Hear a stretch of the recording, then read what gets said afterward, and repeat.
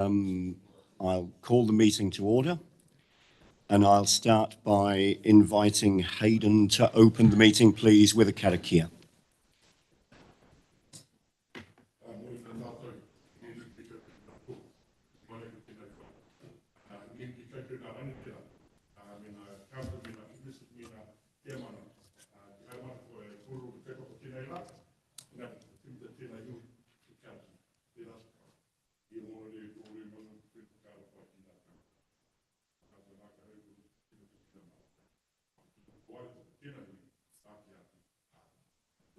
Kia ora. So good morning and welcome to our hearings. Today and tomorrow we'll be hearing submissions from a wide range of people, and I don't doubt we'll be hearing a wide range of views.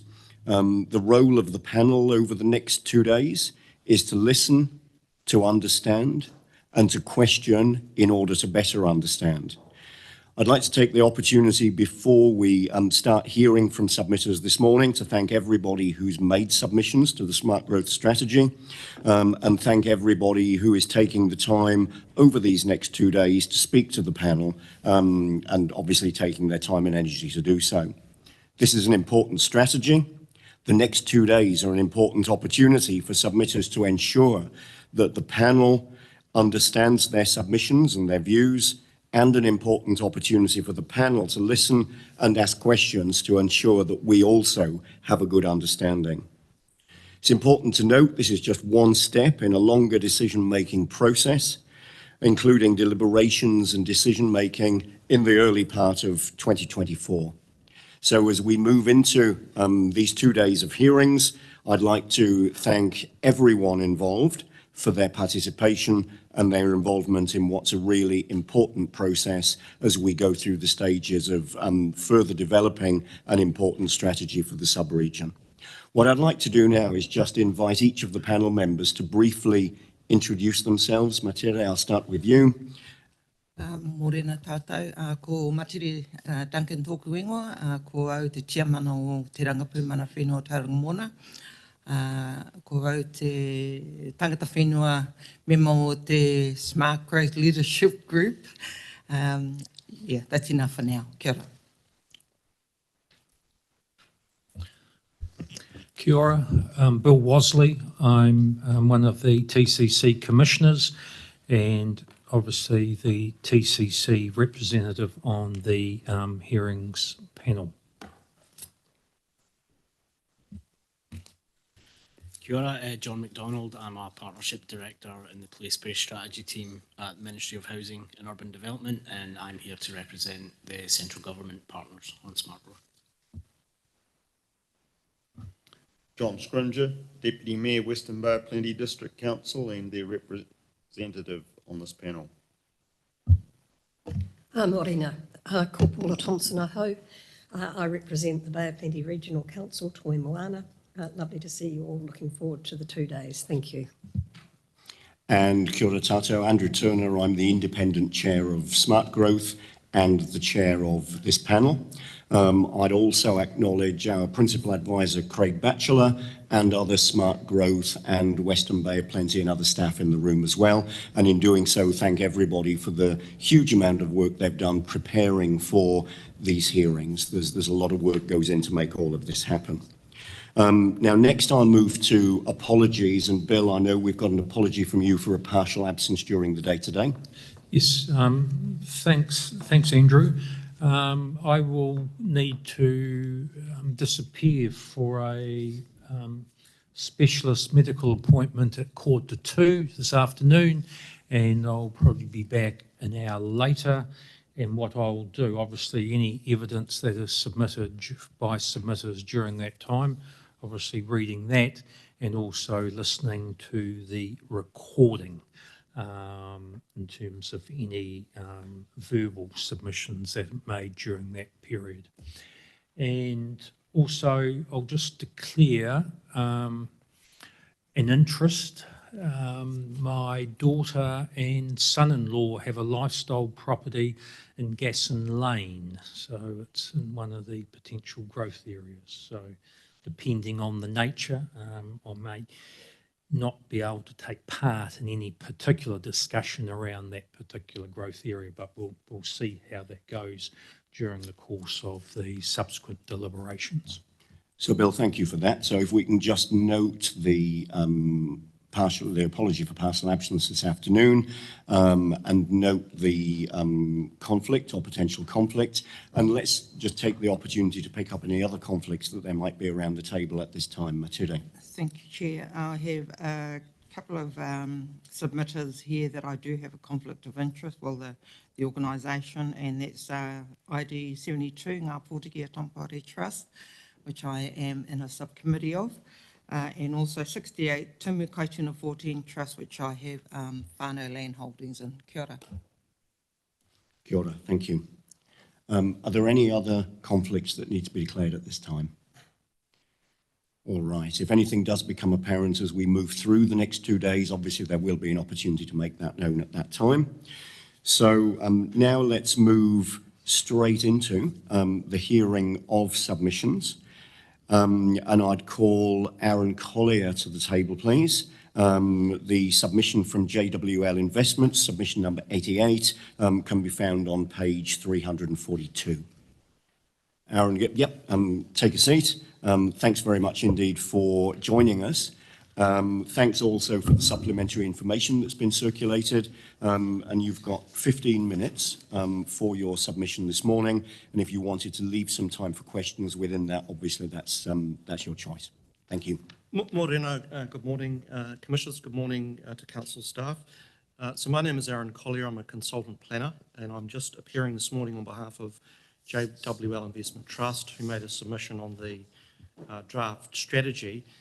Just by way of background, JWL Investment Trust are the predominant owners of the Gate Pass Centre. So the Gate Pass Centre is located in Cameron Road and is effectively sitting in the very heart of the intensification area that has been identified initially under Plan Change 26 and then under Plan Change 33, which is earmarked for significant residential intensification. And we're talking about building heights of 27 metres and residential development and commercial development of up to 6 stories. So the Gate Pass Centre is effectively identified. At one end you have the New World Supermarket, and at the far end the Mitre 10 site, and so it's effectively that 8-hectare block. Now it's predominantly owned by JWL. They originally purchased it back in I think about 2004 from Bob Clarkson, and have over a period of time been developing it for commercial purposes. It was developed initially at a smaller stage, and then there were 2 plan changes which I did to expand the extent of it. The submission effectively deals with I suppose the inconsistency between the spatial plan which has been prepared by Tauranga City Council for the Te Papa Peninsula and the wider kind of area. And in that spatial plan, I've set out in my evidence what the spatial plan is saying about that centre and how it classifies that centre. So it classifies that centre as a town centre. Unfortunately, in the draft strategy, Gate Pass has been left out of the list of town centres in the commercial strategy part of the draft SmartGrowth strategy.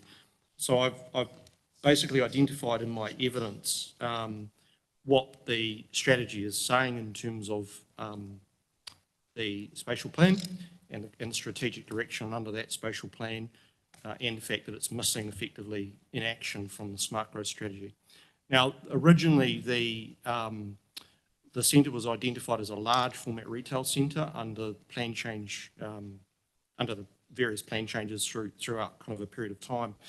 And there's a map that was sitting in the city plan that was withdrawn as part of the Plan Change 27 process, which kind of left the centre in limbo. And so there is some debate between TCC and JWL around the status of what that centre should be, because as you may be familiar, the national planning standards don't deal with large format centres anymore. So JWL's view is that it should be a town centre, which is consistent with the spatial plan. So what we have asked for is that some consideration be given to that in the list of centres in the SmartGrowth strategy. I note too that, for example, much smaller centres such as Brookfield have been identified for potential inclusion, but Gate Parr has simply been excluded. And it's really important that it's included for a number of reasons, including for future investment decisions to be made around it. And so the question's been asked, well, what's the issue with it being a local centre? Well, the issue with it being a local centre is that quite often decisions around investment are made on this based on the status of the centre. And that will include residential decisions, but also commercial decisions. So thank you. I'm happy to answer any questions. I've set out in a little bit more detail in my evidence the background to this and what the spatial plan is saying. And sorry, it's only about 3 or 4 pages, so I didn't pre-circulate it, but it's there if you need to review it. So I'm happy to answer any questions. Excellent, thank you. And yeah, thanks for circulating that information. Are there any questions? Ms. Ewing. Morena, thank you, Aaron. Just I'm trying to think how to phrase this, but is that the area where the Mega Mitre 10, is it that part of that particular project that you're talking about, JW? It is. Mitre 10 is part of the centre, but I think it's important to realise that as part of the Plan Change 27 process, the 27-metre building height area was left beyond that Mitre 10 site, so where the building is. So there's a proposal to leave that building height and then it would go up from there. And so there was quite a lot of dialogue and engagement with Ngāi Tamaraiho over a long period of time to get to that point. And so we actually have a supporting submission as part of that plan change from the hapu. Bill. Thanks, Aaron. In terms of, and in particular, I'm looking at your paragraph 3.3 of your statement, and you reference the national planning standards. So those standards, again, provide direction and come from the centre, so to speak, but is there the ability for councils to actually have variations in respect of what those national planning standards specify? And the reason for asking that is that you noted originally the area that you've outlined had been a large format centre, but that doesn't exist now. So I just wanted a bit of clarification around that. Yeah, I think that raises 2 points. One is it was set as a large format centre back in time. And so in terms of when the city planned, I think probably around 2010, 2012, it was set as a large format centre. The issue that I have with that is that the spatial plan certainly is much more forward-looking, as is Plan Change 27. So there's that point around whether or not it's appropriate to leave it as a large format centre in terms of what it was originally identified, because that was identified prior to all of the intensification being considered. And secondly, I think there is the ability for councils and the SmartGrowth strategy to look at a kind of a bespoke provision if they wanted to.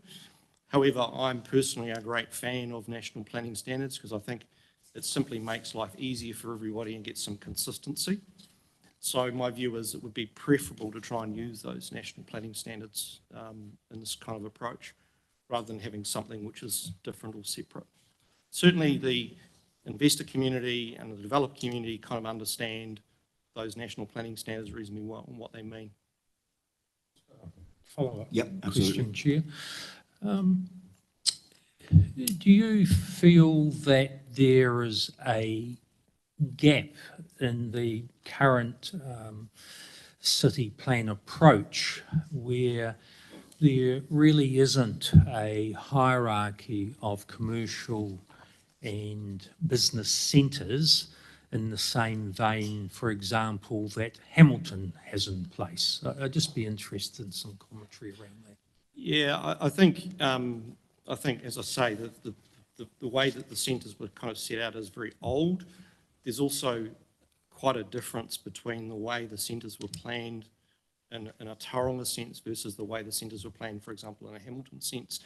So, for example, a lot of the centres were actually developed through land use consents because under the old city plan, they were simply, from memory, either a restricted discretionary or discretionary activity. So you've got a whole series of centres, and I can think of probably 3 or 4 that were developed through land use consents rather than through a zoning kind of approach. Gate Pa wasn't. It was developed through a zoning approach, and so I think there's that kind of that point of difference. But what I'm really struggling with is why there's been a huge amount of work done on the spatial plan.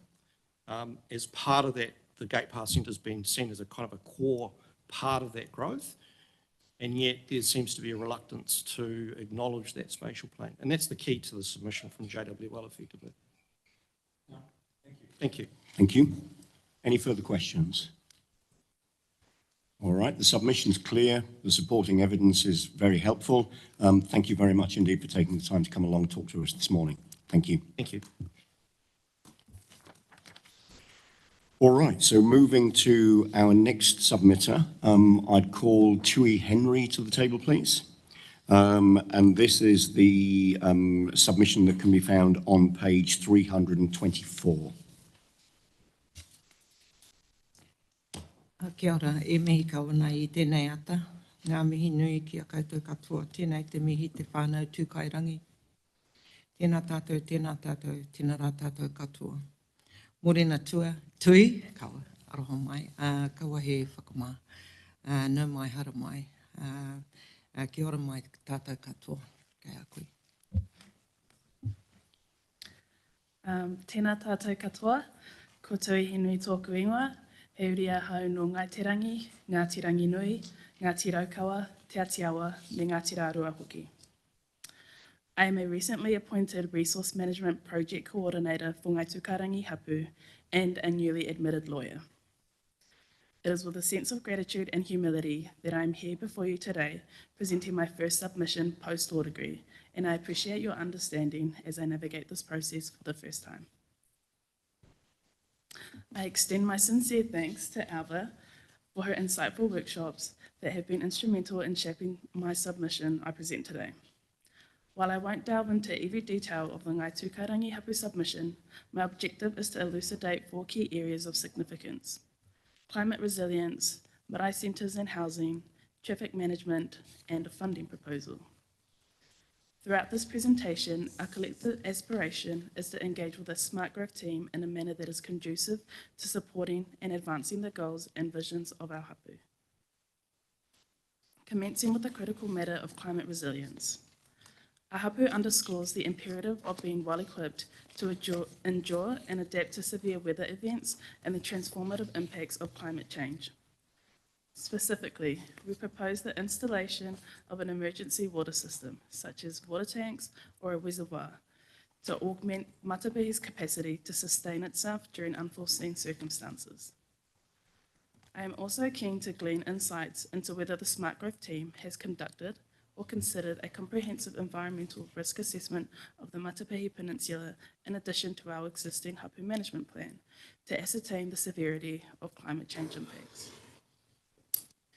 In the context of climate resilience, how can the SmartGrowth team collaborate with our hapu to ensure the success of proposed emergency water systems and other resilience measures? In traversing beyond mere sustainability, the concept of climate resilience encompasses mitigating the impacts of erosion, a concern explicitly articulated in our hapu management plan.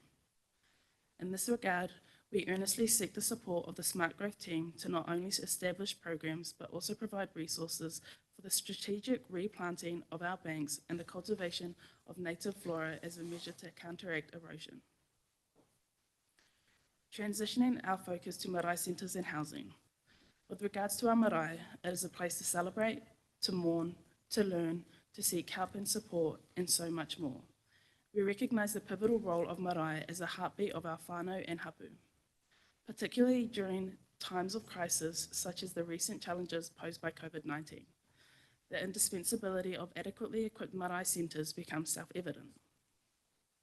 Therefore, we inquire whether the SmartGrowth team has contemplated the prospect of establishing a Māori health clinic in Matapihi, thereby addressing prevailing health disparities.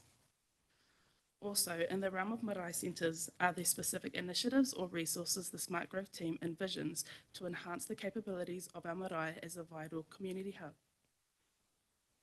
Additionally, within the context of Matapihi's deliberate rural designation, we confront the challenge of harmonising rural preservation with essential infrastructure development, especially in supporting our whānau on establishing papakainga on their whenua. We extend an invitation to the SmartGrowth team to elaborate on their strategic initiatives to navigate this delicate balance. Turning our attention to traffic management, the paramount concern centres around cycling safety.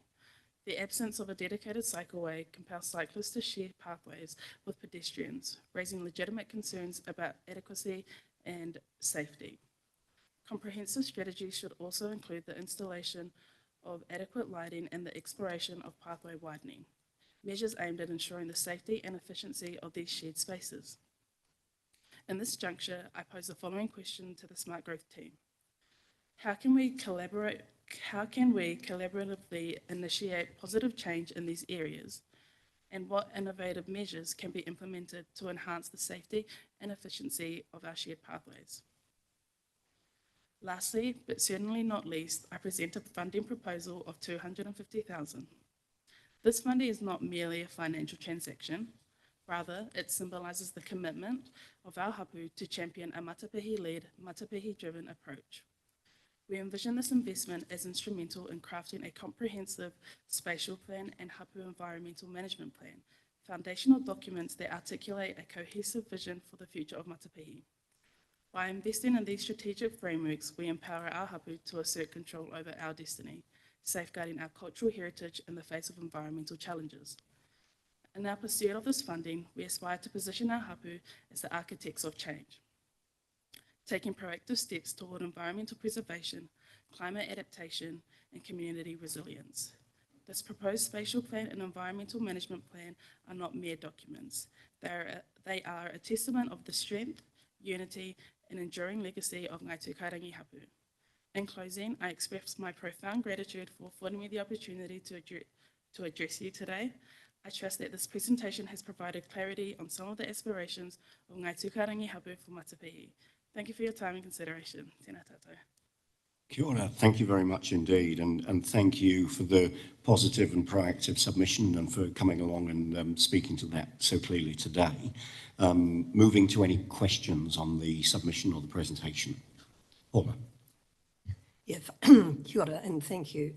Excellent submission and your presentation this morning. Two questions, if I may. Has Te Whata Ora engaged with your hapu in terms of their locality planning in respect of a health centre? I'm actually not quite sure of that. However, I can get back to you to that once I have received clarification from the committee. Oh, don't worry about today. I would be interested to know. And secondly, has the transport system plan personnel been in contact with your hapu with regards traffic and transport matters? Yes, well, I know that NZTA have been quite proactive in engaging with Ngāi Tūkarangi Hapu on their projects. Thank you very much. Thank you, Mr. Chair. Thank you. Bill. Thanks for your submission and the clarity that you've presented it in. I was just interested in teasing out a wee bit more in terms of the role, because I think in the present time, is there a Matapihi land use plan and a hapu management plan that's already in place? And I just wanted to tease out to see if you had any comments about those initiatives and whether some of those matters, some of the matters that you've highlighted in your submission are more appropriate in those plans as opposed to just being referenced in the SmartGrowth strategy. I can't speak on the land use plan, but I know that there definitely is a hapu management plan, but you know it definitely needs to be reconsidered and maybe work done to it because it is quite an old plan. And yeah, you are right that some of the points that I have raised probably could be included in those, and they probably are as well, included in the hapu management plan, but it was just informing you guys of those aspirations as well. But you see the funding proposition to assist with the review of that plan. Sorry, could you please restate the question? In terms of the, you've outlined towards the end of your submission regarding the $250,000 proposition in terms of funding to help with resourcing. Do you see some of that assisting with the review of that hapu management plan? Yes, I do. And just following on from that, obviously you note clearly in the submission, and it's been raised today, the funding to build capacity and capability so that you can do that foundational work, that you can work on those strategic frameworks. How would you see that work and the work that's going to be done by the SmartGrowth team further developing and implementing this strategy? How can we best work together to make sure we get the most out of the opportunity? That's a good question. I think it's just, ensuring collaboration through every step of the way, and just, providing the necessary resources to be able to meet our aspirations. All right, thank you. Ature. Kia ora anō. Well thought out submissions, really excellent. I just wanted to tag on from what Paula's question is around, it's not really a question really, it's probably more in support of your submissions, is that central government still has a role to play in some of those things that you've highlighted, and I think that some of that due diligence will still need to be happening within your, moving forward. Kia ora. Thank you. Any further questions? No further questions. Thank you very much indeed for the submission and for coming along and speaking to it today. Thanks very much indeed. Kia ora. So now moving to submission 87, which we can find on page 336. And Lauren, welcome to the table. Thank you very much indeed for joining us. Ai mōrena koutou, nau mai hara mai, Lauren. Thank you for your submissions, and kaua he whakamā, and I'll hand it over to you. Kia ora. Tēnā koutou katoa, ko Lauren Waitford tōku ingoa, he uri ahau no te tai tokirau, engari I tupu ake ahau ki pāpā mua. So kia ora everyone, my name is Lauren Waitford. My whānau are from te tai tokirau up north, but I grew up here in Papamoa, and I'm employed as a policy analyst for Ngāi Tūkairangi Ahu Whenua Trust, and had the privilege of preparing a response to the Smart Growth strategy on their behalf. I would first like to acknowledge the trustees, staff and wider Ngāi Tūkairangi whānau here today to support mine and Tui's presentations, as well as the work of Alva Conroy, whose workshops and circulated information was integral to getting the trust submission over the final line. So just a big mahi to her. And through our submission and the hearing session today, the Trust hopes to further our engagement with the Smart Growth Partnership and illuminate them to some of the concerns, challenges and aspirations we face and have today. Smart Growth partners, in the Trust's opinion, have a long way to go in terms of recognising the integral role of Māori land trusts in these planning processes and within the development of our sub-region. And we hope we can improve this work stream through further engagement and experiences like today. So within the Trust's submission, our feedback on the Smart Growth strategy focused on the Matapihi Land Use Plan and Tauranga City Council's Mount Te Arataki Spatial Plan, the allocation and use of fresh water, preservation of highly productive land and prospective property development opportunities. At the time of lodging that submission, the makeup of our newly elected government had not yet been confirmed. And so today marks the second week in what will undoubtedly be a very long and arduous 3 years for Māori, but we're here for the challenge. So it is quite difficult to speak to our submission today, knowing what we know now and not acknowledge the massive elephant in the room. An example of such an elephant would be the announcement that the MPSFM and subsequent Te Mano o Te Wai will be going through a rebalancing act, the removal of co-governance in the delivery of public services. There's a long list of policy references within the SGS, the Smart Growth Strategy, that have been either signalled for removal or amendment, which will alter their form so significantly that they may as well just be new policies introduced. The Trust would like to use our time today to highlight how the Smart Growth team and plans, or how they anticipate these policy changes will impact on the implementation and funding plan. We understand that this was not a point raised in our original submission, but it is undoubtedly something that will need to be addressed ASAP. We also consider the feasibility of the Smart Growth Strategy, given its reference to threatened policies and reforms like the RMA, Three Waters, MPSFM and Te Mano o Te Wai, and whether or not before the strategy is formally adopted, whether it is amended to accurately reflect the incoming policies.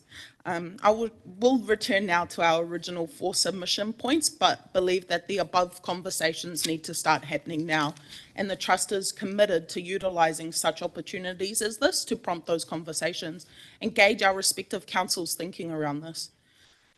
So first, Matapihi Land Use Plan and the TCC Mount Arataki Spatial Plan. As per our submission, the Trust identified the importance of hapu management plans as a significant land user within the Matapihi Peninsula. We are supportive of an updated Matapihi Land Use Plan and can see the benefits of such a document in considering and planning for rapid urban growth around the peninsula. The Trust does have concerns, however, at the nature of the Smart Growth Strategy and other council projects like the Mount Arataki Spatial Plan, not allowing tangata whenua adequate time and resources to consider the impacts of such plans on their own communities and environment. We note that within the Smart Growth Strategy, a tangata whenua spatial plan has been signalled and visually indicated as sitting above and feeding into the Smart Growth Strategy. Where is it? Where's the tangata whenua spatial plan? And why was it not completed in time for this consultation period? The tangata whenua spatial plan or any hapu spatial plan projects also don't seem to be referenced in Appendix 1, infrastructure to support development. So priorities for hapu management plans or hapu spatial plans need to happen first, and the Trust would be interested in hearing from the panel how they will confirm such provisions within their implementation and funding plan. Onto freshwater allocation and use. The Trust referenced freshwater allocation and use within our submission as it has been a particular focus for our orchard operations this year. Proper management and consideration of freshwater resources is essential for addressing the water needs of urban populations, environmental protection, and promoting resilience in the face of challenges like climate change. Water is fundamental to our operations, and without adequate access to water, our business is simply not viable. The impacts of such would be detrimental to our ability to provide cultural, social, economic, and health support to our whānau, to our shareholders. And so through our continued work in understanding our freshwater needs and management practices, the Trust would also like to understand how urban growth may constrain the implementation of the MPSFM and Te Mano o Te Wai. Again, we must acknowledge the recent policy developments, and what does a review of the MPSFM and the current Essential Freshwater Program coming out of Bay of Plenty Regional Council, how does this impact? The Trust is anticipating that new policies will place less emphasis on the health and intergenerational use of water. So how will the Smart Growth Strategy ensure that our freshwater ecosystems and resources will not be put at further risk by a reduced policy emphasis and plans for urban growth? Looking at the preservation of highly productive land, the importance of HPL, highly productive land, cannot be overstated, and the Trust considers that its preservation needs to be a top priority in planning for rapid urban growth. Once that land is taken out of HPL status, it can never be returned, and the impacts on our sub-region's food supply could be detrimental, especially moving into these increasingly volatile climate change conditions. The Trust considers that the Smart Growth strategy is a critical tool that can be used to ensure correct land use is applied across the sub-region. And the Trust would be really interested in working with the Smart Growth Partnership at resources showing the footprint of Māori land trusts in the sub-region and their economic input into the GDP and where this rapid growth could constrain that. It's just something that we're thinking about and how to be more collaborative with yourselves and also those other Māori land trusts in the region, in the sub-region. Just lastly, we spoke about property development opportunities. The Trust's main operations are horticulture. However, we would be very interested in identifying opportunities where we could invest in commercial property development. Obviously, that aligns with our strategy of providing cultural, social, economic, health support to our shareholders and wider Ngāi Kairangī communities. The Smart Growth strategy is all about urban growth, and if the Trust can become a partner in providing for that growth, it could seriously enable us to deliver benefits and further our hapu's aspirations of resilience. Does the Smart Growth strategy and hearing panel consider this as a viable work stream? Where this Smart Growth strategy identifies Māori land trusts such as ours as being potential service providers in this area. Noting the impact of our success does not simply eventuate into our financial statements, it has very large flow-on effects. So just in conclusion, I wanted to thank you for this opportunity today, and the Trust hopes that our submission and presentation today, the Smart Growth team has a clearer picture of how Māori land trusts are integral partners to the sub-region's development and some of the areas where the Smart Growth strategy can help us further. Happy to take any questions. Kia ora, thank you very much. Thanks for the written submission. Thanks for coming along and speaking to it today. And thanks for raising a number of important issues, both through the submission and through some of your questions as we've moved through the presentation today. And obviously they are, as I mentioned at the beginning of the session, the role of the panel today is to listen, is to understand, is to ask questions to better understand. There are some questions that you've raised that certainly we will turn our minds to, and we'll need to look at what realistic engagement looks like as we move through that as well. So thank you very much indeed. Now, questions from the panel. Paula. Kia ora, and thank you for your excellent submission. I represent Toi Moana, Bay of Plenty Regional Council, and we have been endeavouring to engage with iwi and hapu in terms of the NPS for freshwater. How have we been doing, in your view? So I've attended quite a number of the different hui, the general stakeholder hui and then the direct mana whenua engagement hui. I think the nature of the last year, 2 years has been overwhelming for a lot of Māori land trusts, hapu trusts, marae trusts. So no matter how well your council is doing, and I agree that the Bay of Plenty Regional Council has done excellent in terms of providing resources, there's still an undeniable level of fatigue and an onslaught of reforms that we just, no matter how good your teams are doing, and they have been doing very well in this Essential Freshwater Program, there is still always going to be that undeniable fatigue felt by Māori. Thank you. Bill. Thanks, Lauren. Just teasing out a bit more in terms of the land trusts. Is there, in your view, an opportunity for some type of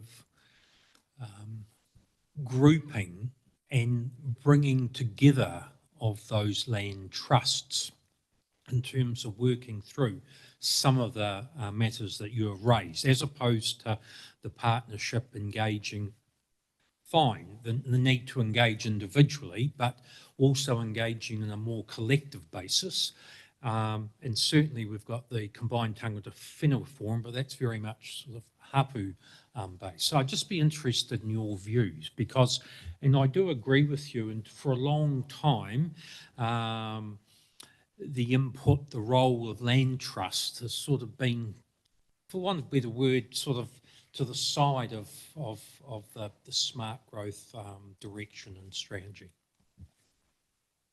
Yeah, I think that's a really good question, and I think it's one a lot of our councils across the country are slowly coming to ask of their communities.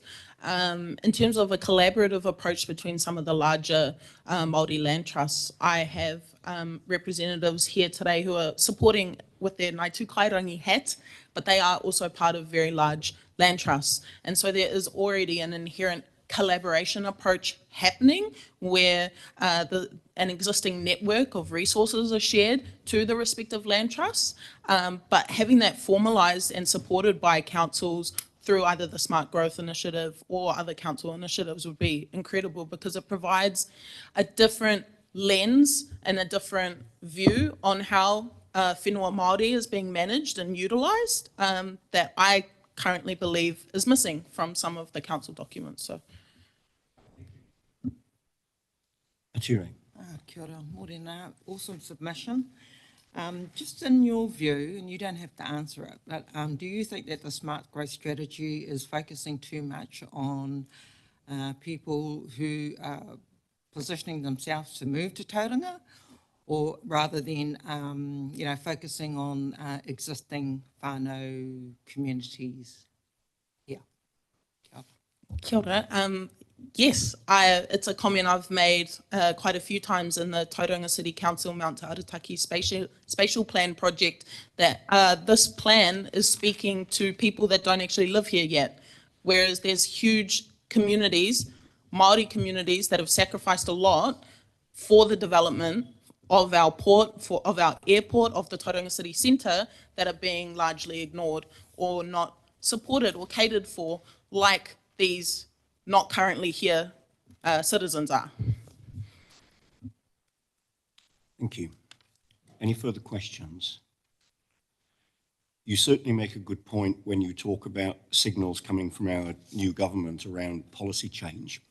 And the timing of these hearings and the decision making next year may turn out to be quite opportune as central government policy and the environment in which we're working becomes clearer. And it may well be that the environment in which we confirm this strategy is quite different than the environment in which it was drafted. So it's important to note that this is a draft strategy. Final decision making is yet to occur, and I would fully expect that with whatever knowledge we have at that time, we would be taking those policy changes into account so that we've got a strategy that's relevant and capable of being implemented in that new policy environment. So yeah, you've certainly raised some good points there. Thank you again for taking the time to come along and present to us today. Thank you.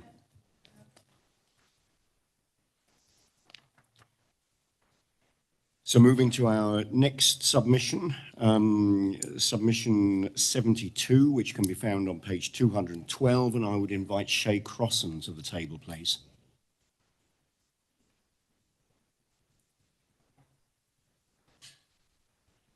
Ai mōrena kōrua, ngā mihi kauana I tēnei ata. Ngā mihi nui kia koutou katoa, kia ora kōrua Spencer, awa ko Shay, ngā pōtiki whānau, tēnā koutou, kia ora tātou koutou, kia ora.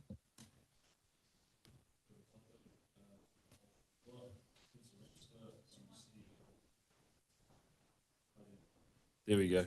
It's my debut appearance, forgive me.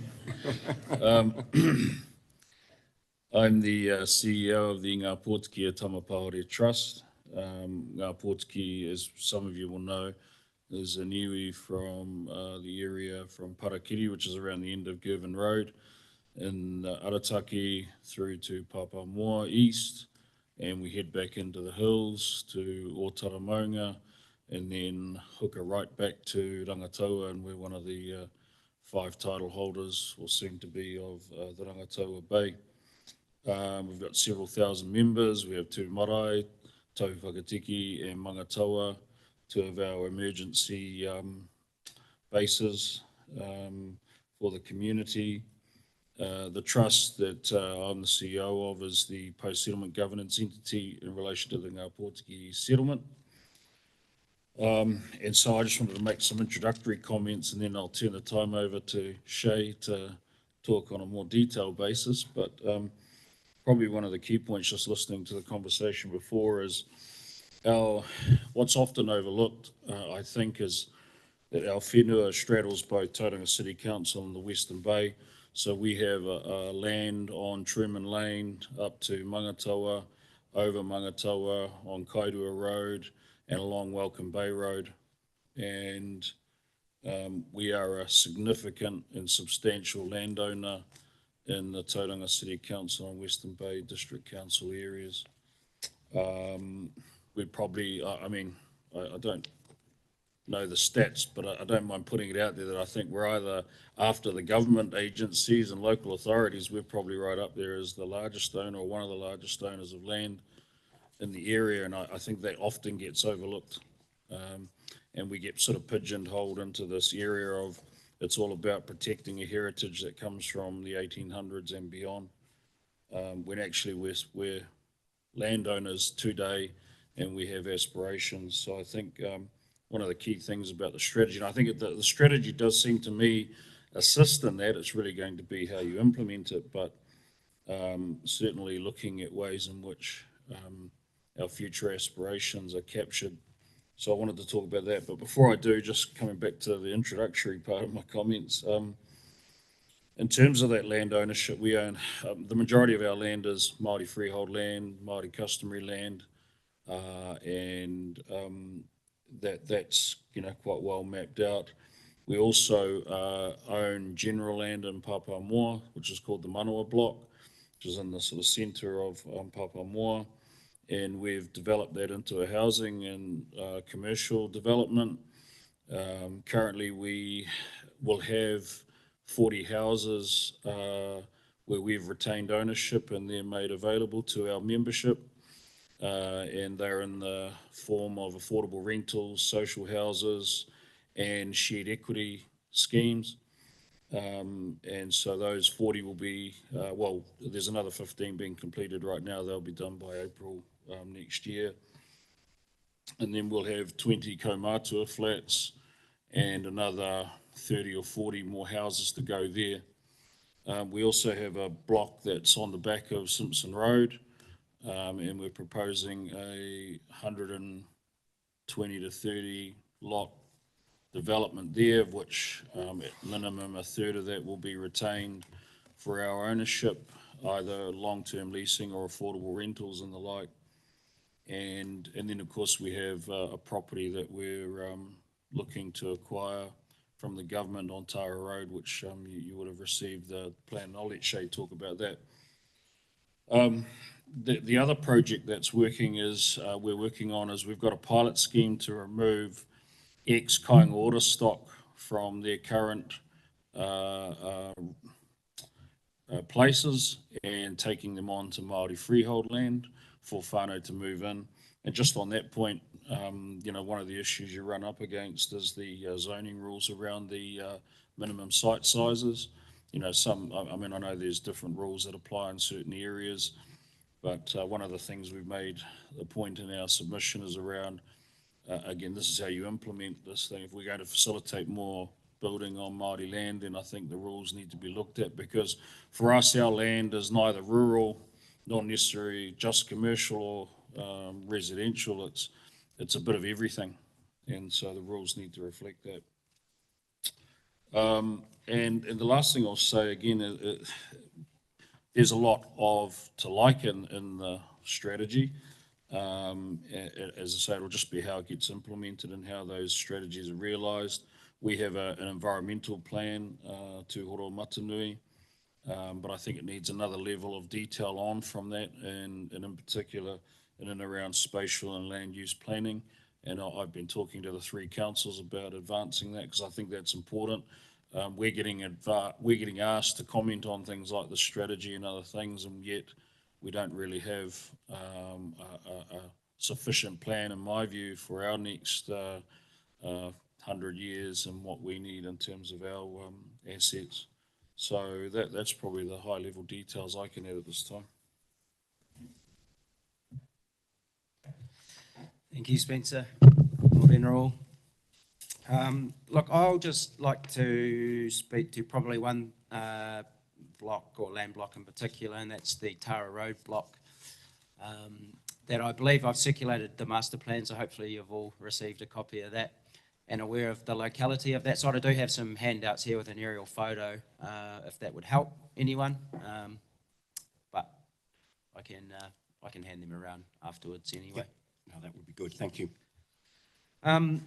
Yeah, so look, as Spencer's outlined, Ngā Pōriki are working through a deal with the Ministry of Housing and Urban Development for the purchase of that block. The block was a severance that was created by the creation of the Tauranga Eastern Link, and subsequently been transferred from NZTA or Waka Kotahi or whatever their new name may be to MHUD for housing purposes. It's a fairly sizable chunk of land. Ngā Pōriki's hope is that it can be included in the FDS, approximately 50 odd hectares, and the master planning to date recognises a yield of around about 550 to 600 sections. The model of that would be, there'll be, I can't quite remember the percentage, Spencer, but there's a vast percentage, a third of that would be retained for Ngā Pōriki housing, like Spencer's just spoken about, with the rest market type housing. There are some constraints with the land. Geotechnically, the land is not easy to deal with, but there are solutions for that based on the geotechnical reporting that's been done. The other main constraint, as you would call it, in that area is stormwater and flooding, and there's work just about to commence on that as well. So the land's got some good things going for it. It's well located. It's got access already in from Tara Road through the existing Doncaster Drive roundabout. It's in close proximity to the Tauranga Eastern Link, the Rangiuru Business Park, new Eastern Town Centre. So yeah, there's a lot of good things going about that. So Ngā Pōriki's plea really is that that land be included within the FDS. Thank you. Thank you. Moving to questions. The submission's clear, and the request, I think, is also clear, but there is an opportunity for questions to be asked if indeed anybody has any questions. Bill. Thanks, Chair.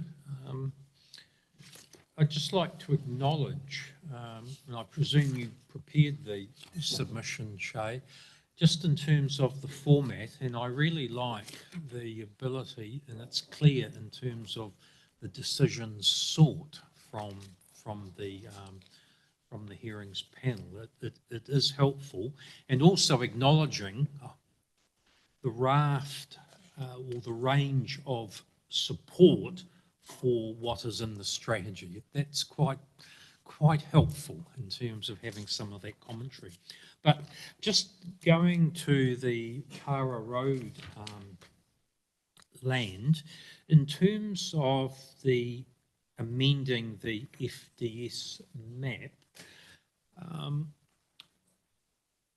are you seeking the identification of the land, but also noting at the same time that there are constraints and there are issues to be further investigated?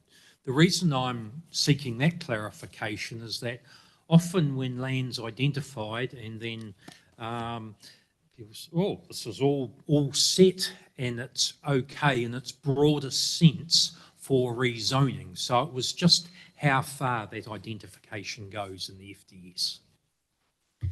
Yeah, well, I think, Mr. Wasley, there are some maps that say, for instance, the natural hazard maps that don't exclude that land. There's a tread with caution overlay. And look, I think that's right to have it on those maps there.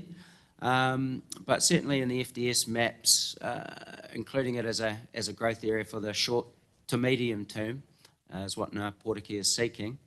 Was that answer your question, or? Yeah. Thank you. Thank you. In some respects, it's a follow-up on Bill's question, but you talked of stormwater issues and some modelling to be done.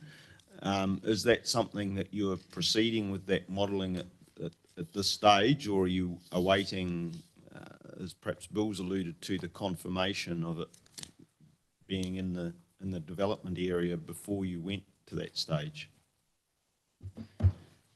I've got a meeting on that today, Mr. Scrimmager, in terms of whether that may be proceeding or not. But I think, look, it's fair to say regardless at this stage, the intention would be to proceed with that regardless of whether it's included in the strategy. Yes. Thank you. No further questions?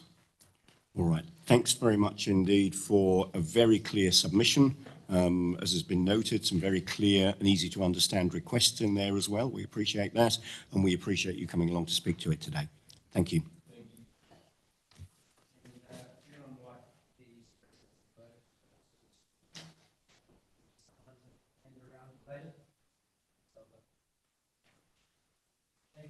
Thank you very much indeed. Thank you. All right, so moving to our next submitters, I would call Julie Shepherd and Beth Bowden to the table. This is two submissions grouped together, so there's half an hour between the two submissions combined. This is submission numbers 69 and 53, which can be found on page 198 and page 127. So grouped together, you've got 30 minutes to present the submissions, and if you'd like to allow some time within that for the panel to ask questions, that's your choice as well. Thank you.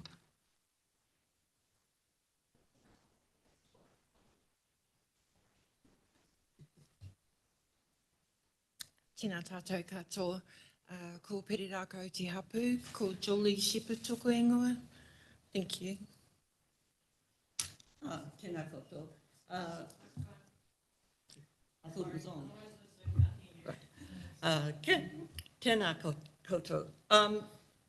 Ko Beth Bowden toko ingoa, ko te puna te wai, ko kaimai ngā maunga, ko Arawa te waka, but it is the steamship Arawa. I came to this country when I was 15 months old, and my parents settled into Puna, where they have lived ever since. So, although I've had a very good chunk of time in Wellington, I am now living in Tauranga and have taken an interest in it all my life. So, as such, I want to acknowledge the previous contributions that have been made by SmartGrowth since its launch in 2000. I got here on a second bite at a career in 2002. So I was interested to see how a town that I remembered, it was like being Rip Van Winkle actually. I remembered everything about Tauranga, provided it was 30 years ago. I guess I'm saying, as now someone who's got pretensions to being a local historian, that it's interesting to see this history of the setting up of SmartGrowth, that it took 4 years to establish a strategy and 20 years for central government to join this partnership. I usually, at this point, brandish the Te Puna Community Plan, but we are not being parochial here, hardly at all. But just to say that this basically sums up that both at local level and at sub-regional level, there have been very considerable efforts made to address the charm and importance of the living in the Bay. I'm very sorry, that is my telephone, ignore. And I don't take anything away from the wholeheartedness with which people understood a need to measure and manage growth here. I guess what I'm saying is, along with that, there's been a steadfast refusal to acknowledge that there are necessarily limits to that growth. However, This is a personal submission as well. As I explain in my written submission, I've got stepping back from a number of different community organisations, but I'm here to offer you personal observations, comment on effectiveness of SmartGrowth to date, to proceed with hope, and to offer a different path to dealing with development here, especially for a decent way of life for those who live here. In my work in tattooing a whānau, I saw too many hopes and dreams betrayed. I saw too many families shattered. That was not the Bay of Plenty that I remembered. We also are here to propose a case study, just in case you want to try a new wise use of such power that SmartGrowth have. And that is based on a local initiative. We'll get to that soon. And speaking at the Te Puna level, both Julie and I do truly appreciate the effort SmartGrowth has made over those many years, 2 decades, to preserve the special character of Te Puna as a green wedge. I have recently embarked on an examination through the cadastral survey maps of land settlement changes in that particular area, because that is about as big as it can get before becoming hopelessly complicated. And it is really interesting to see how the 1870 survey lines still survive in boundaries and road patterns across the area. And I just want to say that an effective understanding of history goes a long way to understanding a modern community. And saying that, I just want to endorse personally the way the Sustainability Trust has noted and presented to you the clash of strategies between the narratives presented by SmartGrowth and the narratives presented by our elected representatives in the Tauranga City Council. Less markedly, I suppose, in Western Bay, but I will draw attention to the kinds of things that elected representatives have to deal with. If you consider the way land settlement has changed in Te Puna between present State Highway 2 and the railway line, the fragmentation of that essentially pastoral land into a leafy suburb gives you pause for thought, I think. I would like to think that if such fragmentation was to occur, that it would be under the umbrella of overarching strategies rather than just paying lip service to strategy and allowing the market and self-interest to rule the roost. In other words, I do understand the relationship between wealth and growth, but I prefer to rephrase it. I think it's the relationship between well-being and a fair use of resources that really matters. And here I'm going to hand over to my companion.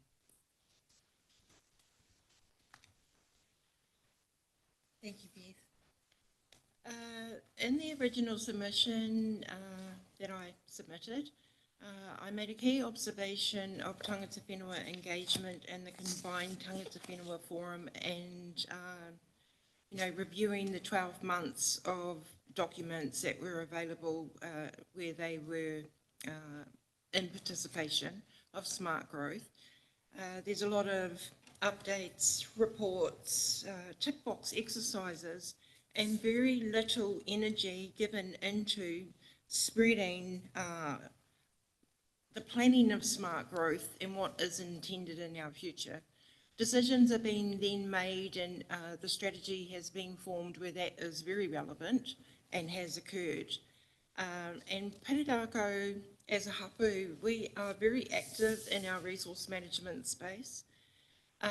There's been bells ringing of recent times because we've had our rohe, the Perirako rohe, extends from the Wairo River to the Ongatiti River, and we share in there with other hapu, Ngāti Pango and Ngāti Rangi.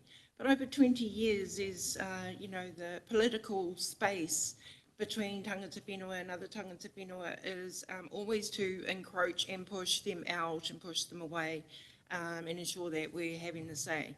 So some changes have been made in the last 20 years around our mapping areas, and while Beth actively speaks for Tupuna as a representative of the Tupuna community plan, the Perirako rohe extends much wider. But what we are observing is that there is pepper potting of rural residential in rural zoning, and it seems to be at the discretion of council decision making where that occurs, or the depth of the pockets of developers coming into our area. We have retained ancestral landscape and been very active in the protection of that. And like I mentioned, Omakuro has been fully zoned urban, and we've paid a lot of attention to that, taking our eyes off the balance of our rohe, where I say the rural residential is pepper potting. And we actually have no real idea about what is going on in terms of development in the Arohe. We can pretend we do, but to be honest, we actually don't. And because we're not part of the wider discussions, we're opposing the urbanisation of Tupuna Huharawa, which is the traditional name for Plumbers Point, Te Rangi Tuanehu, which is the Minden, which is already, these areas are actually already subject to rural residential developments. So we do actually want to have more conversations and be more part of the planning and the strategies that look to shape our future and our rohe and how we are seen and how we live as, a large population of what is known as ahikaro. We continue that in our rohe. We are not, the Perirako rohe is known and the Perirako hapu are known, and we still retain quite a large population in our rohe, as opposed to, for example, Nai Tamara Waho, they are in the CBD, and there's very few families left that are actually occupying in their rohe, and it's the same as every urbanised area, actually. And Perirako want to be part of the conversations directly with our community to ensure that there's some level of planning security so that we don't get displaced in time in a further wave of, further compromising our people, our rohe, our heart and place in it, where we become the minority in our rohe, where we are heavily occupying currently and have traditionally over time. I'm going to pass back to Beth because I'm a deep-hearted person, and I speak it in different ways to ensure that we are given the opportunity to have the conversations and be part of planning. And I do have a handout to leave with you that talks more about what Beth is talking in regards of community, tangata whenua, collectives, working more actively in the smart growth planning and having the ability to have a say. Thank you, Beth.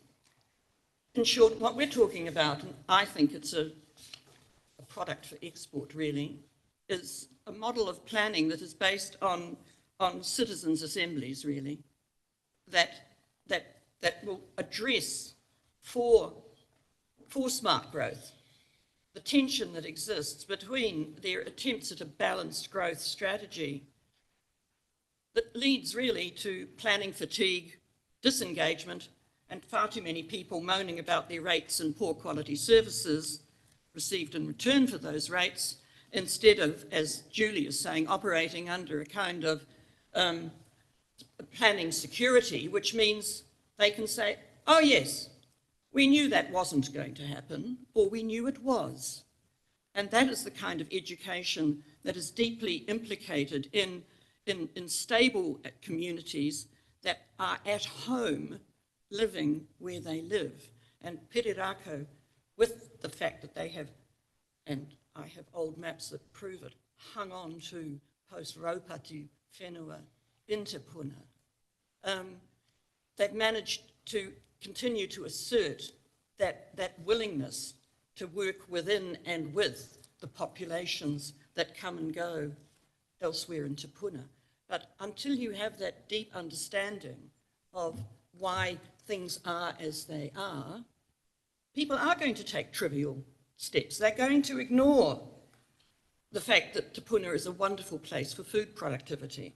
They're going to ignore the quality of its waters because they don't really care. They're not there long enough to really notice the downstream, unintended, effects. They do notice poor traffic management. We all want better ways of getting to and from our city and our homes, but that doesn't mean that we sacrifice, as I say, the lines on the map, the cycleways that tell the stories of our ancestors who used to walk across those paths, not on wheeled vehicles at all. In fact, speaking once again as a historian, it's really quite interesting. Maori names turn up all the time in school boards, local committees, collaborative efforts to do community amenities, hardly ever show up on roads boards. Why? Because the roads were not nearly as important to Maori as they were to Pākehā. So those are the sorts of things that need to be, as I say, deeply understood.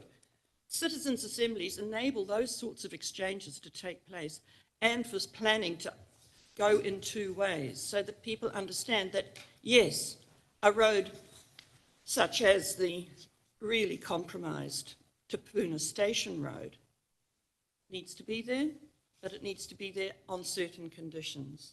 So we're looking for planning for the future that shows that there are limits to growth, a guarantee to secure the green belt so that Taurongians get a chance to look at a landscape that would otherwise be lost.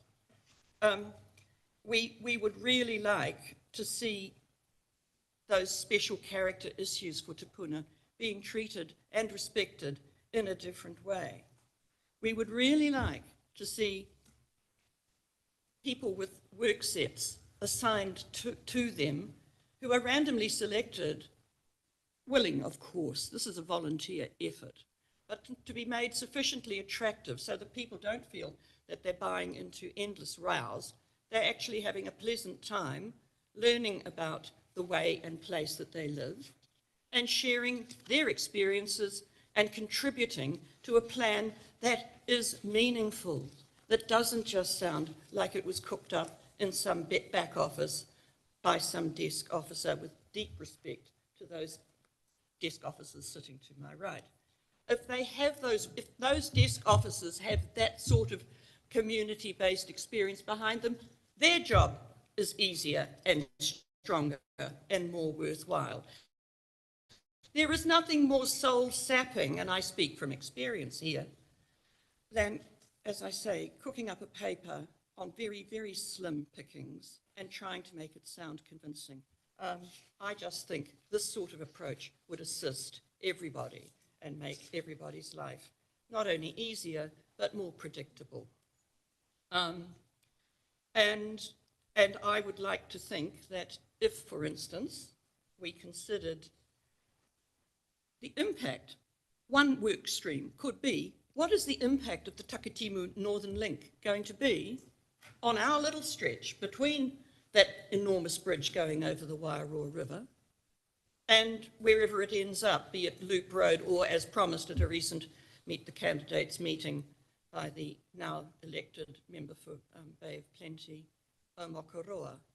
How is our community going to react to having bear moths thundering across a piece of landscape that is entirely a new line? That road would be utterly unfamiliar to people who lived in Te Puna 100 years ago, whereas every other road would be recognizable.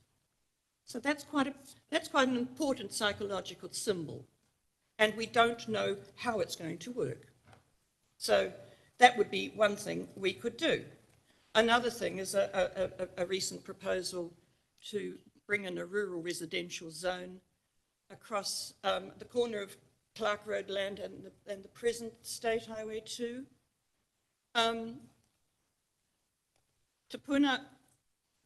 Tupuna's good, easy built-on land is being soaked up like a sponge with very little understanding of the effect that has on its schools, on its shops, on its services.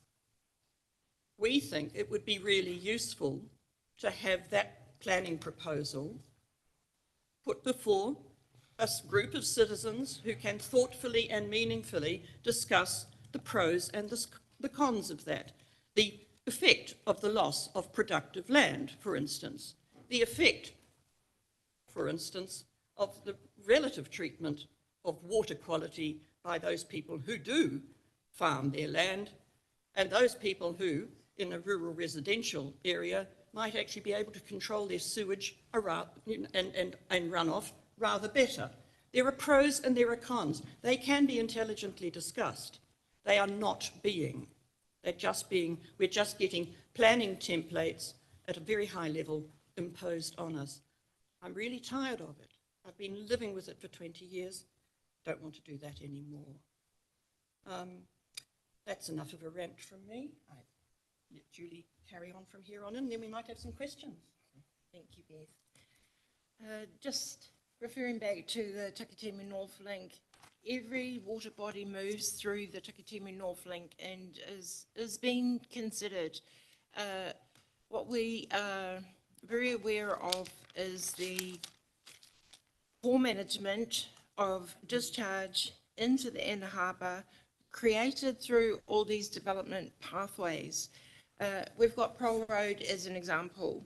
We sought to protect the gully systems, to use them as stormwater treatment options and management options, but they prefer to instead install a very large culvert down the length of the road, entering into a very limited and adjacent stormwater pond wetland that is not actually going to service the discharge, and this is happening at an accelerated rate. So we can all accept that the decline of kaimoana is created through land use activities and the discharge, and there seems to be no willingness to start stepping back and look at how we're actually managing this. Perirako Hapu, we are about the environmental care of the rohe as much as we are about the preservation of special character, cultural sites, and all the rest of it as being equally important. Beth talking about food productivity. We in the rural area don't have community gardens and those kinds of things. We're not servicing one another anymore. Our marais are very closed off to their whānau. Many of our community members have never even been on a marae. There needs to be, work done to bring communities together. Now, on a more serious note, and what I am going to be leaving here with you, we've recently had the combined tangata whenua involved in spatial planning.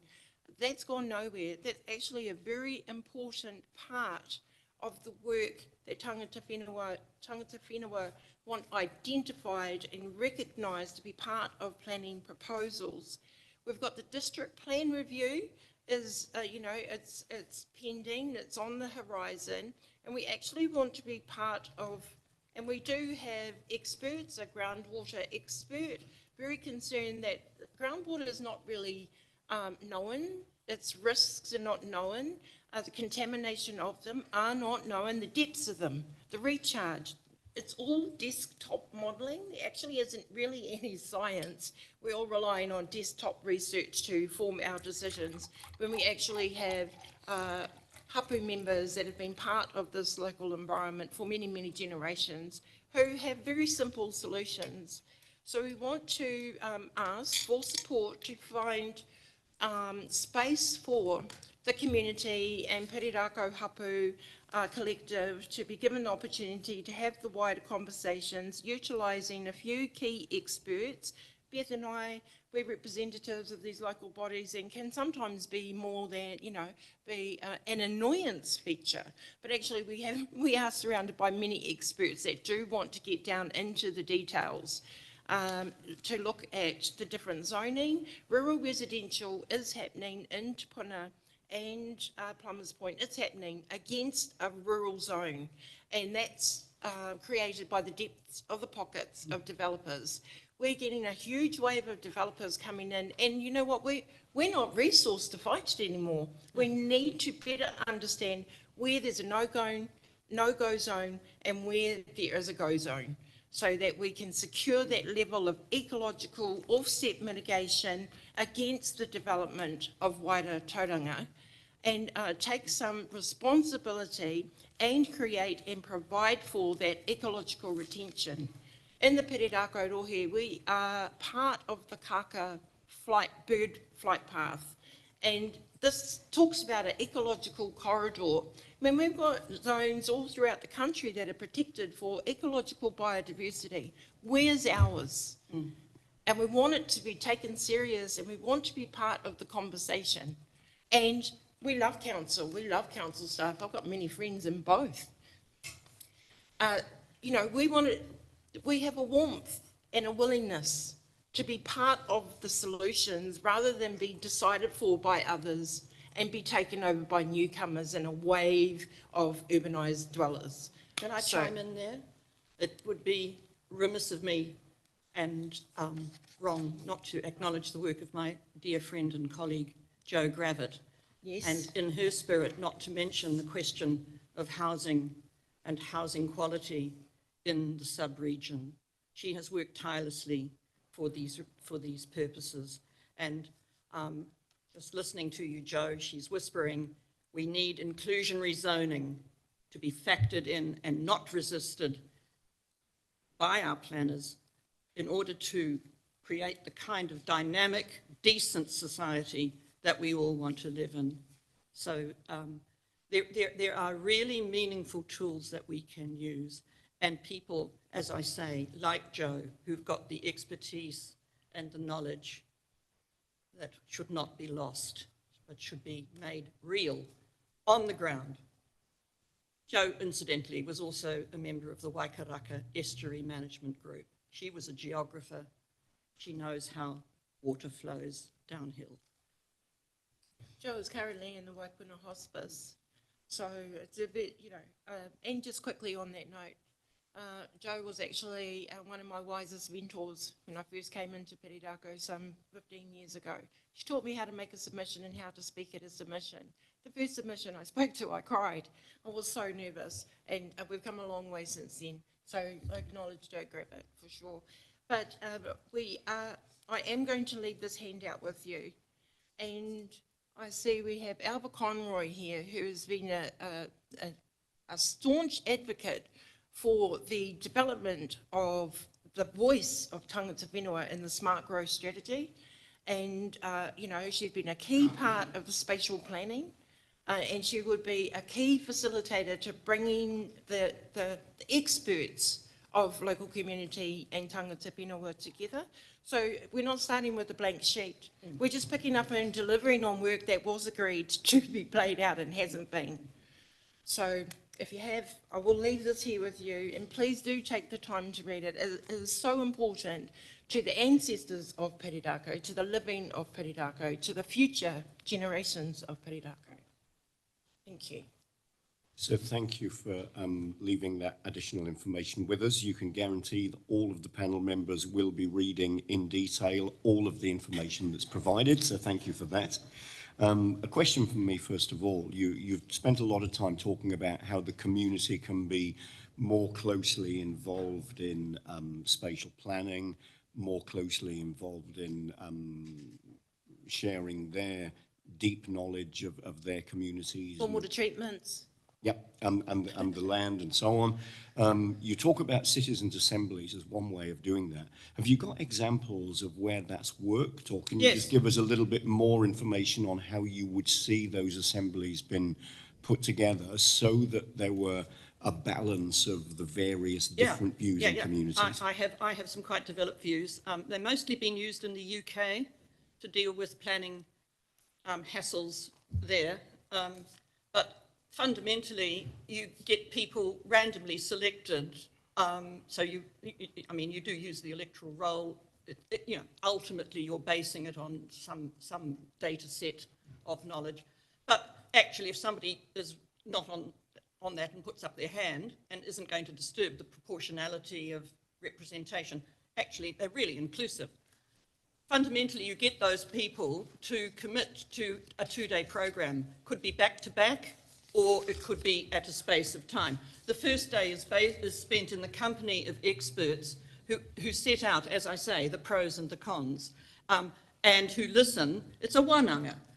You get the expert point of view. You get somebody saying, you know what, I never saw it that way.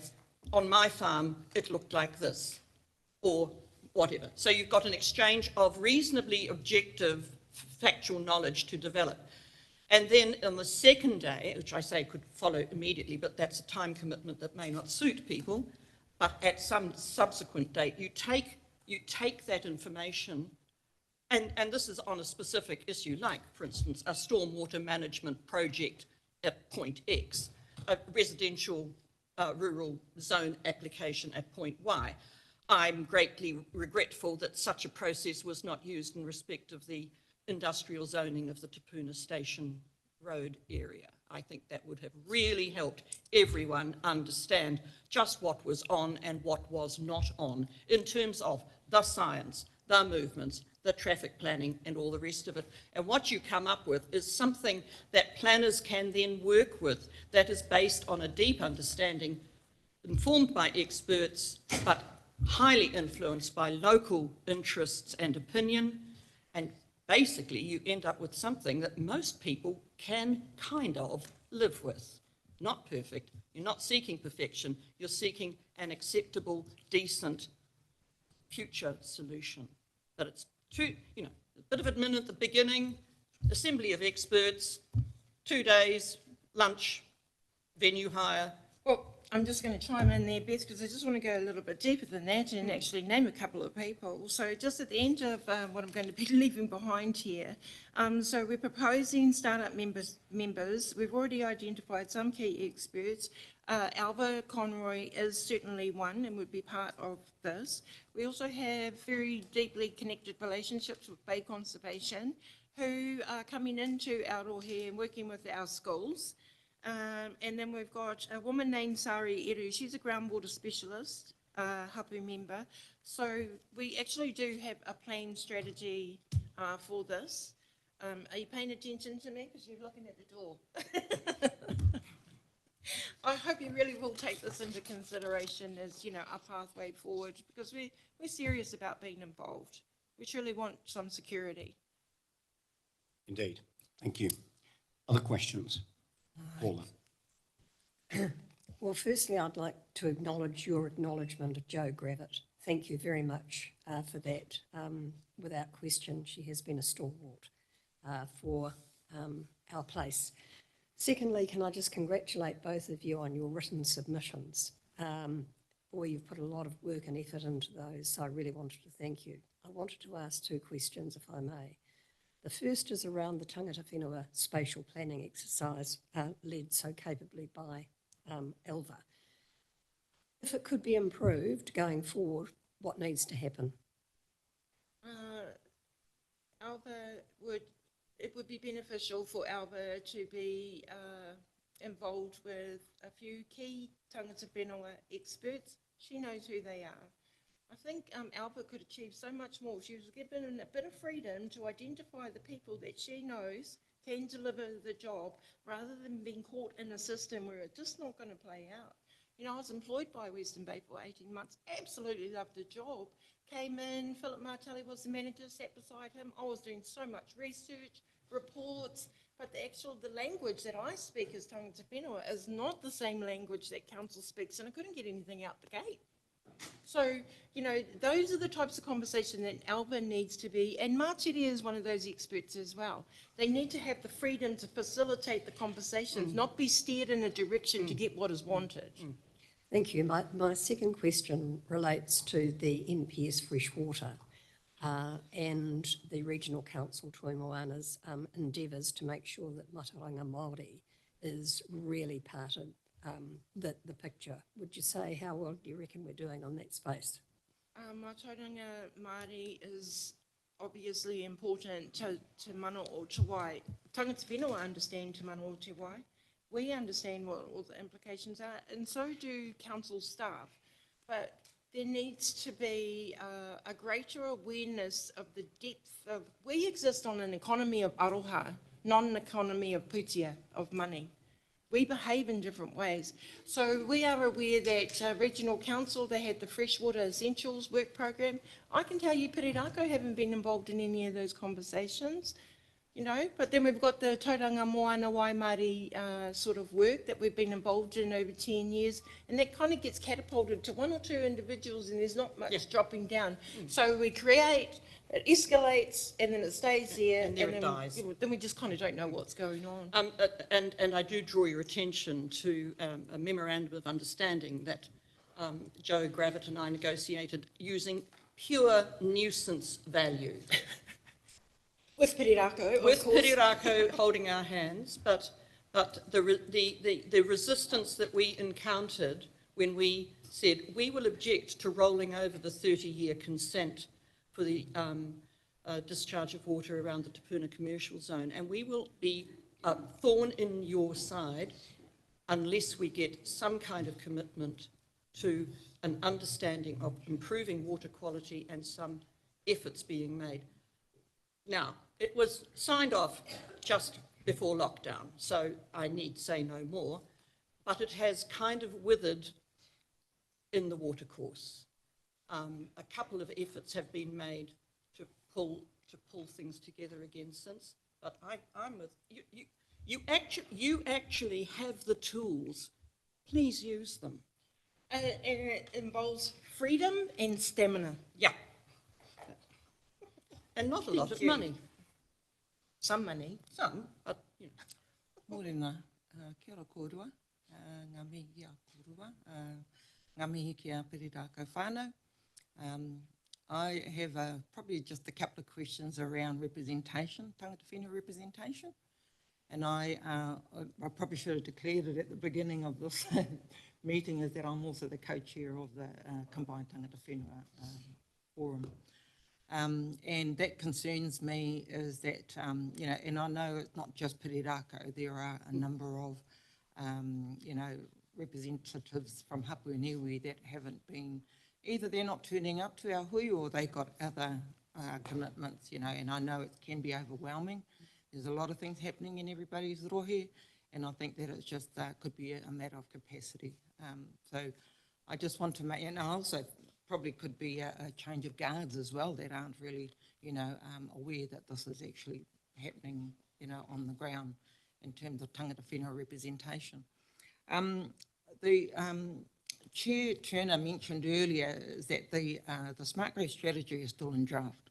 So there's still a lot more work, and that's why we're having these conversations with you and submitters, you know, to hear those views and hear those concerns, and so it will go back and be adjusted and varied and, you know, and whatever needs to be happening, and that's why we have the staff here. It's important that we have our staff here. Excellent staff, I have to say, excellent staff that we Yeah, so we want to make sure that we're covering all those well-beings, you know, that's really the key issue around the smart growth strategy. So I just want to make that mention. So, kia ora. Thank you, Martiri.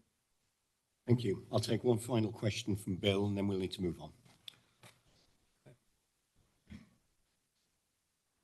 So, kia ora to you both, and Beth, in terms of your commentary around the funding and implementation plan, I agree with you wholeheartedly. Thank you. Because I think from the past, you can have all the good strategic direction and strategies, but if you actually don't have that clarity and commitment from all parties for that implementation and funding. It's very difficult to actually achieve that overall implementation. So that commentary is really helpful. I just wanted to come back to those citizens' assemblies. And I have, in the Waikato, worked with a variation of a theme around those. What I'm interested in is in terms of people coming together, working through various issues, and then recommending a particular course of action. What intrigued me and caused some frustration in across the kaimais for me was that people commit to that and then agree whatever that will commit, provide input, but then once an outcome was generally agreed, those who didn't agree with it were very active in the opposition. So that's where I'm challenged in terms of then how the technique is used, because what then happened, there's a whole lot of relitigation of what the grouping of people had worked through and agreed on. Indeed. And absent bad faith, okay, can't do anything about bad faith. I say that that kind of process is iterative. If you're making recommendations and you get that level of feedback and energy being pushed against it, you have another go. It's a sign that the recommendations, however carefully and thoughtfully put together, were not actually gauging that area's actual understanding and predictions for a future where they felt at home, at ease and secure. It's not, there is absolutely, I understand the efficient drive for a decision at all costs, and you know, us planners, we love a good plan, but actually a plan is only as good as its implementation and the stuff that can be put behind it, which is money and people and things. And if you haven't got the people, you may as well not bother. You got the people. Yeah, I suppose what I'm raising is that, will you ever get all of the people on some of the issues? So despite all of that, there will be those who may not agree. Absolutely, absolutely. And Facebook groups are a reality of life. Live with it. All right, thank you very much. Look, thanks very much indeed to both of you for two really detailed submissions, for some impassioned presentation this morning as well, and certainly some matters for the panel to consider very seriously, and we will. And with a broad application. We're not just from Te Puna. This is for the sub-region. It's Te Puna's gift to you all. Thank you. Periraka Rohi is much bigger than Te Puna though, just saying. Thank you very much indeed. Thank you. All right, so we're slightly over time at this point. We'd got a 10-minute break set down for the panel coming back at 10:40. What I'd propose is that we break now until 10:45, and then we'll resume the submissions at that point. So we'll adjourn till 10:45. Thank you.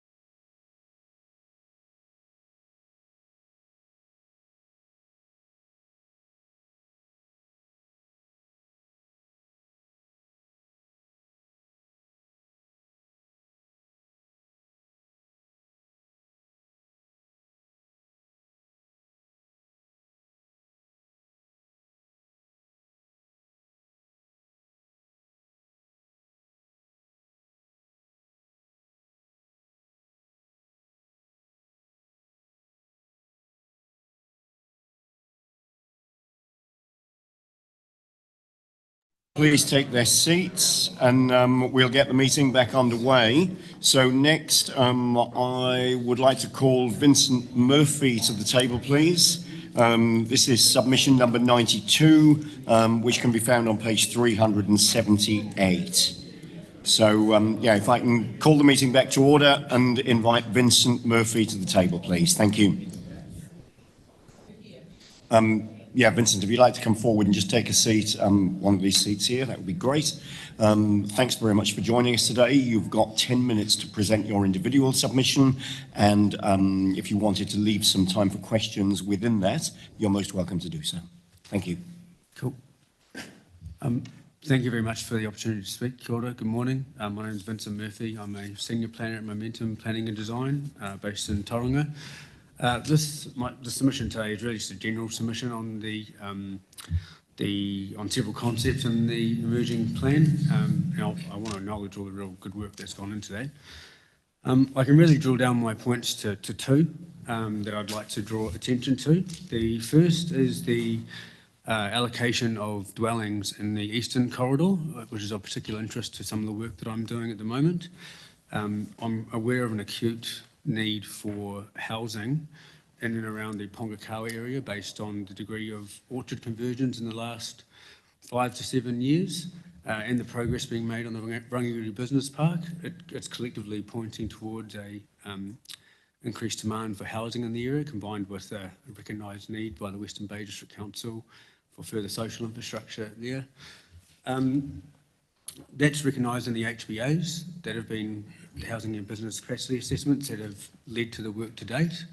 There's an acknowledged urgent need to investigate beyond Te Puke, the ability for growth to be accommodated for residential demand that's not met in the current short, medium or long-term scenarios.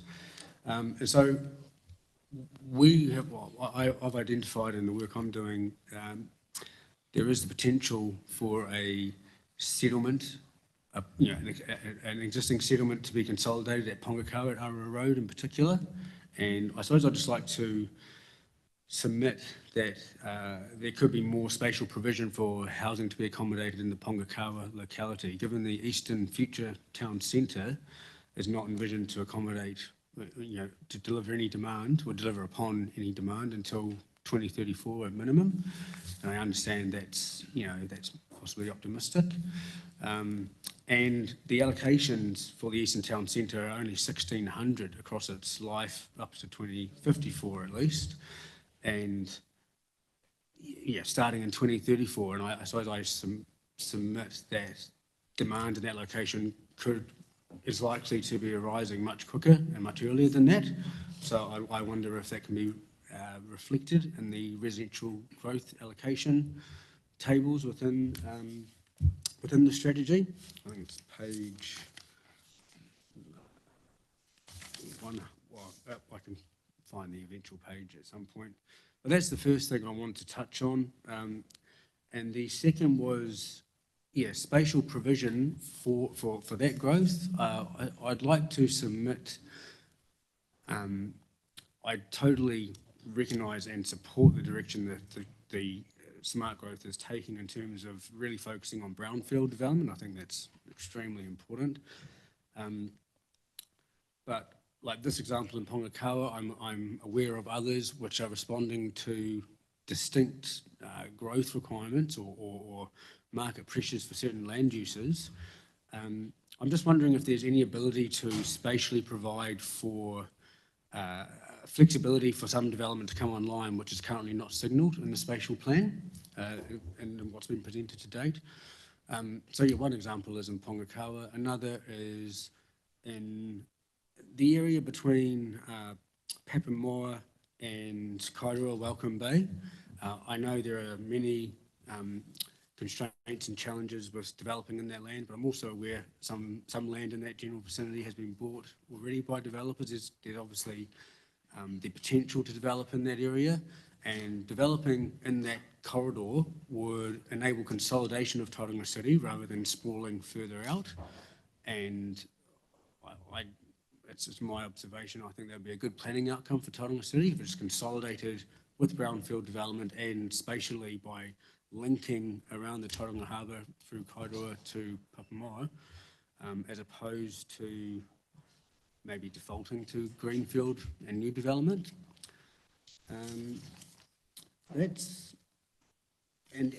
Related to that is precisely how unanticipated development is provided for, and can there be a direction or further provision? I've looked at the future development strategy components, and I acknowledge there's an express section on providing or addressing unanticipated development. However, I do just wonder if there could be a direction around, if unanticipated development is clearly meeting certain principles, it might have a starting point of in-principle support, because that would really assist with plan changes moving forward. Obviously, the principles of the strategy would have to be met. There's the criteria in the Bay of Plenty Regional Policy Statement that would have to be met. But I just wonder if there's any ability to further enable plan changes through spatially identifying either certain areas or the potential for growth. So I know there is a reference to long-term potential business growth on the spatial plan, but that same item isn't included for long-term potential residential growth. And it's just that potential element that I'd like to focus on, and wonder if any further spatial provision could be made for that. That's really the essence of my submission points today. I really support what's happening in this space, and just wanted to make some points on that. So thank you very much. Thank you very much indeed. Thank you. Are there any questions? Bill? Yeah, thanks, Vincent. A couple of questions. In terms of, in looking at your submission where you discuss the housing pressure from your point of view in the Pongakawa area, are you suggesting that any provision in that area should be targeted then to those working in that area? Because you talk about the employee-intensive horticultural orchards.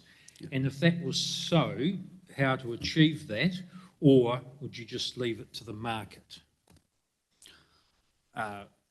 So we have initiated a plan change because the market isn't delivering, and you can see tracking house sales and things like that. It's sold, houses in the area have sold an increase in selling price markedly in comparison to most metropolitan areas in New Zealand. So I don't think we can strictly leave it to the market. So it would be, possibly some kind of targeted overlay or a spatial indication that some growth could occur there. I know like the Hamlet style development had been previously traversed with SmartGrowth in eastern, western Bay of Plenty.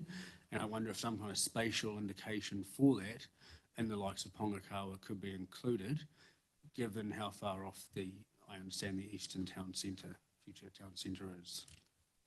No, thank you. My last question. In terms of, you reference the need for a master staging plan in terms of transport and utility infrastructure. Yeah. Would the implementation and funding plan that's identified in the strategy on page 158, which is not part of the FDS or the strategy, but will be developed and all going well, signed off in parallel, would that achieve what your suggestion is around the master staging plan of infrastructure? Yeah, implementation and funding. I should clarify from my initial submission. I've looked into this further, and that is along the lines of what I was hoping to see. Just some kind of clear spatial delineate or definition and commitment to those measures. So yeah, that's what I was envisioning. Thank you. Mathieu. Morena, Vincent.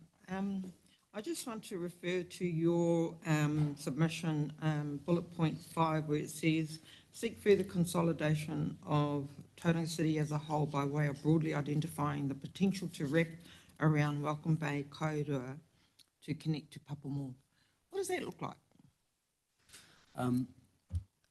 Similar to the Pongakawa example, some kind of, I don't know if it's a like a circle or some kind of spatial indication that some development could actually be accommodated there if it addresses the numerous constraints which I know exist there. And I am alive to the fact there's a lot of issues of developing in that area, but I suppose I'm hoping for some kind of either an overlay or it could be a very broad circle of some kind or oval to say, hey, if someone wants to develop in this area, you can have a look, essentially. So I see it's not wholly defined as a no-go area. So it's really what I'm getting at should that be either a complete no-go or, and if not, maybe we should be encouraging some development to happen in those areas where appropriate to further consolidate Tauranga City. Sorry, I know that's not really clear, but just some further clarity either through a no-go indication or maybe a spatial overlay that this could be a potential residential development area. That's what I'd like to explore there. So you have taken into consideration that Kaura Road and most of Welcome Bay rural, Māori only? Yes, I am aware of that, yeah. Okay. Just one more is, do you have any plans to that effect of what you're talking about? No, look, and I apologise, my submission's quite brief. No, I don't. I'd be happy to maybe supply some thoughts if that would be welcome. I just really wanted to posit the potential for allowing some growth to be looked at in that area at all. I appreciate it may not get very far once you dive into site-specific constraints and like you say, the transport, multiple Māori-owned land, etc. Yeah. What's that, sorry? What's it? Yes. Yeah, that's quite a high lens observation of mine, is that is where the likes of Papamoa and Mount Maunganui, Arataki clearly geographically separate from the rest of Tauranga City. And I'm just really thinking high level planning wise, is there any potential to bring that together there? It may be that in reality there's very limited potential.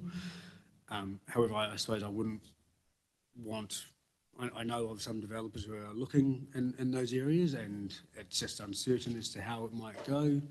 If there was an indication that it's not a no-go area, if it's so constrained that it should be a no-go area, maybe the whole thing should just be flagged as a no-go area, and then that just takes it off the table. Yeah. All right, thank you very much indeed. That brings us to the end of the 10 minutes set aside, but thanks for your written submission and thanks for coming along and speaking to it today. Thank you. Sure, thank you for listening. All right, so our next group of submissions, this is submission number 67, Ford Land Holdings, so Jeff Fletcher. That submission can be found on page 176. And then Jeff is also presenting Tumukai 14 Trust, submission number 68, which can be found on page 187.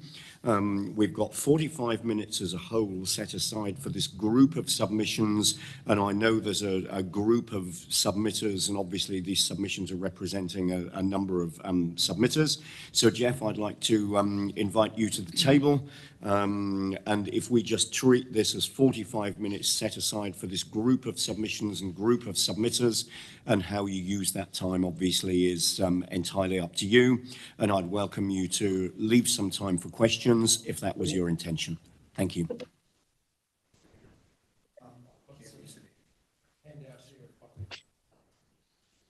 Yep, absolutely, thank you.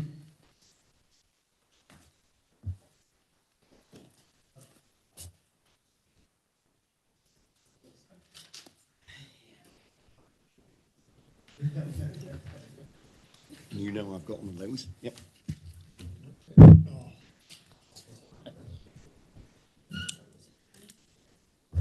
Okay. These lollies supposed to weaken the powers of resistance. Thank you.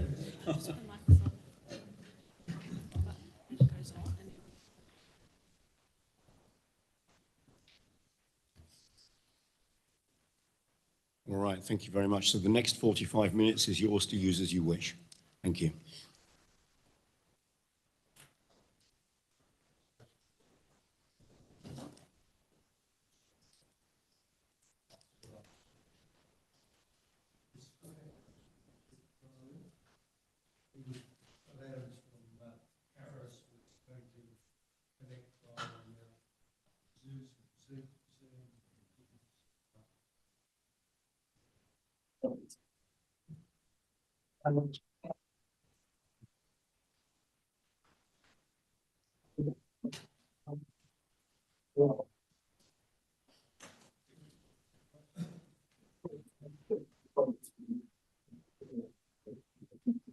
All right, so are we just waiting for the other participants to join by Zoom? Is that correct?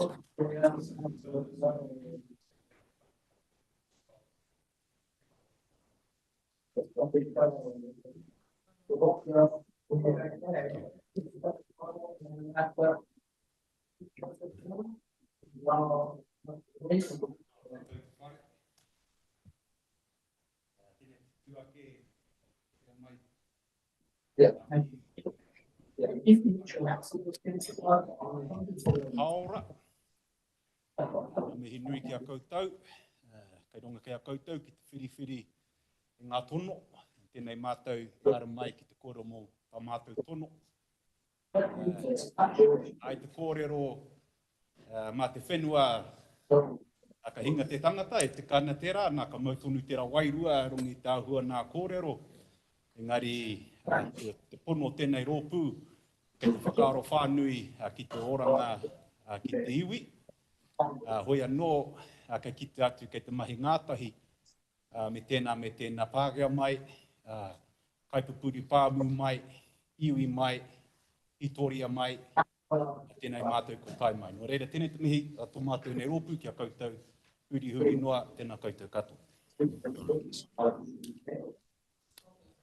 Thank you. Colin Bennett on behalf of the Tutumu Landowners Group here represented today by, from my left, Jeff Ford, Jeff Fletcher, and for the Tumu Kaituna trustees, myself, Chairman Malcolm Short, Trustee Emily Bidwa, and Jeffrey Rice on my right-hand side. Just a quick note of introduction and a couple of words from myself. I would just like to confirm the commitment of our landowner group to progress the plan change for Tutumu. The group has the ability to provide over 6,000 homes for the region, and we are deeply disappointed at the TCC bombshell of pushing out the development timelines for Tutumu. We are not the new kids on the block, as we have been associated with SmartGrowth since its inception. And we now find ourselves being leapfrogged, so to speak, by Johnny-come-latelys. Jeff Fletcher will now present a more fully presentation on our behalf. Thank you. Kia ora, Malcolm. We've given you a handout of the presentation that I'm going to take you through. The format is I'll take you through this presentation. Jeff Ford will talk to the end of the presentation. Then Malcolm Short will talk, and then we're happy to take questions. So without any further ado, we'll move through it. And I'd like to just welcome Scott Adams. Scott Adams is on the screen there. From Christchurch, and Scott's here to support the landowners group. As you may or may not know, Caris have significant land interests in Tutumu, so they're very much aligned and working together with the two landowners you've got here today and with Tauranga City Council. Thank you, Jeff. Kia ora koutou all.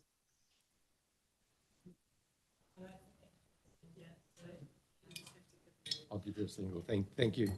Okay.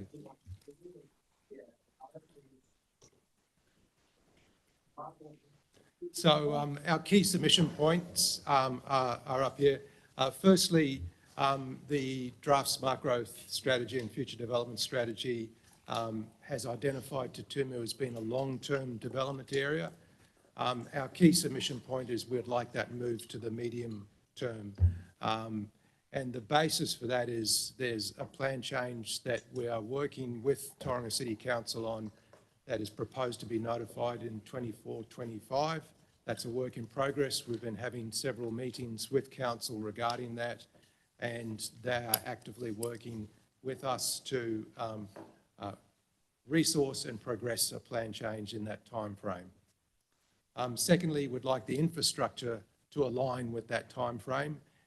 Some of the infrastructure is already aligned there, but obviously there's some changes coming with the uncertainty around the waters entity, but it is really important that the future development strategy infrastructure aligns with a plan change timeframe. And so we'd just like to make sure that there's consistency between the medium-term development identified, identified together with the infrastructure identified. Lastly, as I've mentioned, we've had several meetings recently, both individually, landowner individual meetings with Tauranga City Council, but also collectively. And the message we got out of that is there's a clear desire to move forward and commit to getting a plan change underway, the preparation underway next year for notification as quickly as possible within the 24-25 timeframe.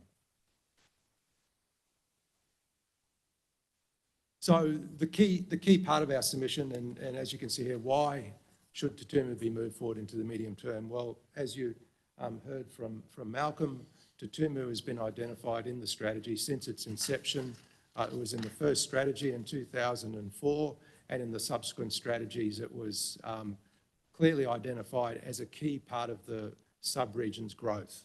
And we believe there's been a lot of work around Tutumu. In fact, there's probably been more work around Tutumu than just about any other area in the sub-region. But that's a really important point. So Tutumu just hasn't arrived. It's always been in the Smart Growth strategy, it's been in the regional policy statement, and it's identified in the Tauranga City Plan as a future urban growth area. Secondly, the three main land interests that make up Tutumu make up over, as you can see up there, 88% or 650 hectares of gross land area within the Tutumu growth area. So it's an unusual in such a large land area to have only three main land groups, and that provides a really solid basis to move forward with, and segues into the next point, which is the land is not fragmented by many different individual land blocks, and it's not on highly productive soils. Conservatively, Tutumu can provide 6,000 plus dwellings, and that's conservative. That's based on the structure planning that was done back in 2019 with Tauranga City Council, and that structure planning is still valid. So that's a conservative figure. The expectation, and there's been some modelling done on it, is it could support considerably more than that. But for conservativeness, 6,000 dwellings is what the current structure planning accommodates. And that is across the whole land area. The plan change preparation is substantially advanced. Over the last 5 years, there's been an incredible amount of work done, and there's still more work to do, which you'll see shortly, but it is substantially advanced. It's not as if it's starting from scratch. Infrastructure planning is substantially advanced, and I've got some slides here to show you on that. And then item 7 there, it does address the smart growth requirements. So it meets those requirements from a spatial plan and a future development plan initiative. It meets all the outcome requirements that are sought. And lastly, and really importantly, because this gets raised quite regularly, and I think it's a reason that it's in here is to touch on it, happy to answer any questions on it, is there's been significant detailed studies done on natural hazards. And it shows that Tutumu is a very resilient growth area. And those natural hazard studies have also accommodated climate change. So it is a resilient area. Whilst it's on the coast and bounded by the river, the studies that have been done are substantive and they do show it is a safe place to develop. This is the structure plan I was talking about. So this is from 2019. This is the one that shows it can accommodate 6,000 dwellings. Now in the right-hand corner there, you can see a fantastic snippet that I stole from the strategy. I hope you don't mind. But I feel it really shows what smart growth is about. And it's about this 15-minute neighbourhood. Tutumu accommodates everything within that 15-minute neighbourhood snapshot. Education, there's plans for schools, shops, there's a community and neighbourhood centres planned, and importantly, it links in with the Sands Town Centre. Local employment, the Tumukai-Tuna 14 Trust has got 57 hectares of land there for employment generation. The parks, substantive parks and reserves are planned, both local neighbourhood reserves, but also the existing natural features that are around that are protected already under the Tauranga City Plan and the Bay of Plenty Regional Policy Statement. Public transport. Currently, Tauranga City, together with the landowners, is working on a single-stage business case with Wakakotahi for the two main arterial routes, transport arterial routes through the area. The Northern Road, which is called to the west, the Boulevard, its name will change, is going to have dedicated public transport lanes, and that's part of that business case. Marae Communities, the trust, the Tumukai-Tuna 14 Trust, has got aspirations, and which will be further developed as time progresses, to have community meeting places and to accommodate the needs of their owners. And as we move forward, the intention is for the trust to go through its own process to effectively master plan their land within the context of the structure plan zonings, but importantly to provide for the needs of the owners. History and culture, significant history and culture throughout this area, and there's been a lot of work done both archaeologically and culturally on the area. There's areas that have been identified and set aside with archaeological protections and cultural protections on them. There's more work to do in the consultation phase, which I'll talk to shortly. Lastly, community. This is all about community, about this 15-minute walkability. It is about building a community, and each of the landowners is very focused on that. And the natural environment is extremely important, and it is already identified. There's only 56% of the total Tutumu land area that's going to be urbanised. Large areas will be protected, and large areas will be available for protection and enhancement and use, not only by the communities that are going to live here, but for the wider Western Bay. I'll just run you through these quickly. The Tutumu Plan Change work streams finalised, the land constraints, identification and mapping, high-level urban land use spatial planning, natural hazards, stormwater strategy, transport and infrastructure corridors based on multimodal road corridor design, which I mentioned, water and wastewater planning for the structure plan, and landscape and visual assessments. Work streams to be finalised, a tangata whenua consultation. That work progressed substantially in 17 to 19. It did stop whilst Tumukai-Tuna 14 Trust went out and engaged directly with their owners. That's due to recommence next year. The acronym there, National Policy Statement for Freshwater Management, wetland identification and consenting pathways. That has been a challenge for any growth in greenfield areas over the last few years, and there are still some challenges to work through there, but that is a work that is going to progress, and there is indications from government that they are looking to work to enable urban development and enable these consenting pathways, which are really important, particularly for infrastructure. Planning rules yet to be finalised. There's some initial work done. And then lastly, open space planning and management. So that's where the plan change is. So just wanted to go through that so you can see that a lot of work has been done. I'll just take you through some of the key infrastructure and the infrastructure that has been planned. Some of it has been committed to, but not all of it. So one of the key ones is the Papamoa East interchange.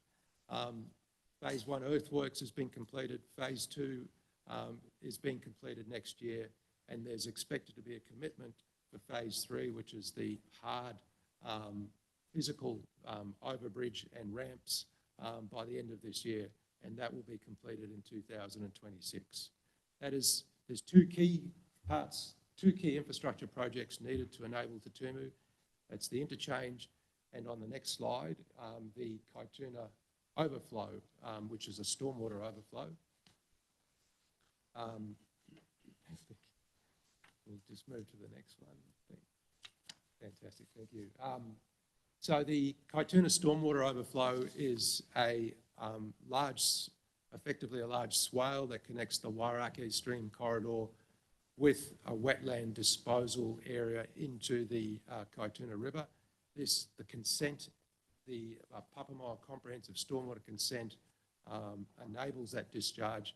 There are consents needed for earthworks and wetland disturbance, where the two national policy statements come into play. But this is a critical piece of infrastructure that's needed, and this is one of the key work-ons over the next year to get the consenting in place for the connection of the Wairakei stream through to the Kaituna River. I mentioned the transport infrastructure. This is a plan directly out of the single-stage business case for Waka Kotahi and Tauranga City.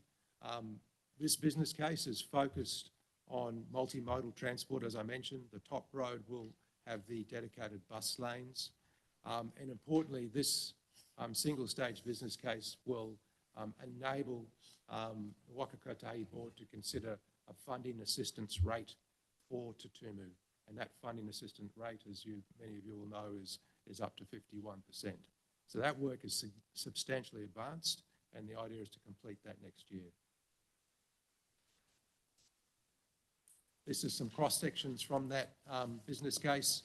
The top cross-section, you can see the bus lanes. The bottom cross-section, which is Te Akaroa Drive, won't have bus lanes, but will have extensive walking and cycling facilities either side. And that shows the integration of that transport network with the proposed land uses. The purple areas are the employment land. The yellow areas are residential land. The green areas are land that's set aside through overlays within the two regulatory planning statements, being the regional policy statement and the Tauranga City Plan. Thank you. The water, as you will be aware, the Waiari water treatment plant was commissioned this year. That plant provides the third source of water for Tauranga City, and importantly, will be providing water to Te Tumu. This plan shows how the different treatment plants connect different parts of the city. And so there are mains that are planned to head towards Papamoa East, going down Bell Road, which will provide the initial connection to Te Tumu, and a future more long-term route over to the east, directly where the proposed Kaituna link is proposed to go. That's a long-term resilient supply. And then this just shows the more direct connections, the main reservoirs, and also the trunk mains that are going to feed into Te Tumu. So all this planning is well advanced. So it is work that is being done, and there's a lot more, there's detail behind it, but the planning is there for it. Thank you. And this shows the planning within the growth cell for the different water mains to go down the two main arterial roads. Thank Wastewater, very important, and this plan, very difficult to see. It's a long stretch of the coast, but effectively the Tutumu wastewater connections will be through to the Tamanga wastewater treatment plant. There's a rising main from within Tutumu from a major pump station on your right, which will connect through to a new Wairake pump station near the Golden Sands School, and then connect via new rising mains right the way through to Opal Drive, which is to be upgraded, and then through to Tamanga. So again, a lot of work has been done on the wastewater. Thank you. To the extent where you can see within the growth cell, a pump station network design has been prepared to show how that reticulation will occur. Stormwater, a lot of work's been done on stormwater. This map shows the comprehensive stormwater consent for the Papamoa catchment. This was approved back in 2009, and the key part of it is it approved several discharge points, with the main discharge being the Kaituna overflow, which you saw earlier, to discharge water from the catchment into the Kaituna River in extreme events. So the reason it's not there now is the water levels and the requirements for that discharge have not needed it, but it will be needed soon as the growth in that catchment continues. And the idea is that provides a high level overflow into the river. Thank you. Complementing that, there's been a detailed stormwater management plan done for Tutumu, which shows how the different sub-catchments in Tutumu can attenuate the stormwater in accordance with that consent, and in turn discharge either to ground or through the various discharge points that are approved through the consent. So that brings to the end of this first stage. I won't go through these points again, but what we're trying to demonstrate, reassure you, is firstly, there's a real opportunity here. Tutumu is, the planning's been substantially advanced, the infrastructure planning's been advanced, and we would strongly like to see the Tutumu brought forward in the future development strategy timeframes to a medium-term proposition. I might now, if there's any questions, we can jump on, but maybe I'll hand you over to Jeff Ford. There's the next 4 slides Jeff will talk to, and then maybe I can pass you over to Malcolm for some words, and then we'll go to some questions. Is that? That might be best, yeah. Okay. If you complete the presentation with all of the presenters, and then let's move to questions after the presentations are complete. Fantastic. Thanks, Andrew. Next slide, please. I'd just like to acknowledge that we've worked with SmartGrowth, TCC, the landowners for probably the best part of 30 years. Today, you can see the support that we've got in the room from TK14, their trustees, shareholders. We've also got Tom Rutherford here, local MP, again, supporting what we're trying to do. This Tutumu is a unique opportunity to be able to develop this land and provide the amenity and the housing is critical to the growth of Tauranga. It's ready to go. You can see the amount of work. But what needs to be done, the plan needs to be notified.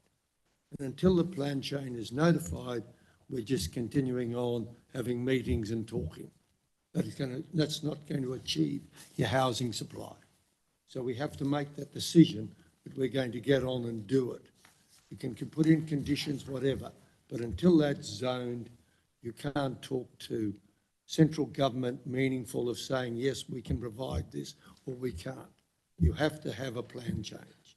So work is being done. We need to get on with it and do it. The other aspect that Jeff's covered everything in detail. what hasn't been covered, and I've realised slowly, I must admit, that the Kaituna link, which is supposed to be in the smart growth strategy, had been removed. That should not be happening. You've got to have connectivity. You can't get public transport to work. You can't get density. You can't reduce use of transport or public cars and so on and so forth. You've got to have all these things in place. So that if we don't have that Kaituna link in there, we've got just a great big cul-de-sac. How are you going to get out of there if there's an emergency? And New Zealand's very susceptible to natural disasters. Te Tumu is the highest strip of land in the area. So I'd really like to see that being reinstated where it should be and working on consenting. But that's really all I've really got to say is emphasis. We have to get the plan change underway to address the housing. And we're so far advanced, so much work has been done. This whole plan change is funded half by the landowners. It's not just TCC funding this, so that should be remembered. We spent a very large amount of money here between TK14, Caris and ourselves. So, as Malcolm alluded to, we were quite surprised and disappointed when we get a bombshell coming out of saying this plan is being deferred. We should be consulted. We're a partner in this. We're not just a bystander. So I can only stress housing is a problem everywhere. The only way you can do it is you've got to zone the land.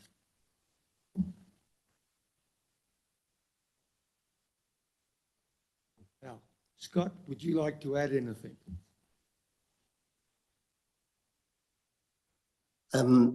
Thanks, Jeff. I'm not sure if you guys can hear me or not. I struggled to find somewhere quiet enough to hear, but just reiterating what Malcolm, Jeff and Jeff have all said. That staff recommendation for external infrastructure for 2040 was that was completely deflating and a real shock for all the Te Tumu landowners, given that the land has been zoned future urban for 20 plus years. We've collectively with council, we've spent the thick end of $2 million on the structure planning for rezoning, which those key milestones we've failed to meet those collectively under smart growth. That was supposed to be 2011 and then 2016. And then we formed a relationship agreement between the three landowners and Tauranga City Council to cost share the structure planning, with houses being underway in 2020. And so we're obviously still sitting here, still without a notified plan change in 2023. So to see even more slippage and a significant delay is collectively as landowners, we're pretty distressed and disillusioned. So my reason for sitting in on this is a future development strategy. We've got to get on with some development. It's critical for the city. This is the priority development area in our Western Bay sub-region, and we've got to put some urgency to it. Otherwise, we're going to continue with the same social and economic problems that our region's been facing, and especially in the last decade.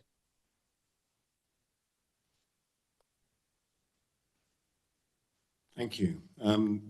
Just one more. Sorry, Andrew, I think there was just one more point to that, because it shouldn't be overlooked. The opportunity cost for Te Tumu landowners not developing their land as time goes on can't be understated.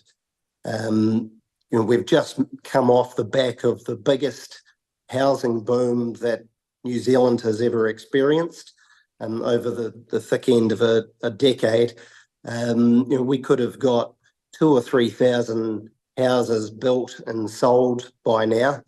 Obviously, significantly increasing Tauranga City Council's rating database. The central government tax with GST alone on house sales could have been in the region of about 600 to 700 million by now. But the opportunity cost to us, and as Jeff mentioned before, we've been funding our share of this plan change out of our back pocket. 50% of it, yes, has been funded by ratepayers, but the opportunity cost on our money just sitting out there with the structure plan now approximately 90% complete is under constant risk and threat through environmental planning creep, which there's no pathway for urban development. So we need full support from SmartGrowth to be challenging some of those national directives that are coming through, eating away at our developable area. Thank you.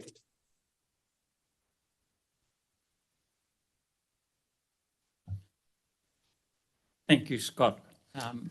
Just in closing my remarks, they're following, once again, it's the old broken record, is the plan change date. The Tumukai Trust spent a year in consultation and hui with its shareholders to announce and bring forward all of the offerings of the expected plan change to be in the current horizon, not to have a bombshell landed on us with the date being pushed out to a suggested 2040.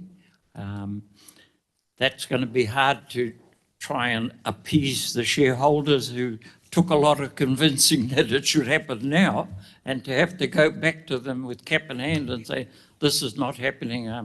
I don't want to be there delivering that. So we'd like to get on with the plan change. We've been on the back foot since around 2008, 2009 was the first promise of getting a plan change underway for Te Tumu, and that's dragged on, and we heard from the Karis group through Sir Paul Adams the other day announcing to the commissioners that in 2011 he was supposedly to have bulldozers on site on their property, but that hasn't happened, and we are more than slightly aggrieved at all of the delays. So thank you. Thank you, and thanks very much to all of the presenters for some detailed information supporting the written submission, and obviously this handout that we can refer to later as well.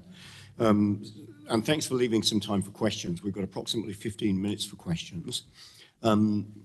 Now, I'm assuming that you'll be making submissions to the City Council LTP process, given that so much of this is City Council funded, the infrastructure City Council funded, the timing of the funding for the infrastructure, the development of the infrastructure, and the plan change is obviously all within the realm of TCC. You've presented a position where ideally you would like the plan change notified as soon as possible, and obviously infrastructure funding confirmed and brought forward as soon as possible as well. Given that TCC are in the process of confirming or developing and then confirming their long-term plan, do you see that as needing to be simultaneous, or could you live with a situation where the plan change was notified sooner and then the infrastructure funding were able to be brought forward in the long-term plan once the plan change matter were concluded?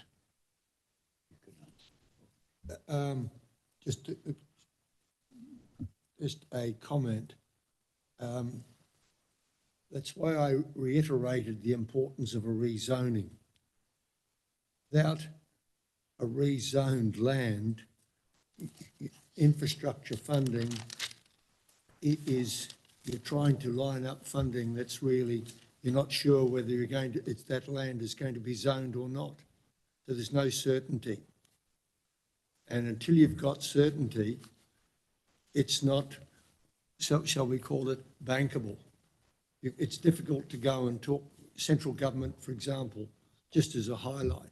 You go down there and say, yes, I would like to put this amount of infrastructure, I need this amount of money. And they say, that's good, when can you start? Well, sorry, we've got to get a plan change. How long will that take? I don't know, 2 or 3 years. Well, would you like to come and talk to us then? So it's the cart before the horse or vice versa. So there's no certainty until that zoning is done. Yep, understood. Thank you. Other questions? John. Thank you. You've spoken about the importance of the Kaituna link, and I just wondered if you had a view about the timing of that relative to other developments when it was absolutely necessary. I think the consenting is the first thing to do. That will take some time and some consultation. So at the present time, it's it hadn't had any urgency. Now it's even had less been taken out of the smart growth plan. It needs to go back and again go through the process of getting a consent. Thank you. Paula. Forgive me, if this is going to be a very obvious question. Is the plan change to be notified in 24-25? It's our desire. So what's it dependent on? TCC making a decision. On? Proceeding with the plan change. Right. There is some work underway at the moment to look at the timeframes around the plan change and all of the inputs required. And that was a commitment given at our last meeting. At whose last meeting? Meeting of the owners with the TCC commissioners. Okay, so through you, Chair, is this a matter that we could ask our administrator to, once that further work's been done, to report back to us before we, certainly as part of the deliberations, because I'm obviously not privy to those discussions or whatever, so I would like to understand. Yeah, I think that makes perfect sense. I mean, clearly, if this is an area that we want to pick up in the deliberations, there's some work to be done in the meantime. Some of that is going to involve finding exactly where TCC are at on this. And I think there's a piece of work to be done here around, timing is what's been raised by our submitters, timing and sequencing. And the link with the TCC long-term plan is obviously another part that we're going to want to unpack. We know that as part of the work that will be done between now and deliberations, there'll be a number of matters raised by submitters that we'll need to be engaging with a number of different agencies on, not just TCC. Clearly, there's some fact-finding and some conversation we're going to want to have in the meantime. Yeah. No, thank you. And to answer the question, I've got every expectation that we'll be doing that so that we're well informed and we're right up to date before we come to deliberations. Yeah. Opportunity for other questions. All right, thank you very much. Now, there is a little bit of time left. Is there any further comment from submitters just to wrap this up? Anything further you wanted to say? Mr. Chair, you mentioned there's obviously further information to come through and not sure of the exact process. It's not a resource management type process. The opportunity for the landowners to be either privy to that information that comes through or to talk further with the panel in advance of those deliberations. I'm just asking the question. I don't know whether that is an opportunity to have further discussions, but certainly it would be appreciated because I think, as you heard today, the landowners feel very strongly about moving forward and would certainly like to work in a collaborative way to provide any sorts of information from our end that we can to help you in your deliberations. So it's a big area, lots of work has happened, some work to happen. So if there's anything from this group to help you in your deliberations that you would like to know, I suppose the offer there is to reach out, and we're here to assist. Thank you very much. Yeah, I mean, this is a Local Government Act process rather than a resource management process, so the procedures are a little bit different than for a RMA hearing, for example. But yeah, I mean, the panel needs to put itself in the best position to go into deliberations in an informed way. And I've made it very clear in comments that I've been making as we've gone through this submission period and prior, we'll be wanting to have, or we'll be wanting our staff to have, the conversations that need to be had during that period to put us in that position of being best informed. So thanks for the offer that you've made, and please be assured that we will be having the conversations that we need to have so that we're going into deliberations in the most informed way we possibly can. And thanks to all of you for your contribution to the submission today. Thanks for the presentation and also for the answers to questions. I think I better say something because I probably won't get another chance. So I need to declare my conflict of interest because I do sit around the SmartGrowth table representing Te Iwi o Te Waka o Te Aroa. That's the first thing. But then I'm so conflicted it doesn't matter because I have shares in all the land blocks over there and I was raised over there. So there isn't a Māori in Te Aroa who's not conflicted. But having said that, and I understand, and Lord knows nobody here likes to make money more than I do. But ultimately, this is about well-being in our people. And I don't just mean my people, I mean our people. This involves everybody that needs to be able to go home and have the ability to, you know, go home to a feed and a warm house and all those things. So you all know that, I know that. But it needs to be mentioned here, that that's what we're really here and what we're really about, ultimately. So, you know, I hear what you've said, Mr. Chair, and I understand that you're going to try and create some strategies to make this go forward, but that's why we need to get this done now. Because in 2017 and all those years before when we had the opportunity, you could build this unit for 200,000. Now you need 700,000, and it's not going to stop. And the cost of utilities are not going to stop. It's just going to keep on going. So today will always be cheaper than tomorrow. That's why we need to do it and stop being afraid and bring the barriers down. And at every level, government as well. That's me. Kia ora. Kia ora. Thank you. Just like to endorse those comments. Te Tumu is such a big project. It can solve an awful lot of the Western Bay of Plenty's problems, but it has to get on with it, and it has to be rezoned, and then it can happen. But it is a big project, and it will solve a lot of problems. Thank you. Kia ora. Thank you very much indeed. Thanks to all of you for coming along and for taking the time today. Thank you very much. Thank you all. Bye. So next we move to submission number 49, which can be found on page 124, Don Thwaites.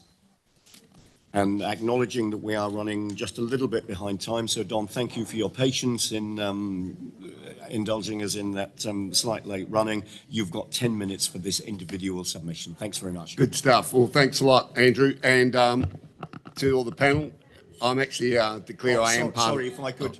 if I could ask you take the other conversations outside so that we can hear the submitter, that would be great. Thank you. It's all right, I've got a loud voice, I can talk over them. Like I said, I am part of SmartGrowth. I'm a Western Bay of Plenty delegate. This is my second home, basically. I've been a 5-term Western Bay councillor, so I welcome John to you. We love people from central government turning up to listen to us. And of course, Andrew, first time you've been here in your capacity, so welcome to you. Probably already conflicted myself when making the submission, but there was one glaring oversight that I thought I had to comment on, and that's that within the strategy is the industrial land supply component. And I read sort of one option was to look down at down the road here at Pukimapu Road, just off the Oropi intersection, and that's a small 2 kilometre road right on the edge of Tauranga City in the Western Bay boundaries. And I looked up the titles of land there, and there's 40 dwellings in that area. 10 of them got swimming pools. Titles of, 0.2, 0.5, 0.7, 0.8, 0.21, 3 point. This is all public information on the rate search I did yesterday in 10 minutes. You can do it. So, to me, a small area, and that's over a one-lane bridge with a weight restriction on it. Really, we should do better than that with our consultancy feed to us. Second one is I've also been a part of the Amokara Community Board. This is my third term on that, rotating around with my other Kaimai Ward councillors, and I regularly attend the Wakamarama Incorporated Society meetings and the Tipuna Heartlands. And one area was identified called Amokara 1, which is just straight across the state highway from the Amokara urbanisation, and they called it Amokara Industrial 1. I call it Amokara Residential Stage 4. The way I've viewed it, I've lived out there for 50 years, and the Amokara Industrial Stage 2, I call that Amokara Residential Stage 5, actually. So anyway, I'm just sharing my thoughts on it. Beyond that, if you go the TNL Stage 2, which gets out past Amokara, 2 kilometres further beyond the end point, you get to the Apata Pack House. A further 1.9 kilometres, you get right out to Wainui South Road. So you've completely bypassed the Apata curves. That opens up a parcel of land out there at Apata. It was virtually the slowest land to be developed into horticulture in this area because the climate's not that great out there. It rains, it blows, you name it. That's why the kiwi fruit never went there. And there's sort of a parcel of land in there, and there's a number of roads. There's Turntable Road, there's Mountier Road, there's North Road, there's blocks of Works Road, blocks of Wainui Station Road. Those titles of land out there are 26 hectares. This is just an example sample of reasonable contoured land. 26 hectares, 6 hectares, 12 hectares, 18 hectares, 9.3, 7, 4, 4.7, 13. On Mountier Road, there's an 81 hectare piece of land in one title. 81. It's got some kiwi fruit growing on it, and the rest is in grazing. So I just point out that as a possible, it's on the main trunk railway line, comes straight out of the Kaimai Tunnel right there. If this area is looking long-term, I was disappointed that Apata was rejected so fast, given the vast areas of land out there. It's on the main trunk line. It's on State Highway 2. Like I said, if the TNL2 gets built, a 3.9 kilometre extension will take it beyond that. And so from the Amokara turnoff to that pack house is a 2.5 minute drive. We talk about 15-minute cities. Katikati Township is 12 kilometres further north of that area. Takes 10 minutes to drive. So 72-kilometre average, there you go. You multiply it by 6. I did it yesterday to pick up some trees, actually, so part of my research. So to me, that's a glaring area that could well be looked at. And like I said, I've been around so long now, I don't care. I'm not a commissioner. I don't delve into the 50 shades of grey that commissioners go into. I trained in accounting and finance, so my spreadsheets balance all chuckling away there, eh, Bill? That's why commissioners have to make compromises and all the rest. I make sure my spreadsheets tally up both ways, vertically and horizontally, so that's the way my brain thinks. So that's really why I really wanted to bring it to you today. Lately, there's been 200 trucks a day carting containers from Auckland down State Highway 2. They don't come over the Kaimai, they don't come down the Flash State Highway 1. They take the shortest route, they take the flattest route. Everyone talks about the horrible Karagahaki Gorge, but those 200 trucks managed to get through it with their articulated trailers carrying 60 feet of containers every day. So that's 600 containers I see go past my front gate every day.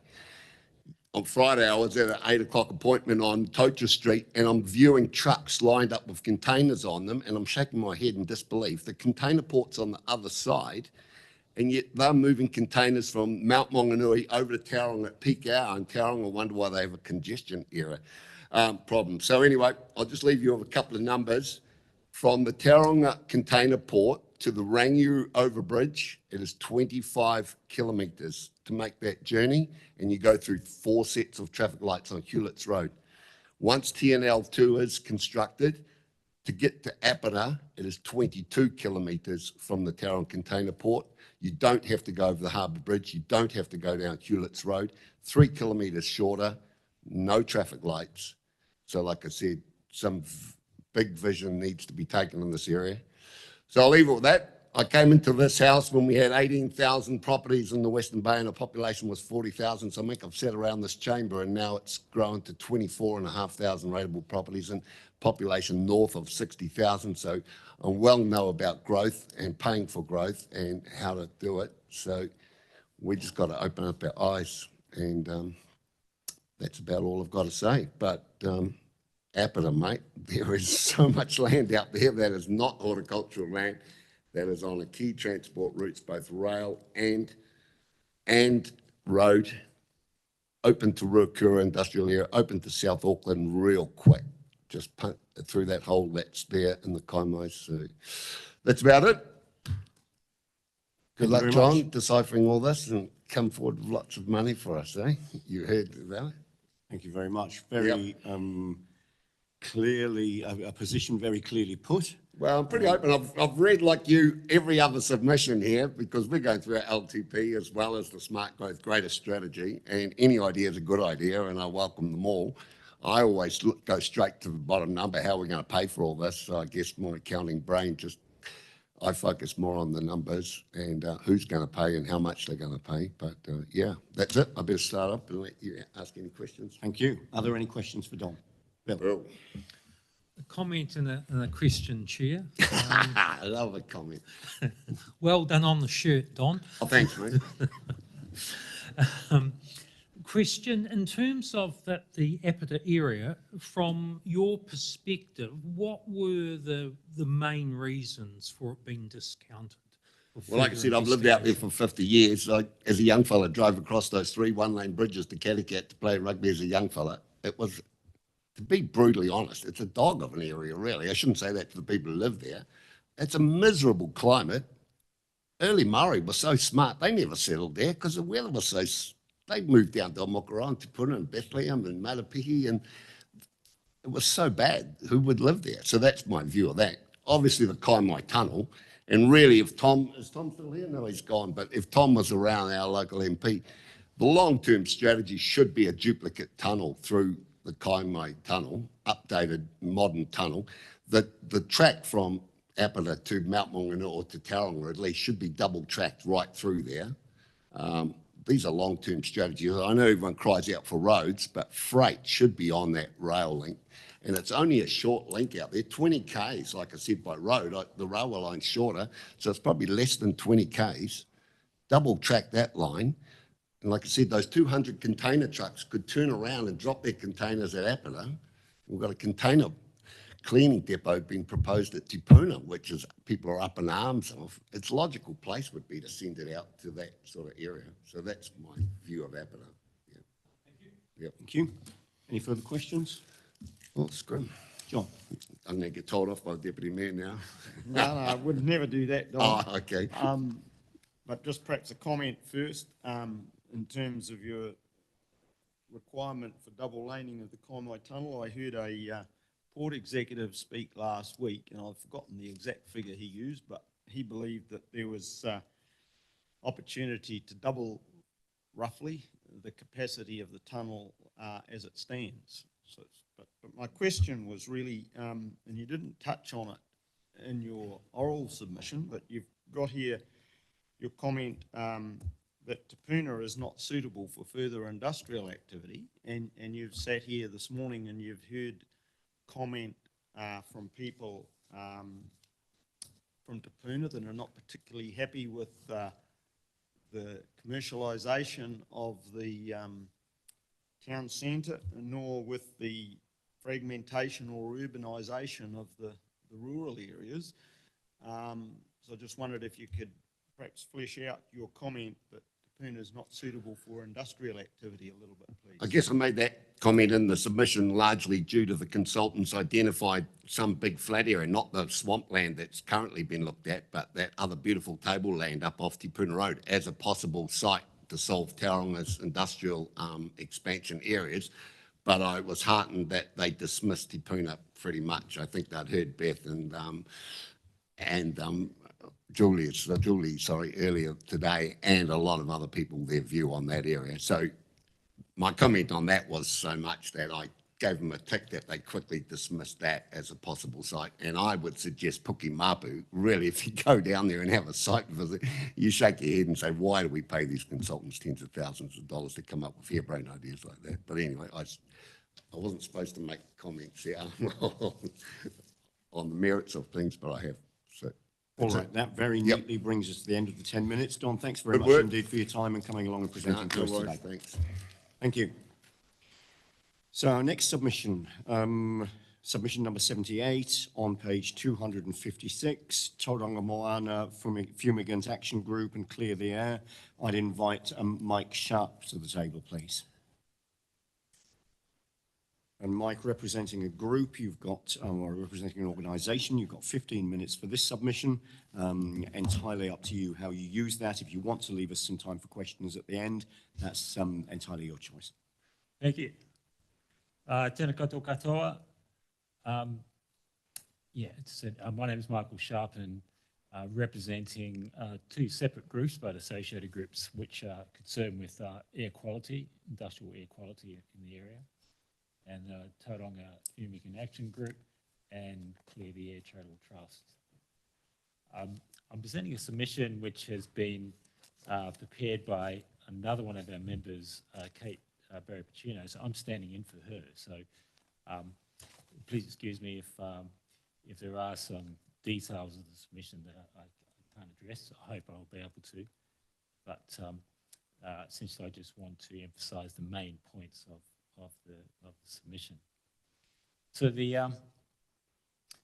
as outlined in our submission, the Tauranga Fumigant Action Group and Clear the Air Charitable Trust have been involved in a number of planning issues and hearings concerning the effects of industrial emissions on local residents. With the draft SmartGrowth strategy, there are a few particular points that are made in our submission. First, under the heading Industrial Business Land Study, the point we make is that there is, in our view, a need to designate heavy industrial areas within the designated areas of business land so that harmful emissions from those heavy industry can be properly managed.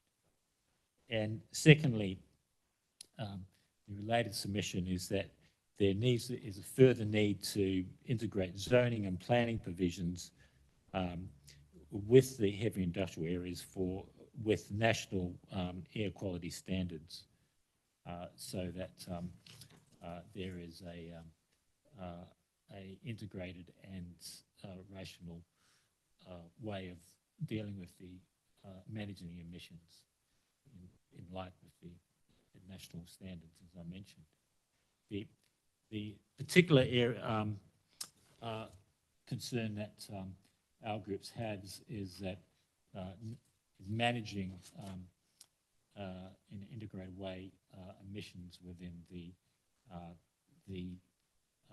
polluted airshed in Mount Maunganui, which also affects related areas in the area. The further point that we note is that without that sort of integrated approach, there's going to be continued risk from emissions to residential areas. And the panel may have noted that there's been some recent medical studies that have been released which show that industrial emissions are having and will continue to have a serious health effect on local residents. So that's just the main points I wish to emphasise. Thank you. You make one particular comment in your submission around carbon emissions from transportation. Otherwise, your submission is largely focused on emissions from industry itself. you make the comments around transformation, around transportation in terms of industrial activity needing to locate outside of this region. Have you got any comment on transport modes or transportation and emissions beyond that? No, obviously that's all, those issues are all related to whether industry can be relocated, whether it's possible or feasible on balance. So beyond that, no further submission on that. All right, thank you. Any further questions? No questions? All right, thanks very much indeed for your written submission and for representing the group today, coming along and speaking to it. Thanks very much indeed. Thank you for your time. Thank you. So now moving to our last submission before our lunch break. Mark Boyle from the Te Economic Development Group. So Mark, thank you. And you've obviously got a support crew with you as well. And again, representing a group, you've got 15 minutes for this submission. If you wanted to leave some time for questions, you're most welcome to do so. Thank you. Okay, thank you. Good morning. I'm joined by Paul Hickson, who is the chair of Te Edge, and Sue Matthews, who is from the Paengaroa Community Association.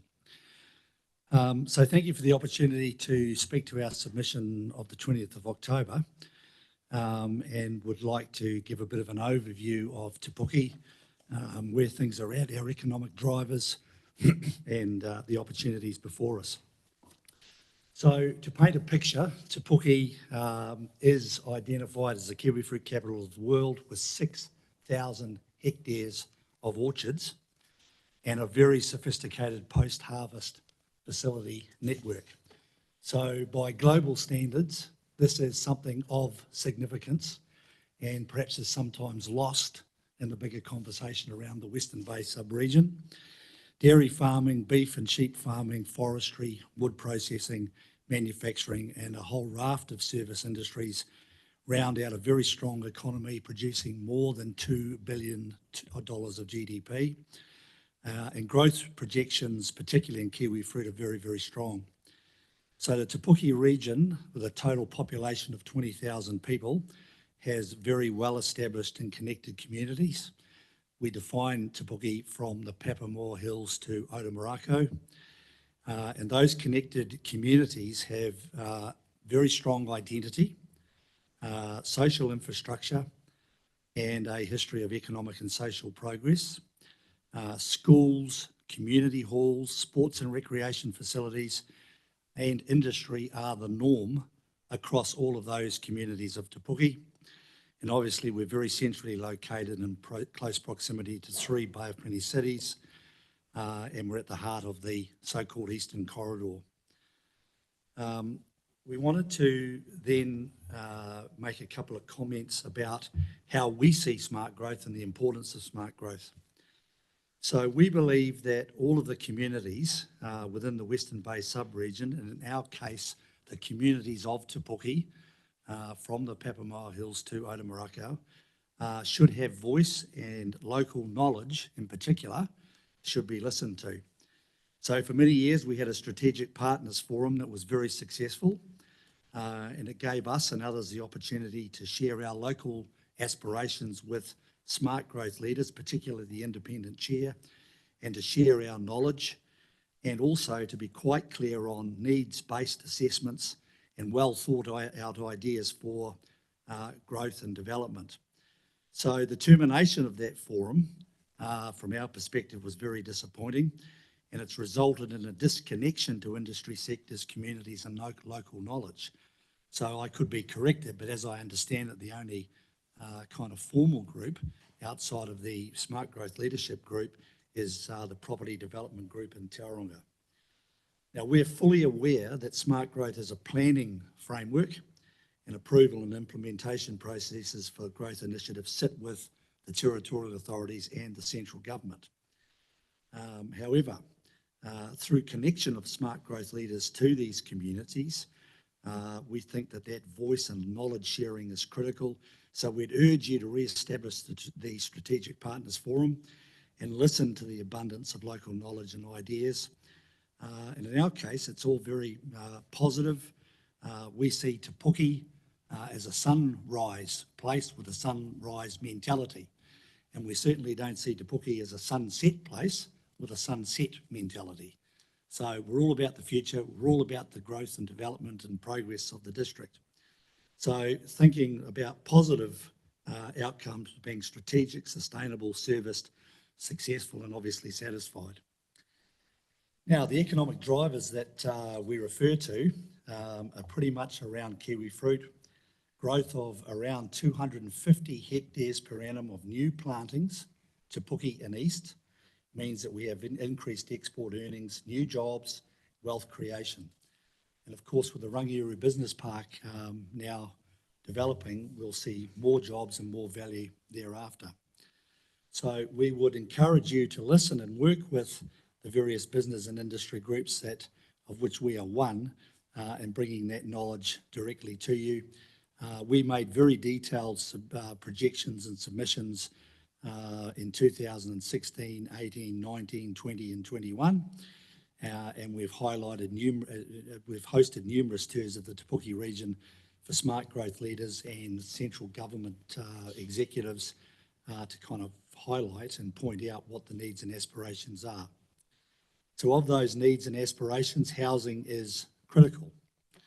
So firstly, we acknowledge that there is a plan or a vision for a new 15,000 plus settlement east of the Te Puke township.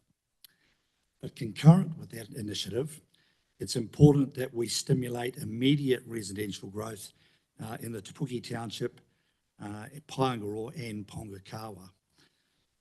So we were at the forefront of this idea that existing rural communities could continue to grow with sensible housing growth with a hamlet type hub and spoke arrangement. Te Puke as being the hub and some of these smaller areas currently with residential areas being the spokes. So somehow in the development of this new 15,000 plus settlement, it seems to be that all of a sudden has assumed the priority and we've forgotten about the other small communities. So we'd really like to highlight it's not a case of one or the other. It's actually both. It's the 15,000 settlement and it's the growth of the existing smaller communities. So a good example of that would be Paengaroa. And so Sue is here with us today. So some years ago, a small residential development known as Wattle Grove was established in the existing Paengaroa settlement. So those 40 or 50 homes now house new families who are all connected to jobs and industry in the Te Puke region. So it really did have quite a positive impact on the Paengaroa community. Likewise now there is a plan change before the Western Bay of Plenty District Council for 130 home development in Pongakawa. And again, that makes a lot of sense to provide some continued housing growth in what is an existing settlement area. So we think that smart growth, although not the territorial authority, should use its power and its influence to remind those that make decisions around growth that we need both. We need new settlement areas and we need continuing growth of successful residential areas in rural areas as part of the Te Puke community. In fact, if you could endorse that, which we've asked for on numerous occasions, that would be a very, very powerful demonstration of smart growth understanding that we actually do need these small communities and sensible rural developments, housing developments to be approved and to take place. We also wanted to discuss the industrial land zones. So Smart Growth commissioned a large report that identified shortages in industrial land and for new industrial zones. So the Rangiora Business Park clearly is an important part of the solution, particularly for larger scale industry. But at the same time, it's important that new industrial land is made available in the vicinity of the Te Puke township.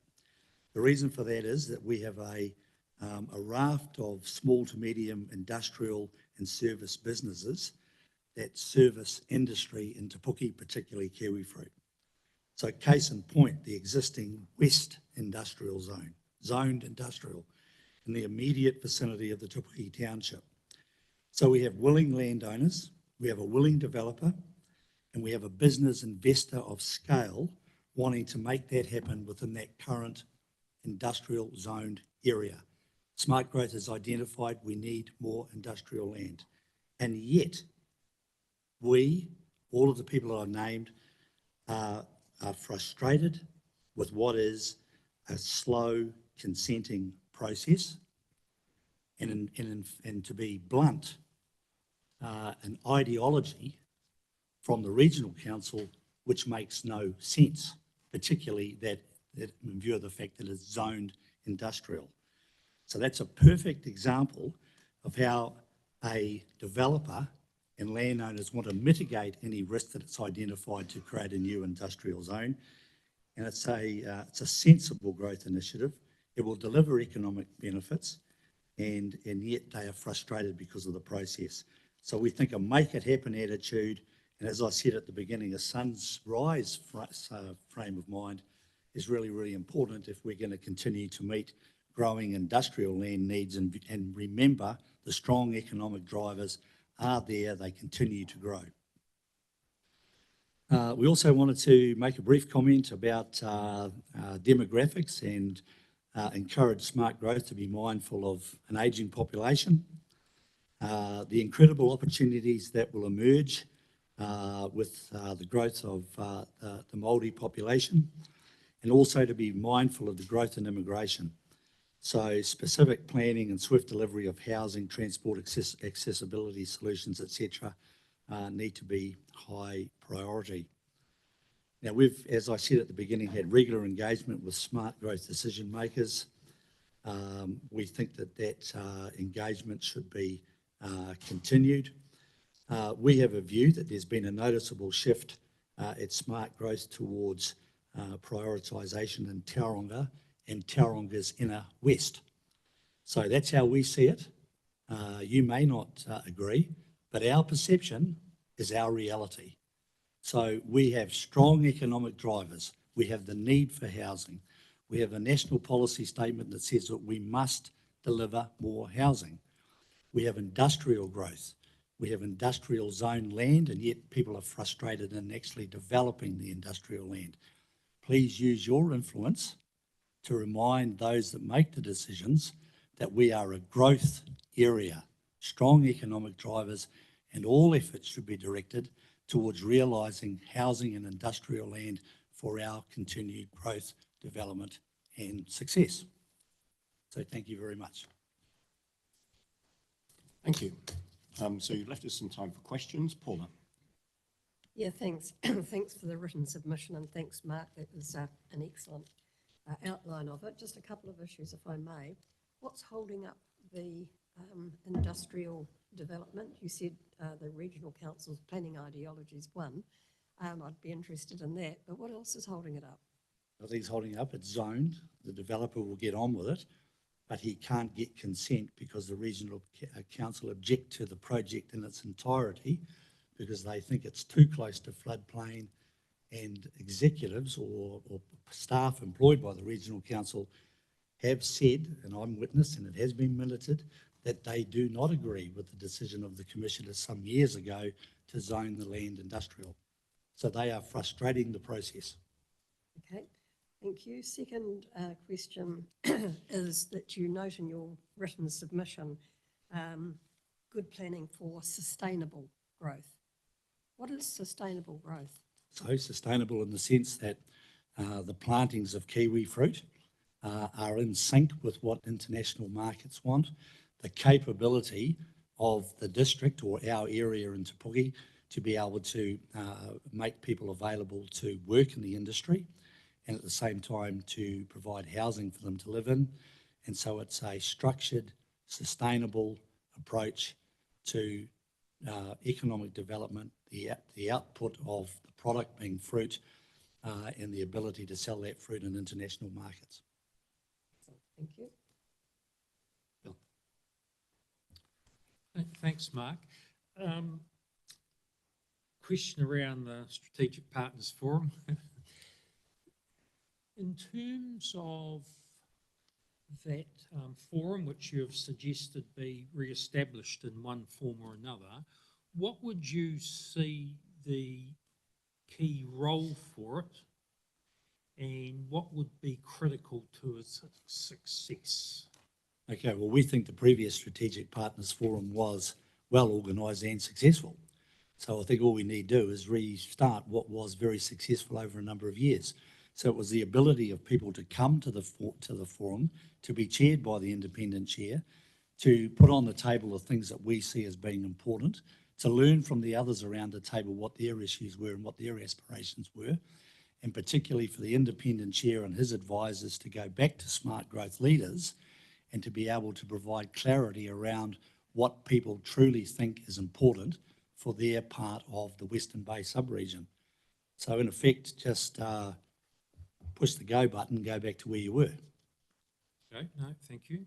And just then flicking back to your commentary around the Hamlet initiative, the growth in small communities, but also in new areas, and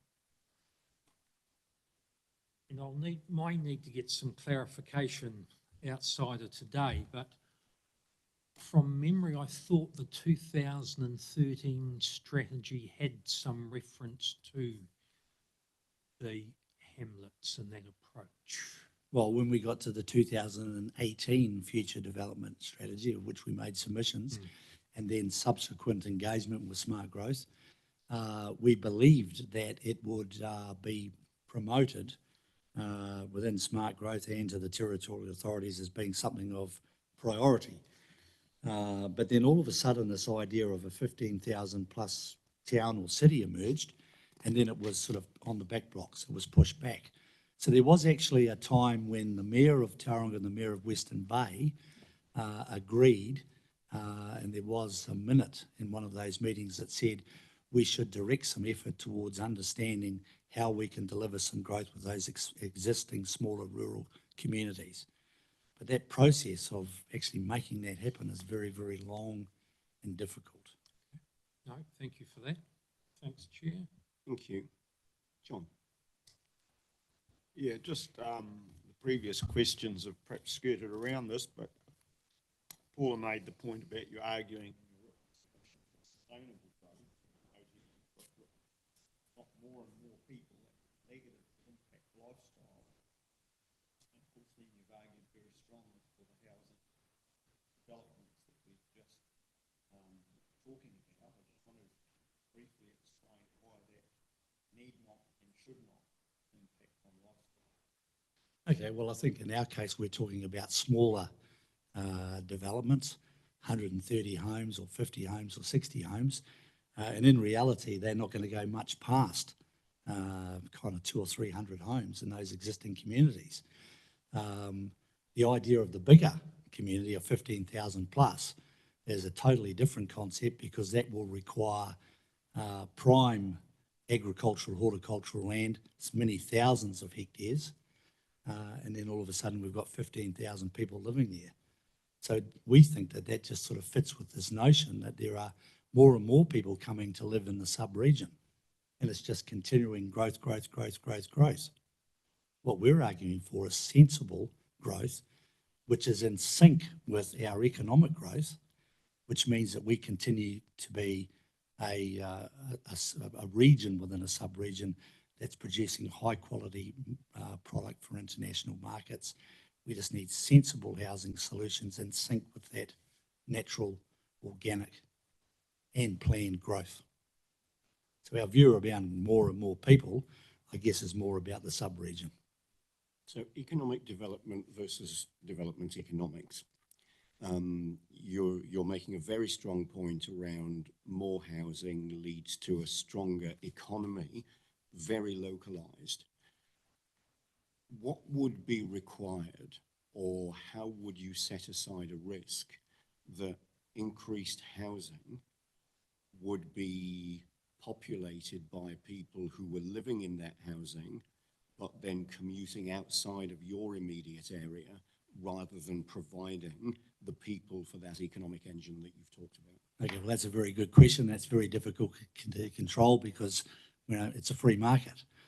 But at the end of the day, if industry is aware that we are creating housing to meet the economic growth, I think there needs to be an understanding or a program where the industry is aware that housing will become available in certain areas.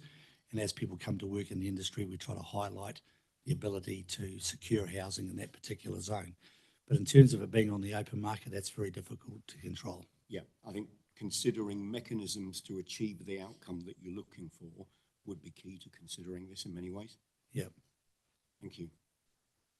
All right, so that brings us to the end of the time for your submission, but thanks very much indeed for a very clear written submission with some very clear requests in there, and that you've made even more clear by speaking to it this morning. So thanks very much indeed, or this afternoon as we now are. So thank you very much indeed. Thank you. We can now adjourn this first session of the hearings panel. We've eaten a little bit into our lunch break. We'll be back at 1 o'clock to commence the afternoon session. So we'll adjourn until 1 o'clock. Thanks very much.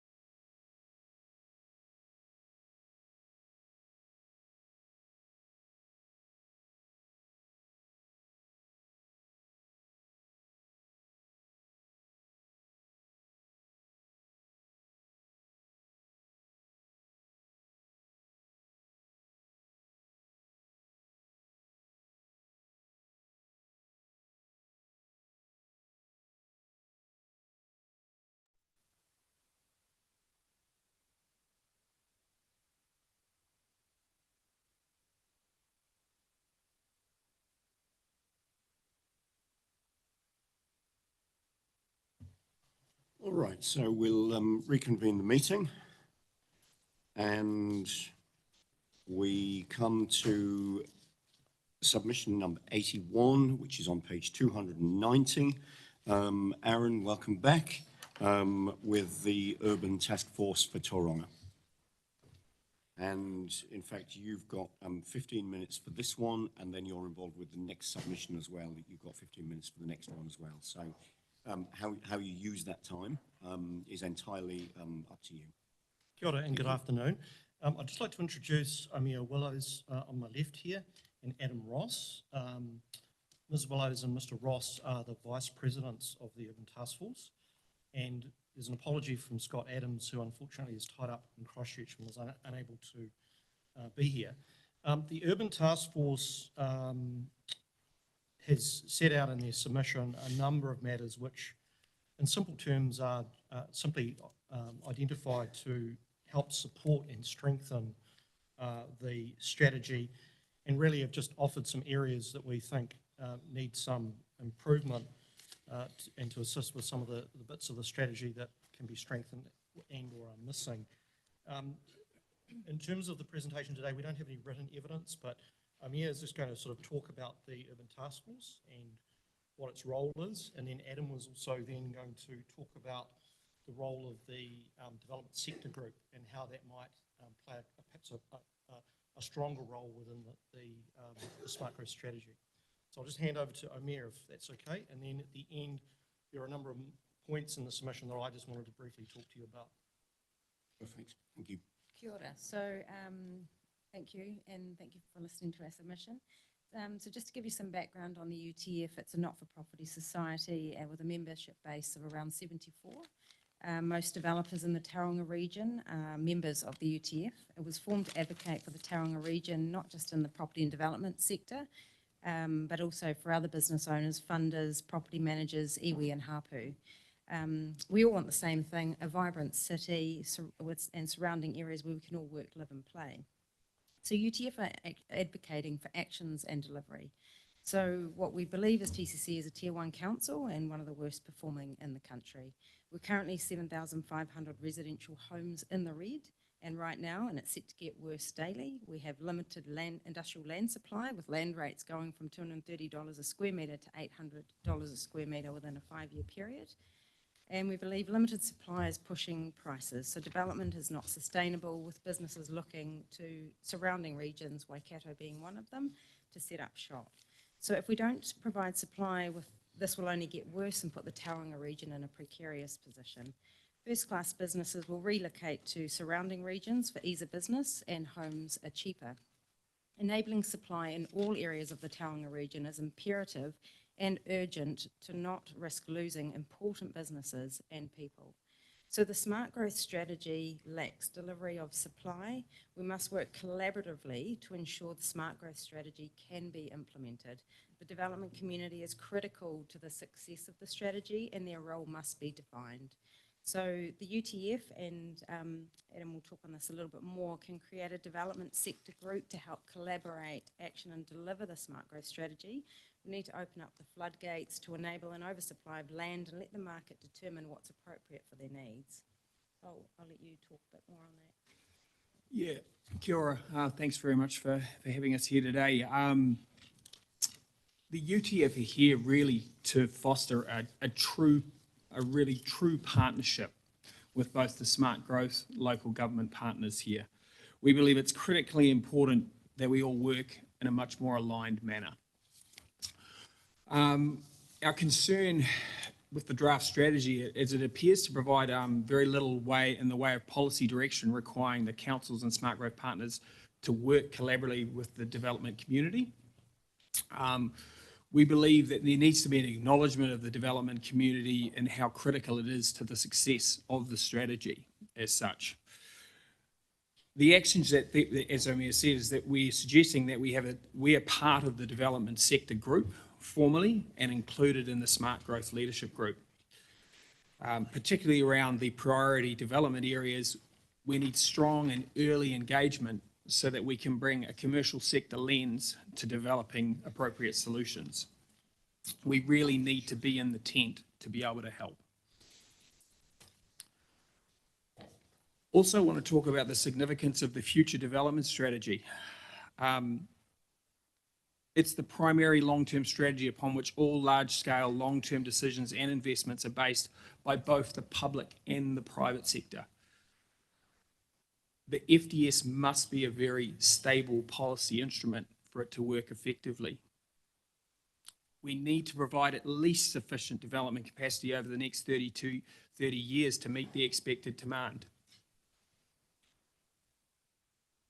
It should be implicit that where an area is identified for growth and that SmartGrowth partners have agreed on its overall appropriateness, that the growth options have been properly considered, the costs and the impacts of that. Feasibility is critically important. And when SmartGrowth implementation occurs through the RMA and other processes, there should not be any fundamental disagreement from any SmartGrowth partners. The focus at that point should be on implementation and not the strategy.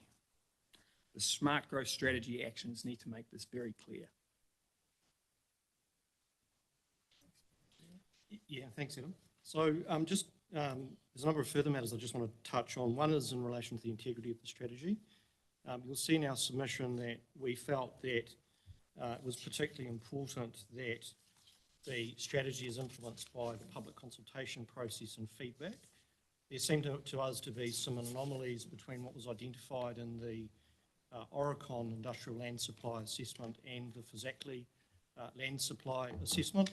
So, for example, Te Puna, which was one of the top performing areas identified in the original Oricon assessment, is missing from the strategy as a short or medium term option, particularly for employment land. So it's really important that individual personalities don't get involved in the strategy and that you're looking at the 50-year horizon in terms of planning for the entire community. So it's up to those communities to participate in the planning process to address whether they want their areas included or not. I touched earlier this morning on the need for a commercial strategy review and had some questions from Commissioner Walsley in terms of that.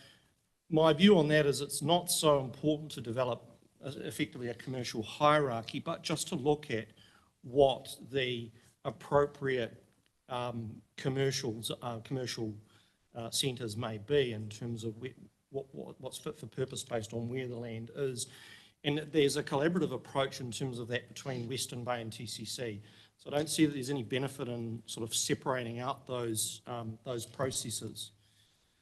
In terms of the industrial business land assessment, there has been no further land identified in the kind of what I call the eastern and central corridors.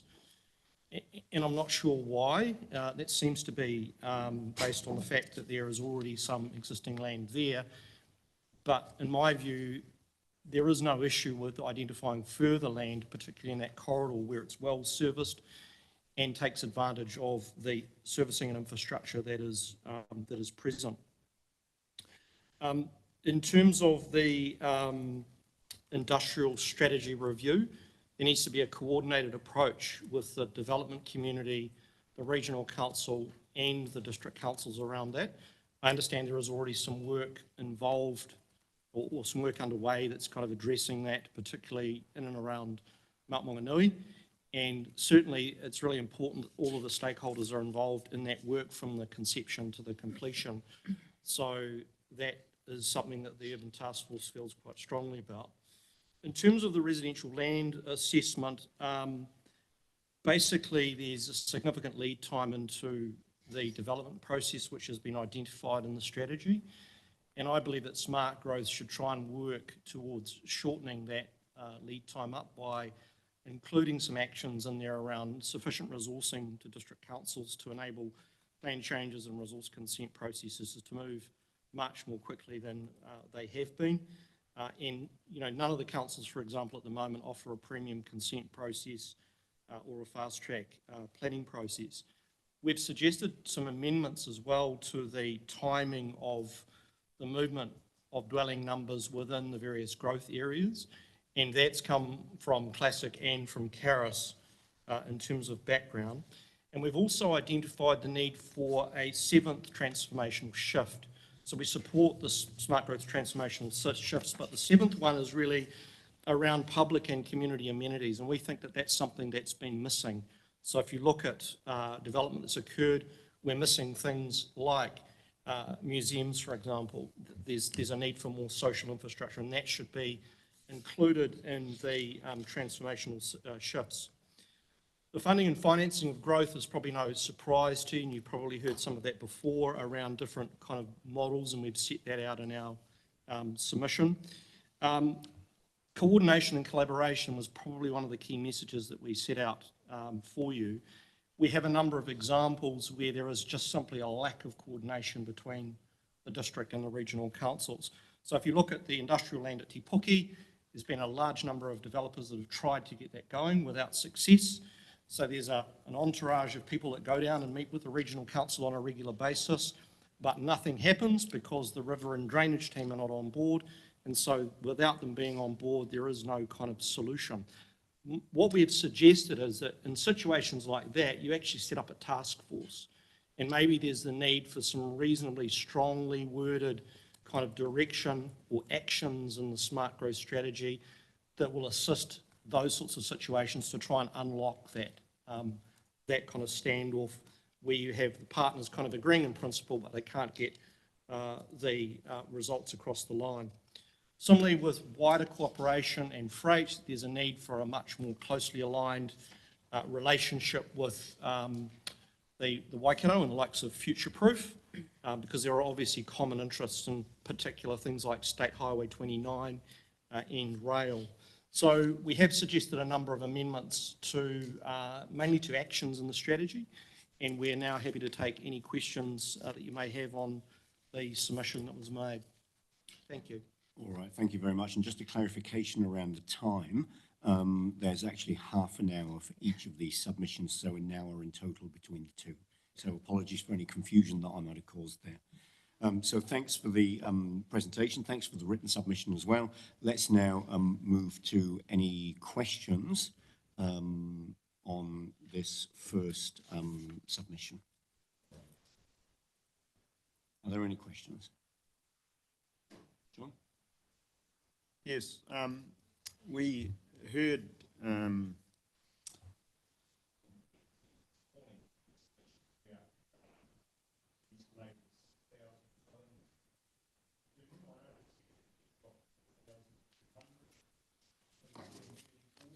yeah.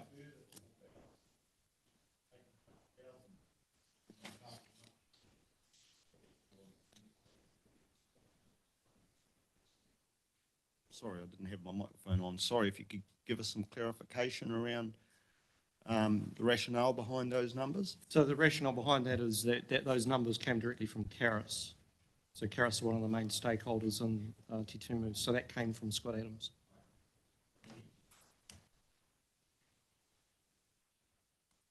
Ms. Hearing. Kia ora, thank you, Aaron. I just have a couple of questions, and one of them is around page 4, industrial business and land assessment, and it's the third paragraph relating to Te Puna. Were you here when Julie Shepherd gave her submission this morning? No. Okay. In her submissions, she actually raised that Piriraka seeks an off-limit and layer of Te Puna and Huharua involving whakamarama also. So I sort of think there's sort of different contrasting or tensions. Yeah, look, I'm well aware of that, and that's been a pretty consistent position going back to the Haybridge cases, etc., back to the late 90s. That's been the case. Yes. So I don't think anything's really changed there from my understanding. Yeah, still a matter of working together on that. One thing which is interesting, we've identified in our submission, is that there is a transformation, if you like, in the strategy around marae and how marae are treated. And we actually strongly support how marae are proposed to be treated under the strategy, because there's no point in just having marae isolated without their other needs. So those may include housing, and they may include employment opportunities as well. Yeah, that's maybe where you need that engagement with the whānau over there, so they have a different view on how they view marae centres and I'm their not- community. And I'm not quite sure where that came from, but I'm assuming that may have come out of wider engagement with iwi and hapu. Like, yeah, except it may be different for individual particular iwi and hapu. Thank you. Bill. Thanks, Aaron. In terms of and you talk about on page 3, the significance of the FDS, and then you outline or discuss feasibility, and then at the top of page 4, you're saying that implementation occurs through RMA and other process, but there should not be any fundamental disagreement from any of the partners on the direction. Yeah. With that in mind, are you suggesting that there needs to be some weighting or some mechanism in the strategy where that consideration and trade-offs occur? So when it gets to an RMA process, a lot of that has already occurred. So I'm just interested in your thoughts on that's that. correct. So what's currently happening is that there's a whole lot of, I'll use a loose term, scrapping going on at the bottom of the cliff. Yeah. And that shouldn't occur. If you've got an FDS, all of the partners should be aligned around that, and they should all be on board in terms of those sites that you've identified. And look, I've seen it at plan change level time and time again. I mean, it happened at the Tauriko plan change, it's happened in significant consent processes, and it's really not a good look, and the councils and SmartGrowth need to be really aligned on that stuff at that high level, so that you don't end up with individual councils then coming in with their own agendas at a much lower level later in the RMA process. So in your view, through RMA process, there has been in the past that relitigation? Oh, significantly, yeah. I mean, I can think of examples of even SmartGrowth coming in some of the plan changes in the past, which is not ideal. Okay. No, thanks for that. Now, moving to your commentary around transformational shifts. Yeah. And certainly interested in what's been outlined there in terms of the suggestion for a further shift around social infrastructure. And Tauranga highlighted, no issue with that. But does that also suggest that in terms of the social infrastructure and any consideration of that and needs and how those needs are addressed should be on a sub-regional basis as opposed to looking at that on an individual territorial authority basis? It should be on a sub-regional basis. So, for example, if you look at don't like to use the M word, but a museum, it should be on a sub-regional basis. It's everyone's museum. And so, that's something that's very much been separated between the districts. And so I just see that the district boundaries are somewhat artificial when you're trying to plan for a sub-region. Well, just as a comment, probably no one worries about local government boundaries apart from those in local government. It's probably a fair comment. Yeah. My final one is, I'm going back again to page 2, where you talk about the role of the development community in the partnership, and you reference the National Policy Statement of Urban Development. And you then note in terms of councils engaging with the development sector to prepare housing and business development capacity assessments, etc. You're suggesting that there needs to be more in the strategy regarding engagement by the partnership with the development community. So in your view, or the UTF's view, doesn't the NPS-UD provide enough basis for that to occur or direction? No, I don't think it does. I think the development sector predominantly are delivering what we want to deliver in terms of key actions out of SmartGrowth. Councils deliver some of it, but there is a significant role that the development sector plays in the delivery, along with tangata whenua and central government, NZTA, etc. So what the Urban Task Force is suggesting is that you've set up a DSG, a development sector group, but there's actually a representative from that development sector group that sits on the Smart Growth panel. And one of the good things that you can, I suppose, benefit from that is the developer's experience.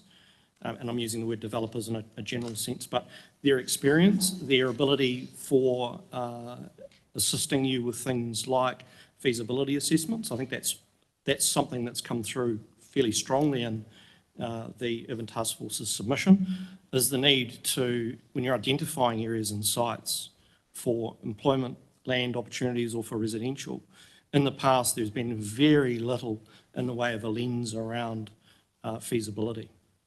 And if you looked at some of the sites that are still sitting in the strategy, if you looked at them afresh now, even though we're many years down the track and there's very much a commitment to those sites, you would have to question whether in fact some of them were feasible. Thank you. Just to follow on to Bill's first question, and that was the exact same question that I had around the sub-regional approach to social infrastructure. I'm interested just to dig a little bit deeper into the underinvestment over many years that you describe. What is it particularly that you would like to see delivered as a result of that transformational shift? What particular types of social infrastructure do you see as lacking that would need a focus? Look, there are some things that are logically missing, for example, a museum, but that's just kind of one example. Yeah. There is very much a need for sub-regional approaches to things like sports fields. Yep. I mean, I was in a hearing the other day around the Omokoroa plan change, and it was very much Omokoroa, Omokoroa, Omokoroa, whereas I was sort of seeing the opportunity there, particularly with the open space and sports fields, to be kind of sub-regional wide. So there's a wide range of matters, but I think it's really it's more around having some actions and guidance in there to guide the partners so that when they are making decisions around things like plan changes, that there's very much an approach that it's a sub-region focus, not an individual council focus. Yeah, and you would see that to extending to networks of facilities as well. Yes, networks absolutely. Of community centres, of libraries. Everything from boat ramps through to libraries, through to museums, absolutely. Yeah, a sub-regional network approach. Thank you. Paul. Yeah, thank you.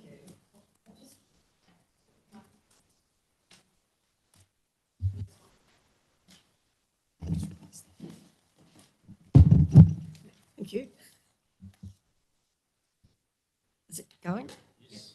Yeah, Aaron, can I just dig a little bit deeper, please, and understand a little bit more your comments around the integrity of the strategy? And I'll just tell what I took out of what you said was that once the partners had agreed, there should then be no roadblocks to implementation, be it by way of RMA process or whatever. Did I get that wrong? No. Once the partners have agreed, there should be no individual partners coming back with their own agendas later to oppose future plan changes. And I've seen a number of examples where that's occurred. So I think the important point is to set the strategy and identify the future development areas and lock those in. So when they're locked in, they're locked in. Okay, but there is still the ability for individual partners to apply their processes that might be different from other partners' processes. From a statutory point of view, yeah, there is the ability for anybody to submit or get involved in a process, but it's certainly not a good look. If you've set your policy and you've set it well at a high level, for it to be relitigated effectively at the time of plan change. And do you think that, from your experience, SmartGrowth has set robust policy? I think there's been some good work that was done in the past with the SmartGrowth strategy. I think that there's been a need for some time for the refresh. So in answering your question, yeah, there's been some good stuff that's been achieved under SmartGrowth. I think part of the problem with the current strategy is that effectively, particularly from the point of view of residential land delivery and residential land supply, that a much better job could have been done. I think all of the eggs have been put in a couple of baskets, and what we've said throughout the UTF submission is in identifying the future development areas, you need to incorporate not only areas that are identified by councils, but also private initiatives. If you look at putting aside what Western Bay have done on Mokoroa, if you look at the land that has been rezoned at scale, effectively in and around Tauranga, there really hasn't been a lot rezoned since Andy Ralph's day in terms of council initiatives. So you've got developers looking at opportunities, and my view is that you should welcome that with open arms, or at least include some private initiatives within the FDS. Okay, which leads me to my next question, which is around, none of us in this room would say we disagree that local government funding is broken, the model's broken. And you talk about private partnerships. Other suggestions you have in terms of, how the model can be fixed? Well, I think part of the way it can be fixed is that if you've got willing private developers and they're happy to look at funding, council doesn't necessarily need to carry the can in terms of that infrastructure.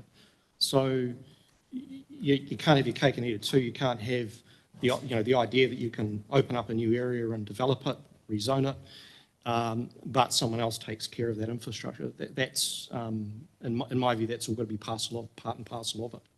So, and there are lots of alternative options for infrastructure delivery. I'm not an expert in that area, but I'm sure you'll hear from others on that. Thank you. No further questions? All right, thank you. So if we think of that as bringing us to the end of the Urban Task Force submission, and now let's move on to the Bell Road Limited Partnership submission. Thank you very much indeed.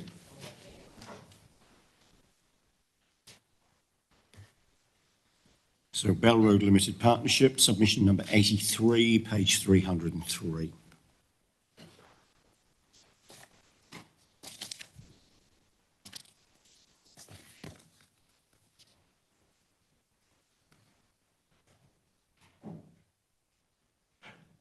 We've got half an hour for this one, so running through to 2 o'clock.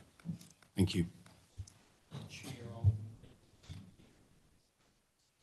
Yeah, we've got an apology from Bill for a partial absence, but Bill has assured us that he will review the recording of this session at the end of the day and will therefore be in the same position as if he was in the room. E rau rangatirama, tēnā koutou katoa, nā mihi ki a koutou mō te huihui mai nei I tēnei wā, ko Nathan Yorker hau. On behalf of the Bell Road, our limited partnership submission today, myself and my 3 learned colleagues to my left will make our submissions and presentations today. Just for the sake of clarity, I'm the Chief Executive of Blue Haven Group. Bell Road LP is a joint venture between Zariba and Blue Haven. We've been in existence for a few years now. I think without going through my submission in detail, you'll understand the extent and the breadth of development activity that both those entities have been involved with over the years. Probably a combined 50 years of development activity in this city, in this region. And we've touched on housing, commercial, employment, and other aspects as well. The Bell Road site itself is almost 130 hectares. It's in single ownership, and that's one of our key drivers around our submission today. Added to that, with the adjacent property of Mr. David Hurst of 217 hectares, we represent 337 hectares of land available to develop. My colleagues will talk about the extensive investigative work that we've already done on the site, and also we'll be able to demonstrate the viability of the future development of the property itself. In particular, as experienced developers, you will see our development fundamentals coming through in the submission process, particularly as we've been involved in large-scale developments over time, and we will use that experience to outline some of the issues that SmartGrowth is facing in terms of its future development areas.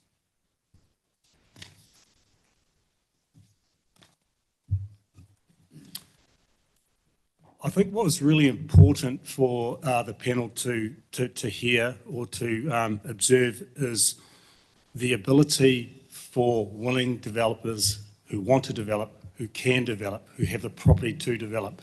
For us as developers, we believe we can deliver property land uses, be it residential and or employment, at pace and scale to the market. And what I mean by that is clearly there are some shortfalls in our smart growth land supply, both in resi and employment, and we believe with the right planning framework in place, we can deliver that shortfall to the smart growth community. One of the key aspects that I really want to touch on, which is in paragraph 24, is the cost of land. I think we've done a deeper dive than what most would have considered as part of land development itself. And we've given you some data which gives you a strong reference point around how development can and cannot start from the outset. And we've given you some indications, even the raw cost of land, particularly with gold kiwi fruit, you're talking about 1.6 million per hectare today. And as our valuations indicate, that's going to climb in the future. Whereas green is at least 0.6 million bucks per hectare. Fundamentally, high cost land cannot be feasibly developed to another land use. It just doesn't work. And I don't think the analysis, be it through the Oricon report and or the Vasacli report, fully appreciate or fully understand the implications of land cost to future development alternative land uses. It just doesn't register with them. Our site is just a dairy runoff at the moment. It's a supporting block, and clearly, as we've indicated, we are able to secure the land at reasonable rates. But even with the fill requirements that we have assessed through our engineering analysis, we still come in under the raw cost of kiwi fruit land, gold kiwi fruit land. That's the raw cost of gold kiwi fruit land versus our finished landform. It's quite a remarkable difference that we're under that. So we are very concerned that the land cost analysis doesn't appear to be fully understood as gone through the land assessment itself. That's probably a nice little segue into the land assessment itself. The previous submitter also touched on, albeit a different area, that the Bow Road area in fact scored the second highest assessment weighted score in terms of the Oricon report, even though we've identified a few anomalies in that process. Yet neither Te Puna or the Bow Road area were selected as the preferred locations subsequent to the Vasacli report. We just don't understand why that has occurred. Concerning also is the lack of detail that was used or applied to identify the three preferred locations in the Vasacli report. There's not enough detail to understand why they were preferred or selected. One of the areas that should have been weighted higher is strategic location. From a location perspective, the Bow Road site is arguably one of the most ideal sites for future development. It's located on the TEL, which utilises an existing completed state highway network that is fully functioning. It's also immediately adjacent to the Wairakei urban growth area, which is a well-functioning urban environment with large-scale housing and intensification and a future town centre already underway, under development. So it has a huge access to a community, an existing community of both residents and employees.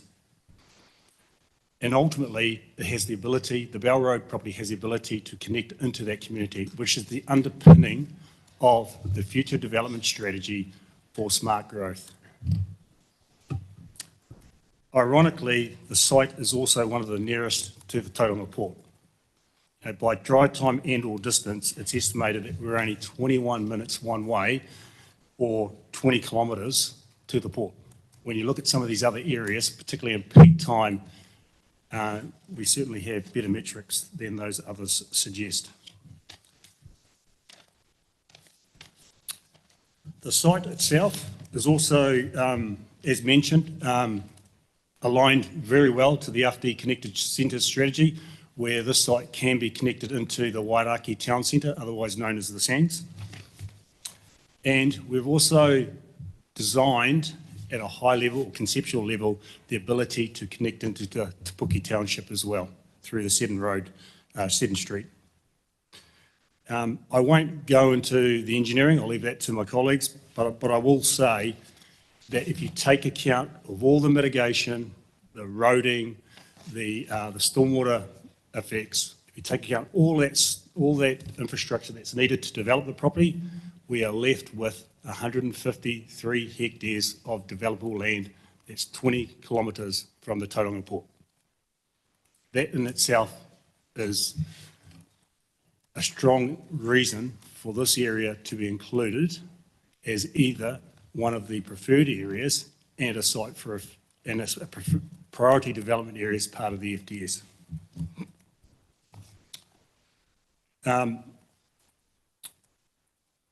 I'll leave it there for now, and I'll now pass it over to my colleagues, and I'll touch on some more salient points at Q&A.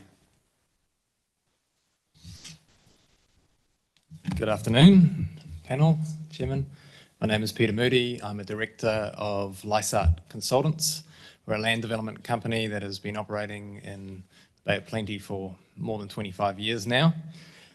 And my experience in land development and particularly servicing with experience particularly in stormwater management exceeds 20 years.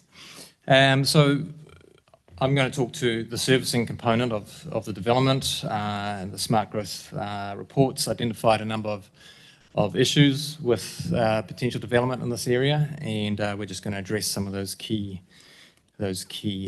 items. So my investigation focused particularly on the 130 hectare Bell Road Limited Partnership, BRLP I'll call it, but I have also given consideration to the Hurst property with our total development area of 337 hectares as described by Nathan. In terms of stormwater, the key component that I bring forward today is that we engaged DHI stormwater modelers to utilise Regional Council's 1% event flood model for the Bell Road catchment. This incorporated Kaituna River levels in the model, and DHI has provided us a preliminary model of the baseline or the existing scenario for that catchment, and then we infilled the 129 hectare BRLP block, raised it above the flood levels, and determined what would be the impacts to the adjacent properties. So the existing flood level ranges between RL 2.5 and 2.8 metres Motoriki datum in that area, and we determined that there was approximately 20 to 100 mils of increased flooding to the west of the site and 150 millimetres to the south of the site, predominantly on the Hurst property.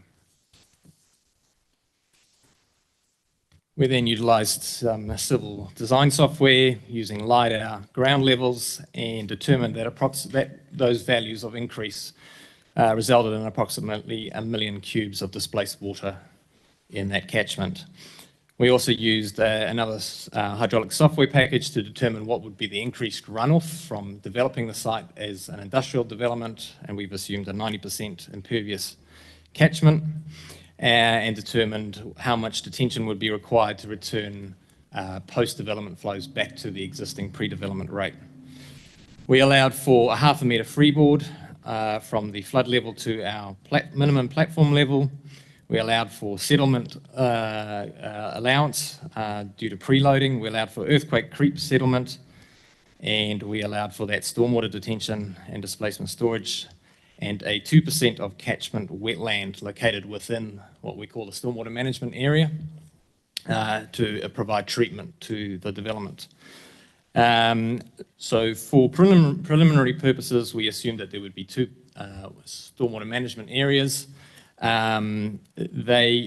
We have loaded the SMA, the stormwater management area, onto the Hurst property, and focused on maximising development on the BRLP land, and that's mainly due to better ground conditions, reduced flood levels, and closer to the TL and other aspects. So we've focused on minimising the amount of SMA on that BRLP land.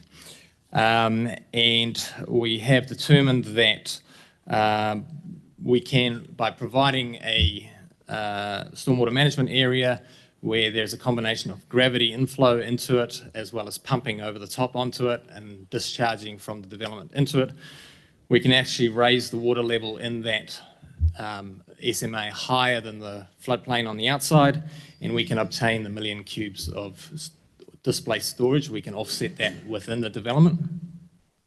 And that results in approximately let me just make sure I've got the right number here, but there's approximately 100 hectares of developable land on the BRLP block and approximately 50 hectares of developable land on the Hearst property. So in total, the 150, 160 hectares of developable land.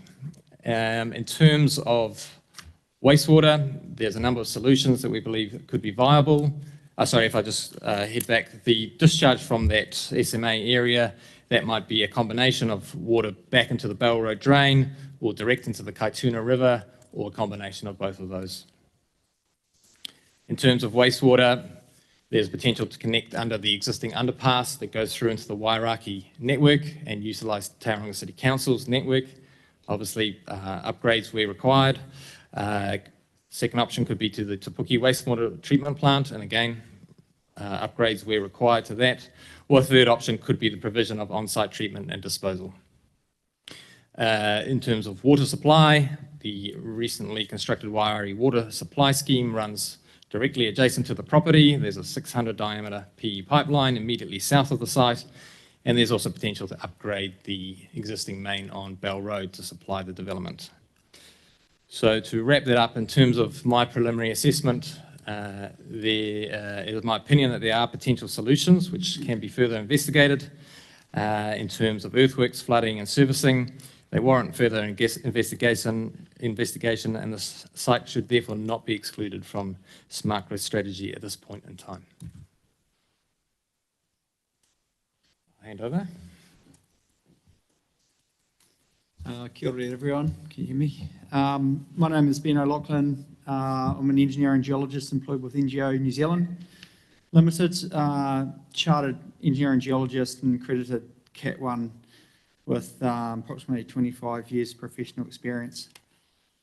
My work on the site to date has included review and analysis of site investigation data, as well as installation of groundwater monitoring piezometers and ongoing monitoring.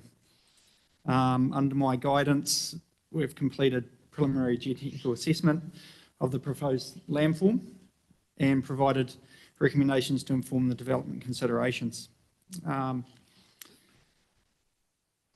The majority of the site is underlain by 2 to 3 metres of organic peat from surface, and these soils are overlying a combination of dune sands and alluvial deposits at depth. Groundwater is located around 0.5 metre to 1 metre below ground surface currently. The earthworks proposed to raise the site will result in settlement of the peat. This settlement will occur rapidly as fill is placed and will continue over time. We propose to place additional fill as surcharge to accelerate the settlements as we conduct the earthworks and to minimise long-term settlement risk for future buildings and infrastructure. This settlement duration during the surcharging process is expected to take in the order of 1 to 2 years before the surcharge can be removed and development can occur. Like the majority of the Papamoa region, the underlying sands are expected to liquefy during a large earthquake. However, due to the thick crust of engineered fill we're proposing to place, which is in the order of 6 to 8 metres, by the time we've finished settling the ground, we predict that the effects of that liquefaction will be minor and manageable Additional ground improvements can be introduced as required to accommodate very sensitive infrastructure where required. Ground improvements and reinforcement of the fill edges of the developments and in proximity to surface water bodies will be introduced to ensure stability of the landform is maintained. All of these things will be worked through as part of standard engineering processes and further investigation. The tsunami modelling by GNS for SmartGrowth in 2011 indicates that the Papamoa shoreline will be inundated by a 12-metre tsunami when the Kermadec Trench ruptures. This tsunami is modelled to overtop the Papamoa beach, flow over the TEL, and then travel east towards the site. At the current ground levels, the tsunami is expected to inundate the majority of the site at or below 2.5 to 4 metres RL. The height varies and it generally falls in elevation with distance from its source. So the earthworks landform for the development will raise the site above these model inundation levels. Based on the results of the preliminary analysis completed, I consider that the identified geotechnical constraints can be addressed to allow development of the site for its intended purpose of residential and employment zones and wetland areas. Cool.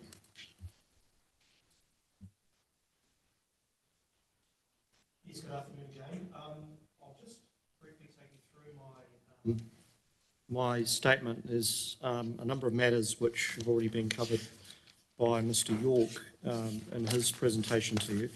So in terms of the current reporting, Mr. York's already touched on the Fizzacti report and the Oricon report. In section 5 of my evidence, I've looked at the site in the context of the relevant RPS considerations, and my conclusions in terms of those are set out.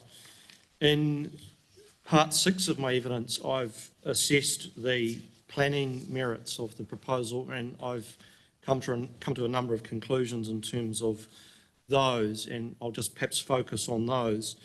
I'm satisfied, based on the evidence of Mr. Moody and Mr. O'Loughlin, that there are no ground engineering or stormwater or natural hazards or infrastructure constraints that can't be addressed at the time of rezoning through a plan change process in relation to the land. Mr. Moody has confirmed that there is a stormwater solution for the site, and some feasibility analysis has been completed by the applicant. The land development costs in particular are very low, which enables a significant amount of effort that can then be applied to effectively filling the land and including a higher RL above the existing landform. The site of the site's location aligns entirely with the corridor approach, and it can be accessed directly from the TEL, and there's some assessment that's been completed by MOTS, which is attached to Mr. York's evidence, which addresses that. And there's an existing underpass under the TEL, which can act as a services conduit. The land is also supported by the Oricon assessment with a pretty high rating of 7.4125, and it's one of the highest scoring of all of the sites in the Oricon report. The site is also a natural extension to the Wairake urban area, which is located further to the north. It's got the advantage of being close geographically to both Te Puke and to Tauranga. It's sitting on the doorstep of the Wairake Sands Town Centre, which is supposed to provide a kind of a wider regional kind of context in terms of both Te Puke, Papamoa and Wairake. And that's entirely consistent with the connected centres approach under the UFD strategy. Unlike many of the other sites that have been identified, the site contains no significant identified landscape features. It's clear of significant ecological features, archaeological sites. There are no wetlands on the land. and there are no natural waterways which would constrain development or restrict feasibility. In terms of highly versatile land, the site is low-lying grazing land with peat soils. So there are some issues with its versatility based on the fact that it is currently subject to flooding and also subject to those peat soils. There'll need to be a process set out under policy 3.6 of the MPS for highly productive land for that land to be considered through the RPS process. Due to the site's proximity to existing infrastructure, particularly the ability to preload the site reasonably quickly and with existing access to the TEL, I would anticipate that a plan change process for this site could be quite short, i.e. within a window of something like 2 years. And the site is only subject to single ownership effectively, so it doesn't have the many of the issues that a number of the other sites have. So in my view, based on all the considerations, particularly the natural hazard matters being able to be addressed, the ground engineering matters being able to be addressed, and the flooding matters having a solution, the site should be included in the final housing and business capacity assessment. And at the moment, I understand that's still only in a summary format. So in my conclusions, I've effectively set out there that I'm satisfied that the site could be included. One matter which I think is really important is that there is a large area that's required to be set aside for stormwater management, and that's been acknowledged. But I'd also suggest to you that that's a significant positive effect of the proposal, because 99% of the wetlands within the Kaituna catchment have been lost as a result of being drained and converted into farms. And so the proposal, in my view, is entirely consistent with Te Mana o Te Wai. The strategy through inclusion of the land will also be benefited in terms of having both residential and employment land in a short-term and medium-term kind of time frame, and I think that's also very important. It doesn't offer one or the other, it actually offers both. So my overall conclusions are that I don't see any valid planning reasons around why the site should be excluded from the strategy. So thank you. I'd be happy to answer any questions. Thank you very much. Thank you. Paula. Yeah, thank you. Aaron, at paragraph 4.3 of your statement. Sorry, was that 3.3 or 4.3? Oh, sorry, 4.3. 4.3. Yeah, sorry. I'm just getting a bit confused about the Orcom versus Fazaklia report. And reading your paragraph 4.3, is that not saying, well, I won't tell you what I think it's saying, but can you tell me what that is actually saying? Well, the Oricon report rated the site highly. Yes. The Fazaklia report doesn't really include the site. So it's kind of missing from the Fazaklia report. All the Fazaklia report says is that there needs to be further analysis undertaken by the submitter in support of its submission. So sorry, I was reading that as saying that Fazaklia was saying that the top sites identified should go through a submission process. No, I believe that the Fazaklia report deals with the site on the basis that there's further information that's required. Right, okay. I perhaps could, through you, Chair, could we just ask our staff to just clarify that, because I'm reading it slightly differently. I just need to be clear about that particular recommendation from the Fazaklia report. Yep. But not now. All right, let's pick that up for something that we'll circle back to once we get to the end of the hearings. Yep. And I've forgotten my next question, but by the time you've finished, I'll try and find it again. Sorry. Right, well, we're happy to all answer questions now if that's okay. Yeah, absolutely. Yep. Thank you. John. Yes, just clarification really in regard to the stormwater, and I noted in Mr. Moody's evidence he talked about the million cubic metres displaced, and earlier I explained the variation of how that was spread across the catchment. So that's what I was anticipating when I read this report prior to the hearing. But you're saying today that that could all be accommodated within the Hearst property by only developing a portion of that. Is that what I understood? Did I understand that correctly? It would be spread across both properties, but yes, you would accommodate that million cubic metres of displaced water within the development. Okay, thank you. I also had a further question then in regard to the tsunami risk, and I don't fully understand tsunamis, but Mr. O'Loughlin described how raising the level of the land would mitigate against that inundation. I was just wondering how that water would be displaced. Well, I can't really answer that beyond the modelling hasn't been updated based on modified landform. All I've concluded is that the proposed development level relative to the model levels is going to be higher. So development would be safe, but you're not sure where that water would go. Yeah, I mean, I'd probably hasten to suggest that the modelling is not a level that accurate that can, based on what I've seen of the modelling, it's extremely rough and probably not overly accurate in terms of displacement in the millimetres. It's more in the metres in terms of the modelling. Okay. Yep. Can I answer that a different way? So effectively the tsunami requirement is 2 metres. That's the aerial requirement. Ours is above the 2 metres requirement. I think that's ultimately what we're saying.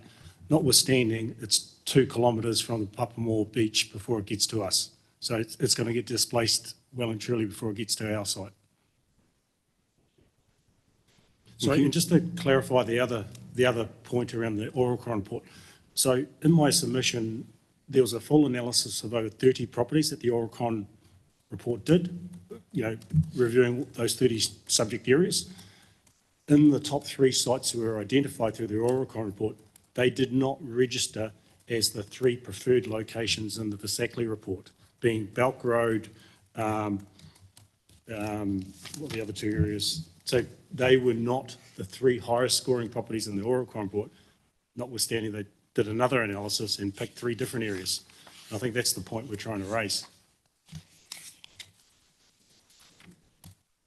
Mokoroa and Pukimapu. Thank you. Any further questions? No. All right. Well, that very neatly brings us to just before 2 o'clock.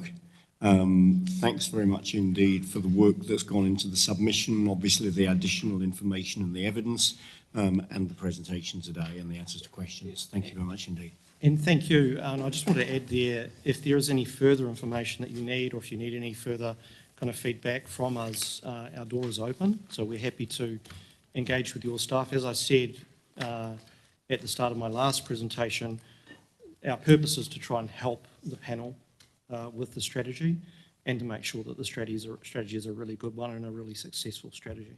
Indeed, and thank you for that. And as I indicated earlier, it may have been in response to a similar comment from previous submitters. We need to put ourselves as a panel in the best position we can for decision making, particularly around any changes to the strategy or to the draft strategy before it's finalised. And either we or our staff will be doing whatever we need to do to put ourselves in that best position.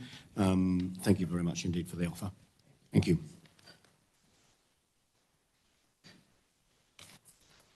All right, so moving to our next submitter. This is submission number 91 on page 361, the Sustainable Bay of Plenty Trust, Glenn Crowther. Glenn, welcome. Thanks for joining us. Welcome to the table. And you've got 15 minutes for this submission, and if you wanted to leave some time for questions within that, that would be your choice as well. Thank you. Yeah, right. Okay.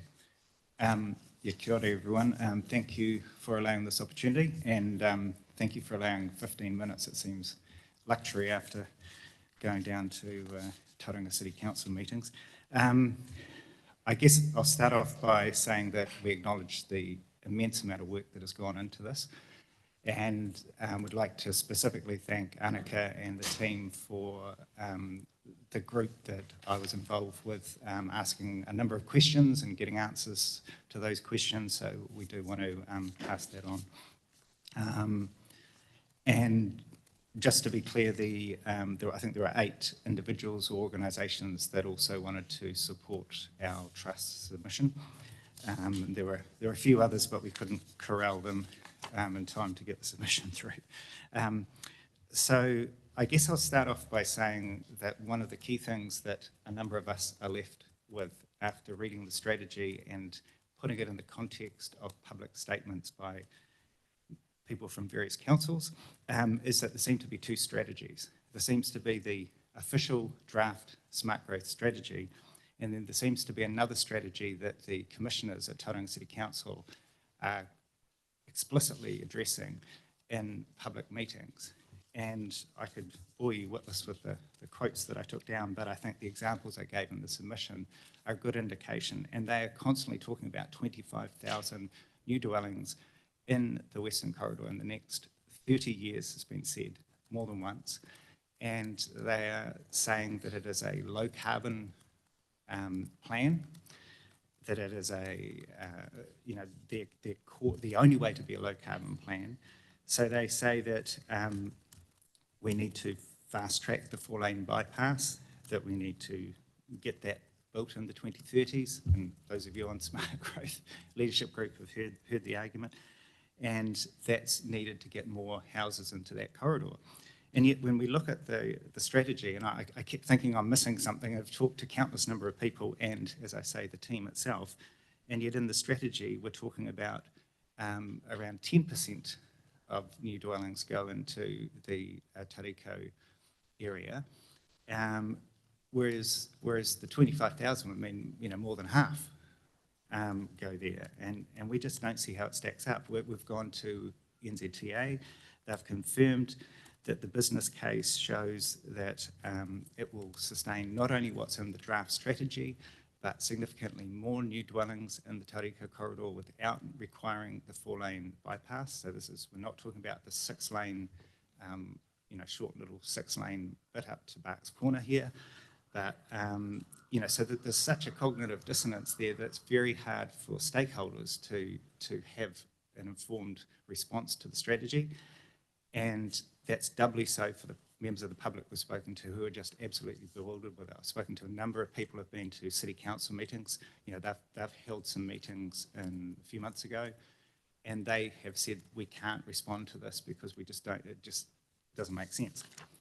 So that's not criticising the strategy itself, that's just saying we need clarity around that. And there is a view amongst stakeholders, I should say, ex-forum members, that this is a straw man.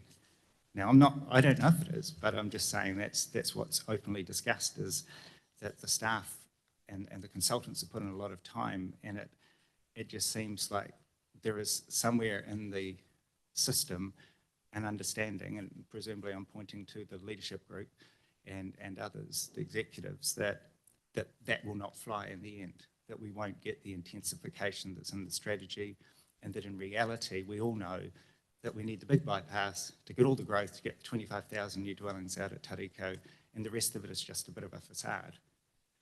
I have no idea, but that's that would be one explanation. But whatever it is, we need to get a better understanding of why the commissioners are explicitly saying something differently. And it's a shame hopefully Bill will come back to answer that. Now, behind this, in my conversations, particularly with the Smart Growth Forum members who have a detailed understanding of UFTI, and we were involved in the limited stakeholder discussions around UFTI, that the constant view is that it is a flawed model. So it is not a low carbon plan, it's a high carbon strategy, that we've had the promise of live, learn, work, play in this area since Smart Growth came into being, But the reality is we've got less live, learn, work, play than ever. We've got a centralised model for public infrastructure. And I grew up here. When I was a kid, we have live, learn, work, play. We could walk or bike or bus or even earlier on, catch a train to the key sub-regional facilities. And now we don't. So why are we talking about live, learn, work, play still, unless we're going to actually design for that? And what you heard in some of the submissions is this sort of view that we need to do more, sort of let's just deliver. Let's actually just get stuck in and build a museum in the middle of Tauranga City and get everyone on board to fund it and get the Western Bay Council to fund it as well. But what we hear from Western Bay communities is actually they don't necessarily want that. And so it should be, when you look at live, learn, work, play, it has to be meet the needs of the community, and it has to be, I think, community driven for it to work. Otherwise you'll just have what we've got now, where their kids play hockey or whatever, and everyone just converges on a massive traffic jam on a Friday afternoon on the Harbour Bridge. That ain't live, learn, work, play. One of the fundamental issues of AFTI was the rail-based options were by far the best score. Something happened out of the public view. We got the connected centres model. There's still been no public consultation on AFTI, no public consultation on the transport system plan. We still don't understand why a flawed transport model is still providing the connections and the connected centres. It just defies belief in this day and age. So what we could get from the strategy in reality, as opposed to what all the hardworking staff want, is we could get lots more sprawl, just the same lack of live, learn, work, play in local communities. We could still have high housing costs. We could still have homelessness. We'll get even higher carbon emissions. We'll get higher energy consumption, still lack of amenity because we won't be able to afford it because we'll be putting all the money into these centralised facilities, these international exhibition centres and things. And we'll just have a worse quality of life than before we even started. So we think, and I think it contrasts the view from the former forum members, contrast to the view from the sort of $5,000 a year membership organisation like Urban Task Force, where they're sort of wanting to go, right, let's get stuck and build the things. And we're saying we've got to actually figure out if that's what the local community wants, because fundamentally, elected members are still there to represent the views of their constituents. And we just constantly hear that people don't want this model. It just comes back to that basic reaction that we hear from people time and time again. And I think you're hearing less of that. You're probably in more of an echo chamber now because you don't have the forums there. And the forums have now got economic representation. Sorry, not forums, the SLG and the SMG or whatever they are, have got economic representation, but there's no social and no environmental well-being representation. And presumably there's an aspect of the cultural representation from Tangata Whenua Forum. So we think that there's no reason you shouldn't have all well-beings represented, and there's no reason why you shouldn't have those represented on the SLG, the SIG, is it? SIG, yeah, and on the TSP. Given that there's no sort of UFTI group now, transport's so critical. And we think that, as you probably heard from Mark, I imagine, and Paul from the Te Puke Edge and some of the other groups, that there's no reason there can't be the SmartGrowth Strategic Partners Forum again. And we would say there should be well-being forums, and that those forums should not be represented by a membership organisation of any kind, that they should be representing a broader community view. So it shouldn't be that any particular economic agency, especially a membership-based one, is there representing the views of the whole sub-region. It should be that there is representation from Katikati, Waihi Beach, Te Puke, right across the board. Funding, we think that it is just, it's obvious to yourselves and everyone that funding's so critical, but we don't understand why a strategy doesn't come with some mention of funding, really. I mean, well, there's mention of it, but why there's no funding pathway, no funding solutions. And what is there is scary because, again, in the UTF submission, you know, they seem to be pointing towards the IFF and going, oh, that'll solve our funding problems potentially. But it is not you know, I think you all know this, but it's not a funding tool, it's a financing tool. We don't have a financing problem, we have a funding problem. And until we kind of acknowledge that openly, then we're never going to address this. And you look at, I just keep thinking of ex-Mayor Weber constantly coming to the Regional Transport Committee saying, here's the 2004 agreement, can we just get the funding and deliver this? Now, I'm not saying that was the right or wrong agreement, but whatever you agree on, you need to also agree on a funding plan, and it can't be the IFF because the IFF is not a funding plan, or not a funding model. And what's worse is it's an expensive financing option. And why would we take the most expensive option when we could just do good old council debt? And there are councils with a bit more room on their balance sheet, aren't there, Paula, than City Council. So there is the possibility in terms of financing that you might get a cheaper deal from regional council than you would from some foreign bank financing us through the IFF. So, you know, growth has not and will not pay for growth by the looks of it unless you change the model. The IFF, PPPs are not the answer. You know, you need to actually address the fundamental issue there. And carbon emissions, I wanted to mention that. We don't see any robust carbon analysis for any sub-regional strategy or plan. So whether it's this strategy, the spatial plan, the Te Papa spatial plan, the Otamotai spatial plan, the Mount, UFTI, TSP, transport plans, Tariko business case, Cameron Road project, Monganui Road, Civic Centre, Domain State, you just list, I could go on and on. None of them have got a carbon analysis there. It contrasts massively with other metro cities in New Zealand. And this is a really big problem when you have the city's commissioners make statements that are just false. Cameron Road is not a low carbon project. They are going around publicly in meetings saying it is. The business case says it is not. State Highway 29 bypass will, in their words, fight climate change. That is completely untrue. There's no evidence for that.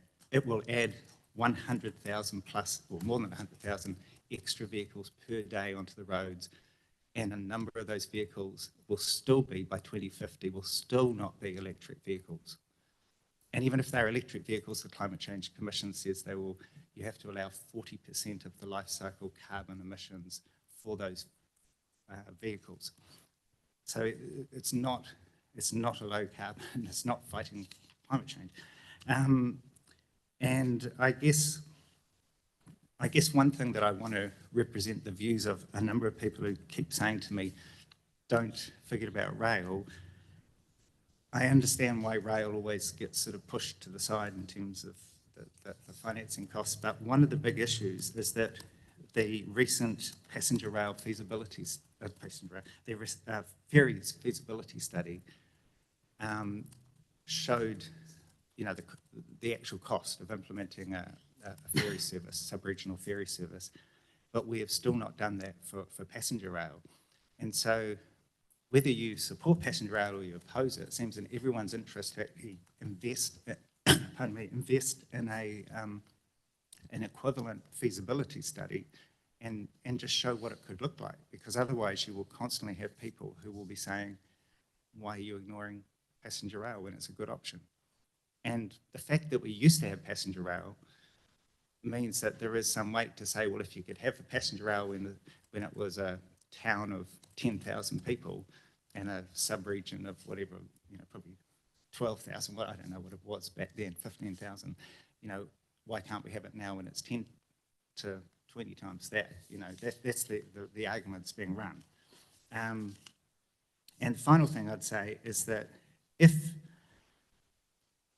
this strategy proceeds, one of our big things that we would like to see is to stop having the sort of throwing out a whole lot of sustainability terms around it and actually just confront the trade-offs that are there. So if you go down this pathway, just stop using the live, learn, work, play if the partners are not actually delivering live, learn, work, play. And we know there are places where that is happening. We know you could look at, places like Te Puke is probably a good example where there is a significant amount of live, learn, work, play. But we don't think that should be dressed up if it's not actually there for most people in their daily lives. Stop using the term low carbon, because I'm not talking about in the strategy, but when you go away, if you've agreed to a strategy like that, which, as you've heard from other submitters, this should be the prime strategy for the whole sub-region, that, the plan to rule them all. If this is not a low carbon strategy, well then don't go around doing other things, with housing and stuff and say, well, this is all part of a low carbon strategy, or because that's what we hear about AFTI, or we're doing this under AFTI because it's a low carbon strategy. It's not. So therefore don't say it is. Just go around and say, actually, we're not doing a low carbon strategy in Tauranga Western Bay. We don't believe in that, or we didn't choose that for whatever reason, and don't pretend it is, because otherwise you just get this, again, cognitive dissonance there. Now we are coming to the end of the 15 minutes. And the final thing I want to say is don't talk about it as a sustainable plan, because by definition it is unsustainable. So I will end there. All right, thank you very much indeed. Look, that did use all of the 15 minutes. It hasn't left time for questions unless there is a burning question. Paula, I'll allow the question. Yeah, thank you. Well, firstly, thanks, Glenn, for your submission, for your organisation and your representative submission from many, many others. What is sustainable growth? I think fundamentally you can't have sustainable growth in a long, long term. But I think what we're talking about is the kind of stuff that you possibly heard from Te Puke Edge, where you have, instead of taking a bit of farmland and turning it into a massive industrial estate and a shopping centre, which can, practically speaking, only be accessed by most people by private motor vehicles, and that has a whole bunch of high carbon industry that could be located pretty much anywhere, that you actually build your growth around the things that have natural export advantage and that have access to rail, access to low carbon transport and existing infrastructure. The fact that you've got the TEL means that you've got sort of a sunk, not only a financial cost, but a sunk carbon cost there, and that can be utilised better. And again, we've always said, personally, I haven't had a strong view on East versus West and all that, but it's more, when we went down the eastern route, literally, I think there's a lot to be said for putting more investment there and not having done the Western Corridor. And now we've done the Western Corridor, we're really screwed, because we're fighting battles on all fronts, we can't afford it, and it's high carbon all over. Thank you, Glenn. Look, thanks for the written submission. Thanks for coming along to speak to it this afternoon, and certainly some food for thought for the panel in there as well. Thanks very much indeed. So now moving to our next submission, submission number 61, which we can find on page 156. David Riley, the Child Poverty Action Group. David, welcome to the table. Thanks for coming along. And you've got 15 minutes to speak to this submission this afternoon. Thank you. I'm speaking today in support of our written submission from the Child Poverty Action Group, Western Bay of Plenty Network. We should just say that our vision is an Aotearoa where all children flourish free from poverty. Hold that in your head. I'm going to quote Albert Einstein. The definition of insanity is doing the same thing over and over again, but expecting different results.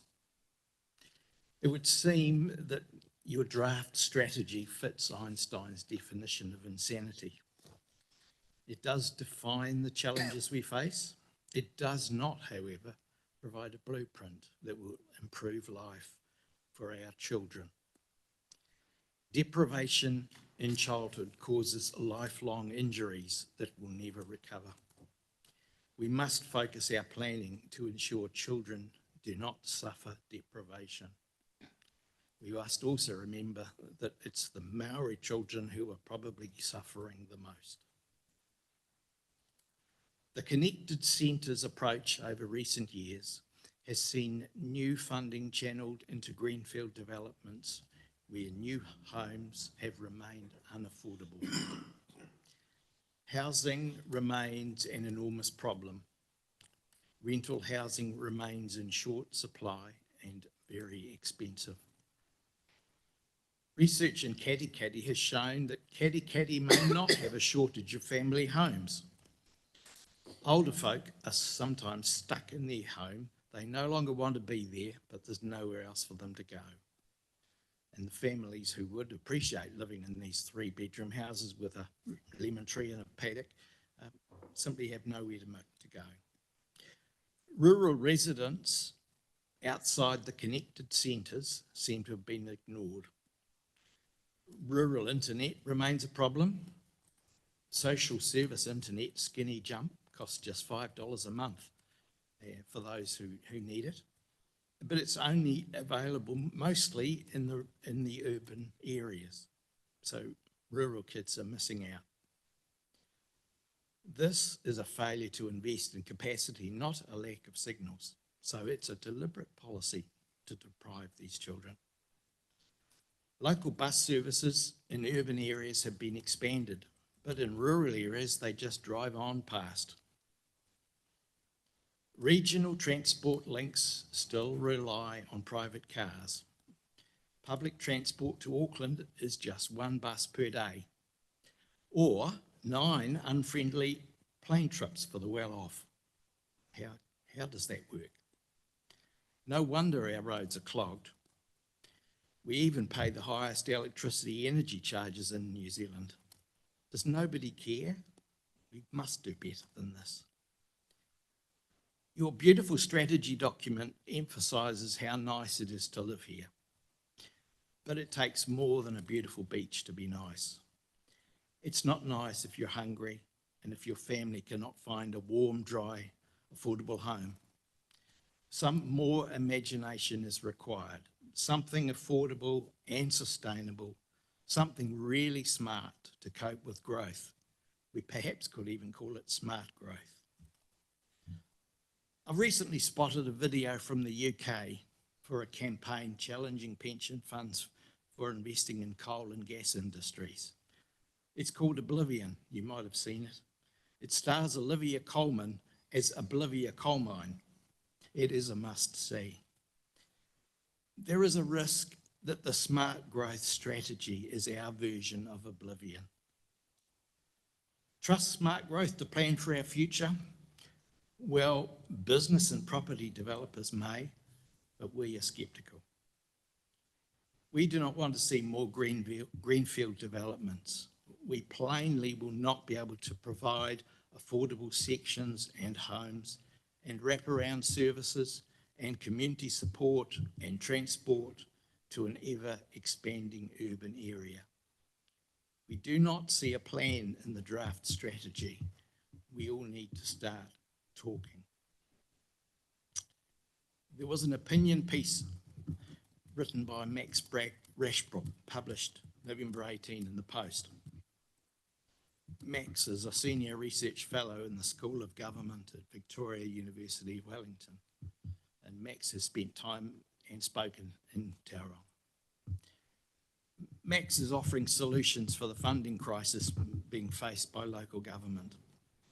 His first proposal is to charge higher local body rates for the rich. I don't think I will go there. However, reading on, and I will quote directly, my second proposal is that except in rare circumstances, we stop building new houses by concreting over nature. Not only is greenfield development environmentally damaging, it is for most councils an economic disaster. While local authorities do get financial contributions from developers, this never fully recoups the immense cost of providing new roads, pipes and wiring to greenfield sites. According to economists Sense Partners, each new greenfield dwelling could cost a council thousands of dollars. By contrast, densification, more homes in city centres, requires very little investment in infrastructure already built to service the massive daytime demands of workers, while vastly expanding the revenue base. The likely several $1,000s net benefit to councils from each high-density dwelling is the exact inverse of the typical greenfields house's net cost. Turns out the smart thing to do socially and environmentally is also the right financial move. Who'd have thought? So those are the words of Max Raschenbrock. And I don't have definite solutions, but I think there are questions and there are more discussions that need to be held. Thank you. Thank you very much. Questions? No questions? All right, that's great. Look, thanks for the written submission. Thanks for your presentation today and for taking the time to join us. Thanks very much indeed. So that now brings us to our afternoon tea break. We're running a couple of minutes early actually at this point. So we will come back at 2:45 for the next submission at that time. So let's adjourn now and come back at 2:45. Thank you.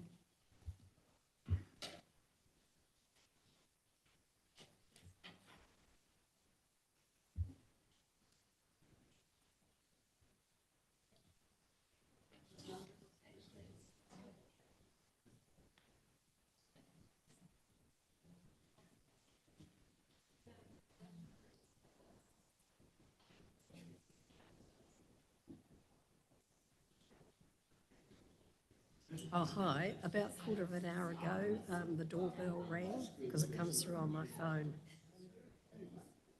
Oh, okay. No, that's all right. Okay, everything all right? Okay, awesome. Cheers, bye.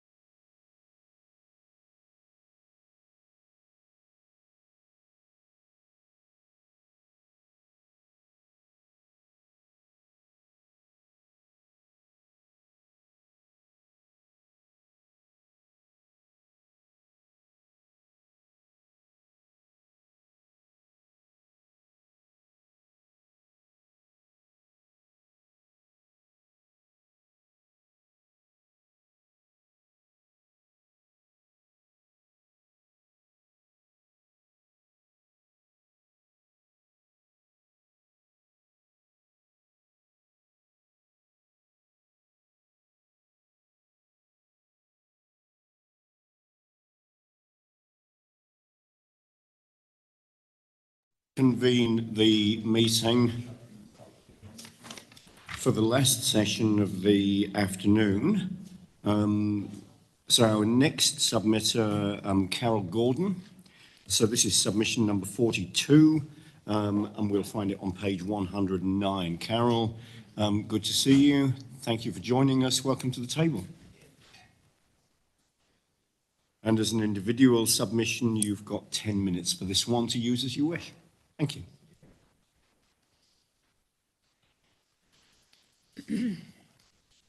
I have a PowerPoint that is coming up. Could I have the clicker? Thank you.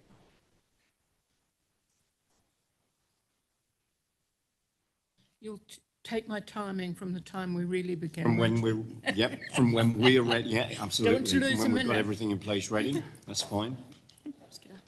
Thank you.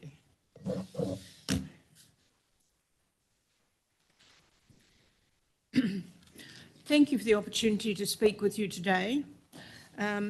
Before I begin my presentation, I want to remember fondly our colleague and friend Jo Gravett. I was with her this morning and she died. And yeah, I held her hand. And so if I'm a little bit kind of woolly, it's because there's a lot going on. But I do want to honour Jo's work in SmartGrowth and all the many conversations that we had around the edges of SmartGrowth for many, many years. I want to honour her dedication to affordable housing and the Affordable Housing Forum members that work closely, of course, with the Social Sector Forum members because our work overlapped and we often presented to SmartGrowth together. One of the things that Jo sought to achieve was discretionary zoning, and it would be amiss of me to not mention that on her behalf today. So if I could begin now in terms of timing, please. And that's absolutely fine. Yes, thank you. So my submission today builds on the paper that you have and takes a few key points. And I note the strapline that's forever been with SmartGrowth, probably yours, Craig, building our futures together. And it seems so timely. And I wonder why we've forgotten it. And so I want to use that key thread to my presentation today. It follows the submission that you have in written form. I'm conscious that we have to consider in our population, because you always expect me to talk about people. As a social scientist, that's my contribution. And the important thing of this picture is the degree to which we care for our old and our young. So as we look to building the future together, we need to look after our people today and be conscious of the impact for tomorrow, of the social impact, not just the roads, I need to say. So our population is ageing and it's a reality for the foreseeable future. I'm aware that, while focusing on the demographic change as part of this submission, that I want to call attention to livable communities. And prior to AFTI, we had a very strong SmartGrowth review that took a focus on livable communities. So I want to bring that back. I'm suggesting quite strongly that if we're to care for our people, to care for well-being, which is our task, then livable communities matter. and that we need to respect Te Ao Māori values, the reason for this slide, in that context of togetherness, of whanangatanga. Noting in the strategy that it identifies 6 transformative shifts on page 18. I'm now speaking to page 2. However, it omits, in my view, 3 vitally significant structural planning contexts. They are responding to the demographic transformation, developing sustainable hyperlocal 15 communities, and the intergenerational cost of growth assumptions. Now, they're all mentioned, but they are not elaborated. The social return on investment isn't done, or the social impact of what we're planning to do is insufficient. So I've noted those points.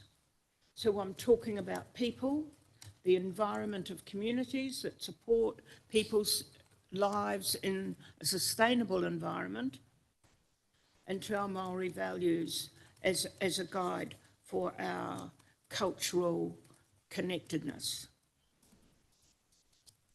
I want to note that inaction has extreme costs.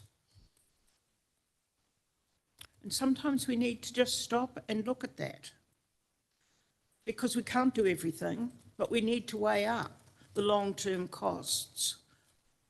And that's part of our social impact work that we need to do better. And that's because we have a demographic transformation taking place.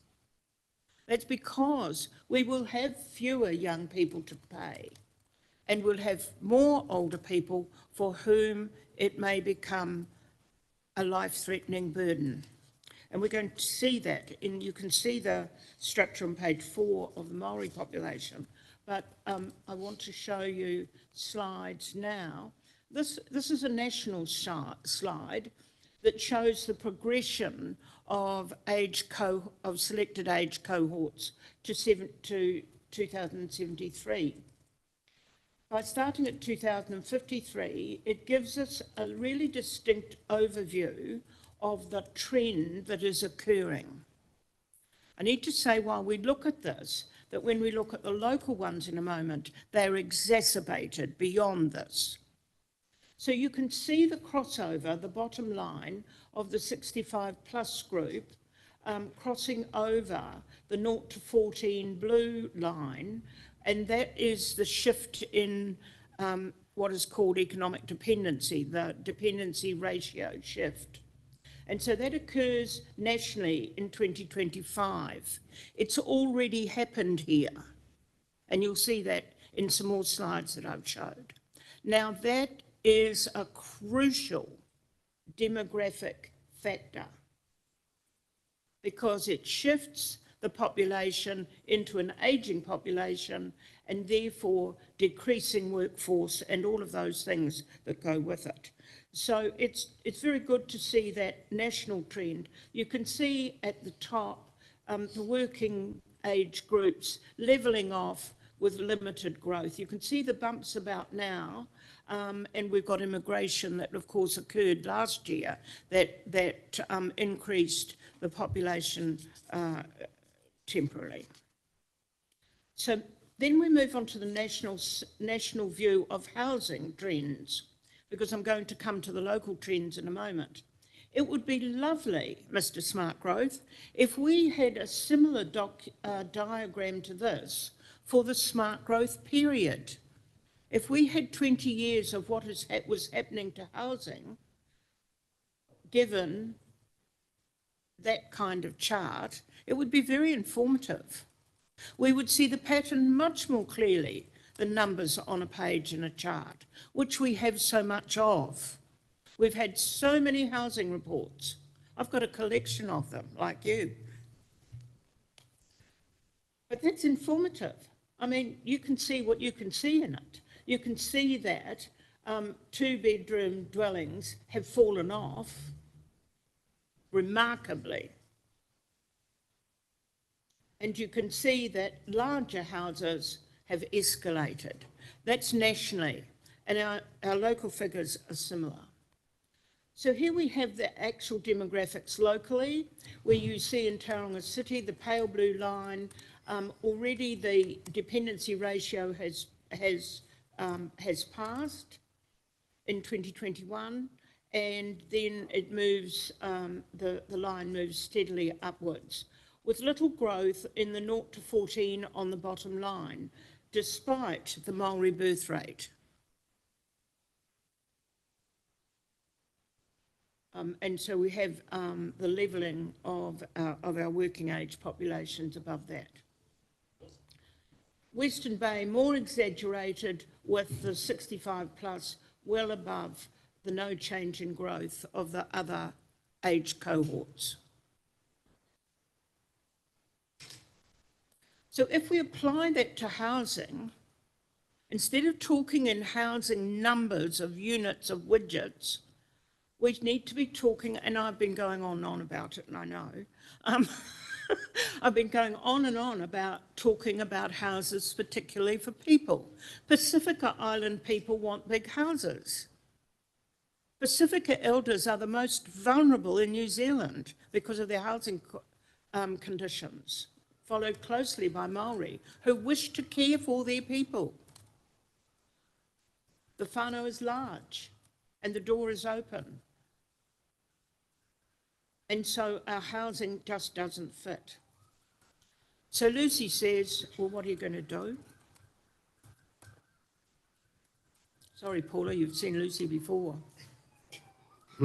I love her. Whoops. And Bill says, well, I'm keen to be part of this future. He's a happy chappy. He'd like to be involved in community things, and he's a bit cheeky. And Molly says, well, equity really matters. So let's come to this issue of social cohesion and how we actually plan for our own demographic profile, building our futures together. The fact of the matter is, the Western Bay of Plenty sub-region has an elder housing and an elder care crisis. Now, because our silos are not sufficiently knitted, you know little, probably, about the elder care crisis. You probably, however, do read the headlines in the paper that says ED is full, and ED is full because the beds are full. And the beds are full in hospital of older people because the beds in the retirement village rest home care are full. And they can't manage. And they're shutting down their beds. They're reducing the hospital level care beds. So where are the people supposed to go? I've got the answer. The answer is back to the community. We have got to have caring, hyperlocal communities. We need to acknowledge that new models of homes for people for a lifetime are vitally necessary because the market has failed to design, build and cater for the choice that we need. And we need them built in an ecosystem that supports longevity well-being. So of course I'm coming in a moment to talk about the 15 or 20-minute community. But before I do, let's look at the SmartGrowth report by NZEIR in 2022, the most recent housing report you have. And if you look at the real story in these arrows, you will see, and I've got the detailed thingy, but I just wanted to use the chart on the presentation. You will see that rents and sale prices have risen, and it's even quoted in the paper to say severely unaffordable. Fewer smaller sized homes were consented. Those smaller homes, one bedroom, which are totally not homes, are in retirement villages. They're not in the community, they're in retirement villages. There is both an increase in home size and the number of bedrooms. And I've just mentioned the smaller home consents are located in the retirement villages. And I could talk more about We're all well of that. beyond 10 minutes already. I'm aware that you've got more ahead. Yes. So, I mean, we can do that, but maybe if you just pick up the pace a little bit. I'm good. sorry. Thank I'm you. sorry. So I'll quickly go through. So you're familiar with the 20-minute neighbourhood. And when I said the people need to live in a community, they need to be loved and well cared for in their own home, in a community that supports the well-being of all. And if we work with the health system, the services can be supplied. And that's our next big challenge. I work with the health system and they're working on it, and we need to get the stories knitted together. And that's called doing things differently. I want to say, as you know, more of the same is just not sustainable or socially just. You'll see more around that topic on page 10. I just want to say, in terms of growth, please move from the focused land use. We can't afford more growth. It creates poverty, and we need to move to balance with livable, intensified, affordable communities. Remember, the story is about well-being. And I could go on about co-design.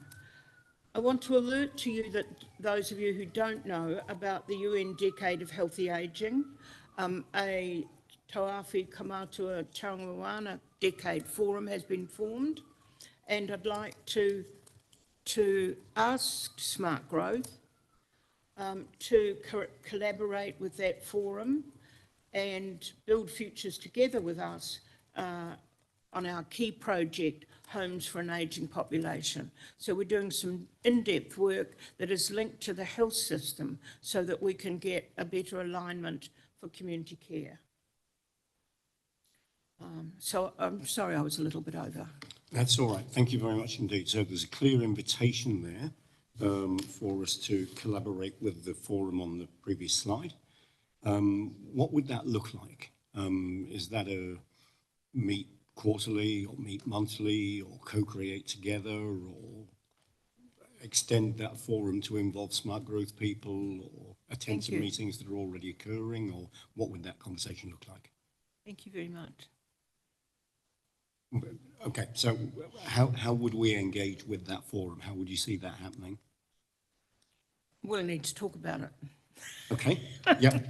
All right, we'll take the invitation, and yeah, there are a number of things we're going to be talking about as a panel in between the hearings and deliberations. Obviously, the deliberations will occur next year.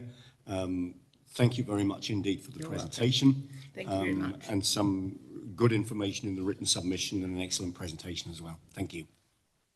All right, moving on to our next submission. We've got the Tauranga Business Chamber. That's submission number 48 on page 121. And Matt Cowley. Matt, thanks for joining us this afternoon. You've got 15 minutes for your presentation this afternoon. If you wanted to leave some time for questions in there, you might wish to do so. Thank you. Great. Kia ora tātou. I won't be taking 15 minutes. My submission fit on 2 pages, so I'll be reasonably succinct but very open for questions. And just a bit of background, it's been a couple of years since the Chamber's been into the SmartGrowth leadership forum. So as a bit of a background, where our jurisdiction, although we're called Tauranga Business Chamber, it does cover the full Western Bay of Plenty sub-region. We've got some clear swim lanes with priority 1, so we focus on business capability, working inside businesses. They're very much focused on industry capacity and working sort of at the larger macro level, but also maybe more importantly, well, just as importantly, we get roughly 4% of our revenue from local government. They get roughly 60% of their revenue from local government. So yeah, I've spoke with Nigel. He's obviously involved with this forum reasonably frequently in different capacities. So yeah, this is just our opportunity to raise some issues. I suppose the key principle, we just wanted to throw our support into SmartGrowth, the forum. Given the current makeup and structure of local government, it is the best non-statutory planning tool that we've got. And obviously the alignment with central government, given the growth and the issues that we've got, it is good. It is a non-statutory planning tool, but it gives direction of travel for businesses to start making strategic decisions in the sort of 10 to 20 year horizon around where the future growth is going, particularly around employment areas and where they may or may not be allowed to work, knowing where the changes that are happening in the business world around robotics, machine learning, operating 24/7 and avoiding that reverse sensitivity issues, which we work with on local councils on that planning side, but it's helpful for businesses to know where to make these rather large capital investments and have some protection around that, as well as transport routes as well.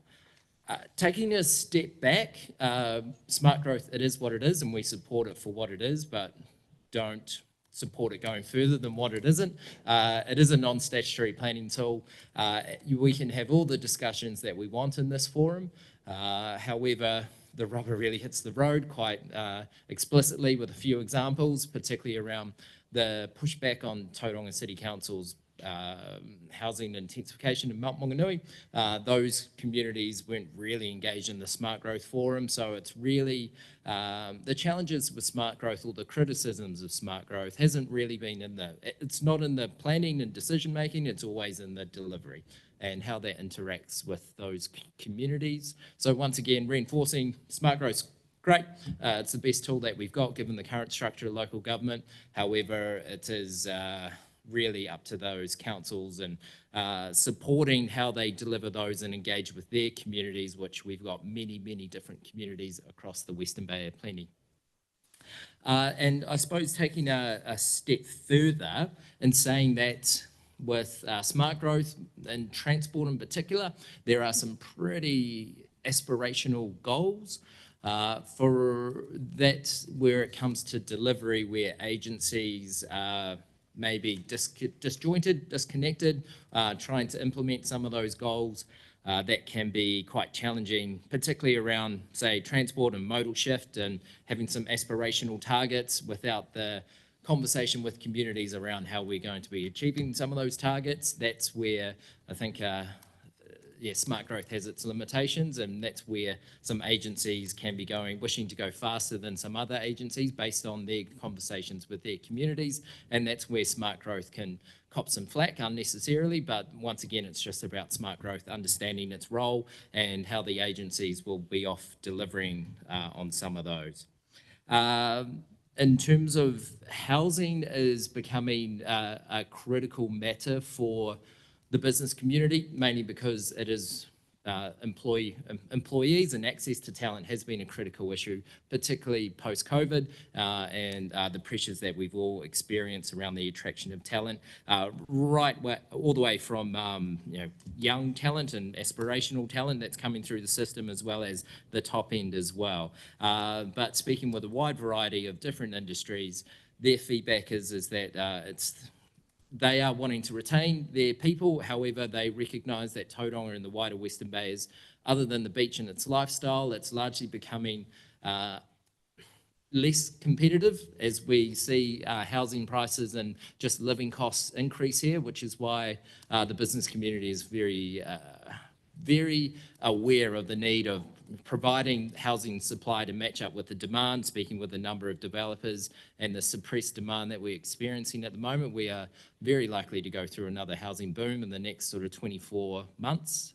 And that's going to create 2 to 3 years with the suppressed demand and the suppressed supply that's available, and understanding the length of time it takes for planning and infrastructure to be implemented. That's what we should be preparing for, but I suppose that long-term strategic, where does the Western Bay sit in terms of being encouraging its appeal for talent that's coming through? Why choose here compared to Manawatu, Waikato, apart from the lifestyle reasons in terms of affordability, that's also an issue too. So which kind of moves on to my next point, which I understand Smart Growth obviously has its geographical jurisdiction.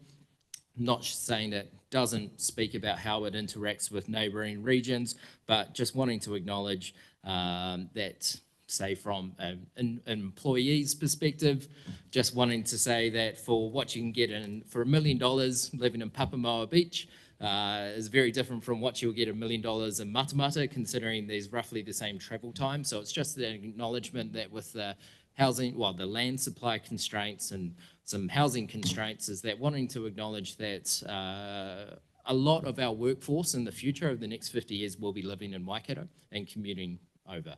And that's just the pragmatist scenario. It's starting to happen now, speaking to some businesses, particularly in Tauriko and other areas. And I'd say that's likely to get worse, given the housing options here. That spoke about housing. Yeah, the planning tool. Yeah, I think I'll leave that there. Thank you, Chair. All right, thank you very much indeed. Thanks for the written submission and for coming along and speak to that this afternoon. That has left us a couple of minutes for questions, if there are any questions. Bill. Thanks, Chair. Thanks, Matt, for the presentation. Just in terms of submission, and you've referenced issues or concerns about delivery. And given, and you do note, and at the end of the day, the Smart Growth Partnership is including Crown, Tangata Whenua, councils, etc., sets that strategic direction. You do note the actual delivery is with partners, either collectively or individually.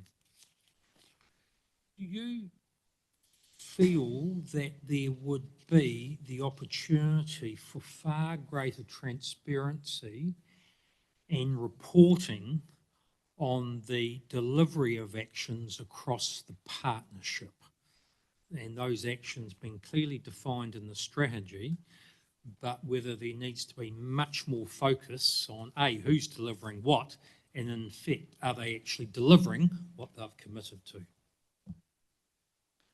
Yeah, thank you. Thank you for that question. There are a few maybe local government geeks that would love to see the reporting and outputs and other things, but from the wider business community's perspective, it's more about the outcomes and progress rather than, I suppose, the delivery of outputs within local government, because we know it is quite a big machine. Ultimately, it's about outcomes and deliverables. We know, businesses know that it can chew up a lot of local government's time generating reports and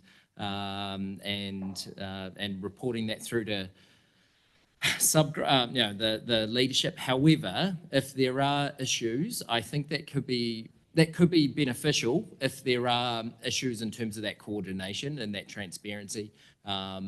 But yes, we trust the governance in that space to make sure they're getting the balance right. It can be useful if there are issues. On the outside, we don't know where those issues are, so it's hard to say whether it's needed, more reporting's needed or not on a granular level. So we'll trust in the governance leadership in that space. All right, that brings us to the end of the time, but yeah, thanks for joining us this afternoon and for your input. Thanks very much indeed. Thank you. So now moving to our next submitter, Paul Hickson, submission number 80 on page 288. Paul, thank you for joining us. You've got 10 minutes. 10 minutes to present to us this afternoon. Yeah. Oh, good afternoon, everyone. I was here earlier this morning with the, I'm chairman of Te Puke Edge.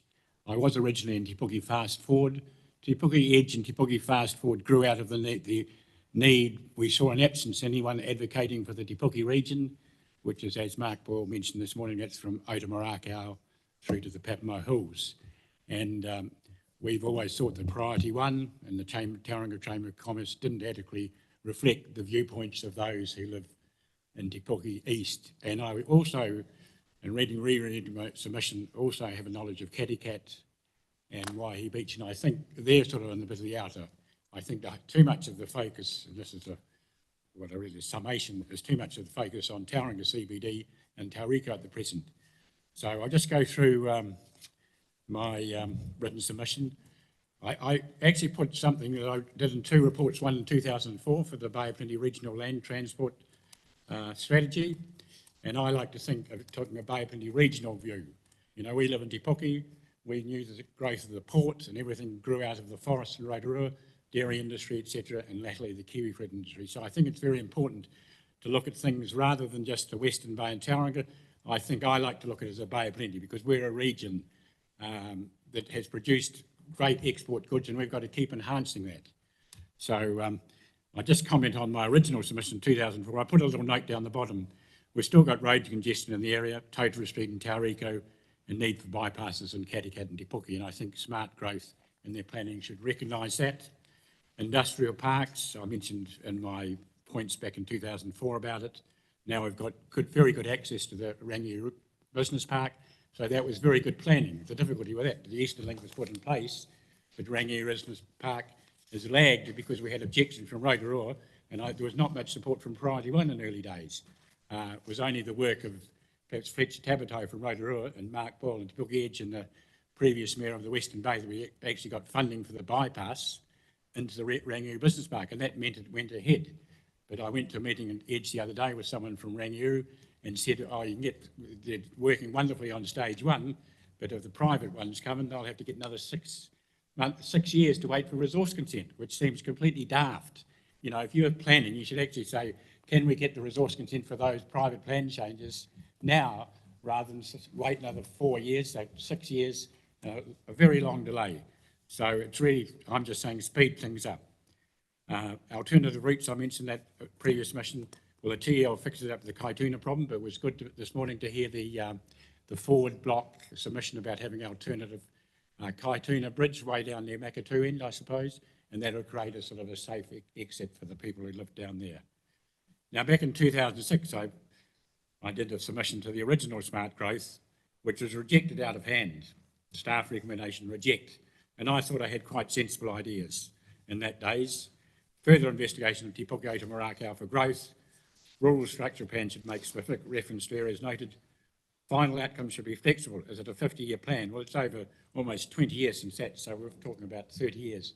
And any planning, in my thing, if you're looking 50 years ahead, you actually got to be prepared to look at things properly and think, what are people thinking? And in that, I also mentioned cluster development could be a model to follow for the area.